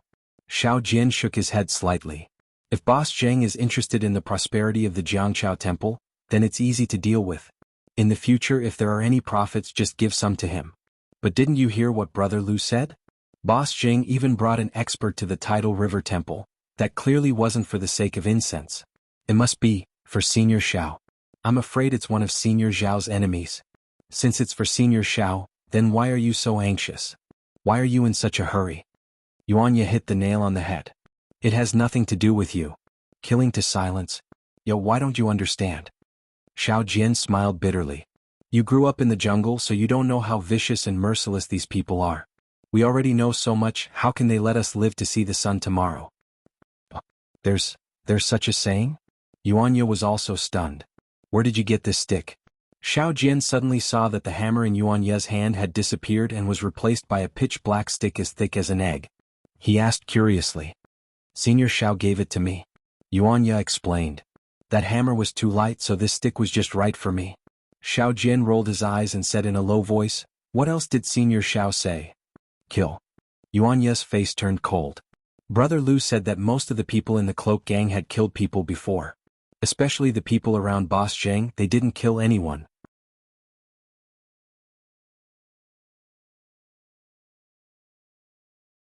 Senior Xiao told the disciples to kill without fear. This kind of killing is a good deed. Phew, Xiao Jian finally let out a sigh of relief. He patted his chest and said, luckily Senior Xiao is from our Jianghu temple. Master, they are here. Yuanya looked down and reminded. Xiao Jian naturally couldn't see that far, so he didn't look and sat down on the ground. Yeah, you sit down too. Otherwise they will know that we are waiting for them. It will be hard for Master to explain. Yes, Master. Yuanya obediently sat not far away from Xiao Jian. The magic wand in his hand was also placed not far away. In just half a cup of tea's time, more than 10 strong men jumped out from the mountain path. These men were all wearing black clothes and black headscarves. Other than their faces, the rest of their body was hidden behind the black clothes. The man who jumped out first saw Xiao Jian and Yuanya sitting there and was stunned. Then he hurriedly said to the slightly fat man behind him, Big brother, these two are the two bastards from Jianghu temple. Cough cough, the slightly fat man took 2 steps forward, revealing his broom-like thick black eyebrows and garlic-sized nose. He coughed twice and said, Old Jiu, what did I teach you? These two are the Taoists from Jianghu temple. How can you speak rudely? Yes, big brother. Old Jiu didn't dare to argue. He bowed his head and didn't say anything. Is this Taoist Xiao? Boss Zheng quickly walked forward and cupped his hands. Seeing Boss Zheng being so polite, Xiao Jian felt apprehensive. However, he hurriedly got up and returned the greeting, I am Xiao Jian. I wonder who is this benefactor? Oh, I am the leader of the cloak gang Zheng Mao. Boss Zheng smiled and said, Taoist Xiao has been staying in Jianghu temple for many years. I should have come to visit you earlier. However, because I was busy with the gang's affairs, I neglected it. Oh, so it's gang leader Zheng. Xiao Jian's face turned serious. He hurriedly tidied up his Taoist robe and bowed, I didn't expect you to come to my Jianghu temple. Please forgive me. It's fine, it's fine. Zheng Mao waved his hand, Taoist Xiao has already welcomed me at the entrance. How is this neglect? It really made me feel a little panicked. What's going on? Xiao Jian originally thought that they would start a fight the moment they met. Who knew that they would be so polite, which really made him confused. Is gang leader Zheng here to burn incense in my Jianghu temple? Xiao Jian rolled his eyes and said with a smile, if so, please come to the main hall and kowtow to Lord Sea God. Hee. Zheng Mao waved his hand and said with a smile, I have never believed in ghosts. Although Jianghu temple is prosperous now, in my eyes, those things are no different from the things that the monks of Shaojin temple did. Moreover, I have never entered Shaojin temple. Is this Jianghu temple? It's better not to enter. So it's like this. Xiao Jian panicked and asked again, then why did Lord Gang Leader come here so late at night? Forget it. A straightforward person doesn't resort to insinuations. Zheng Mao looked at the Taoist temple not far away and said, I came here today to discuss a business deal with Taoist Xiao. Business deal? Xiao Jian saw that Zheng Mao was not looking for Xiao Hua and his heart relaxed.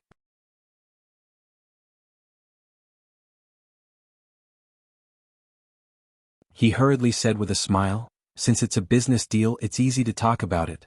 Lord Gang Leader, please say a price. In the future, when my Jiangchao temple is prosperous, I will definitely send things to Cloak Gang on time to show my filial respect to Lord Gang Leader. Haha, seeing Xiao Jian being so tactful, Zheng Mao laughed loudly. How could your Jiangchao temple's little bit of incense money be in my eyes? How could it be worth for me to come here personally? Even for the little gold temple, I only sent a deputy gang leader over.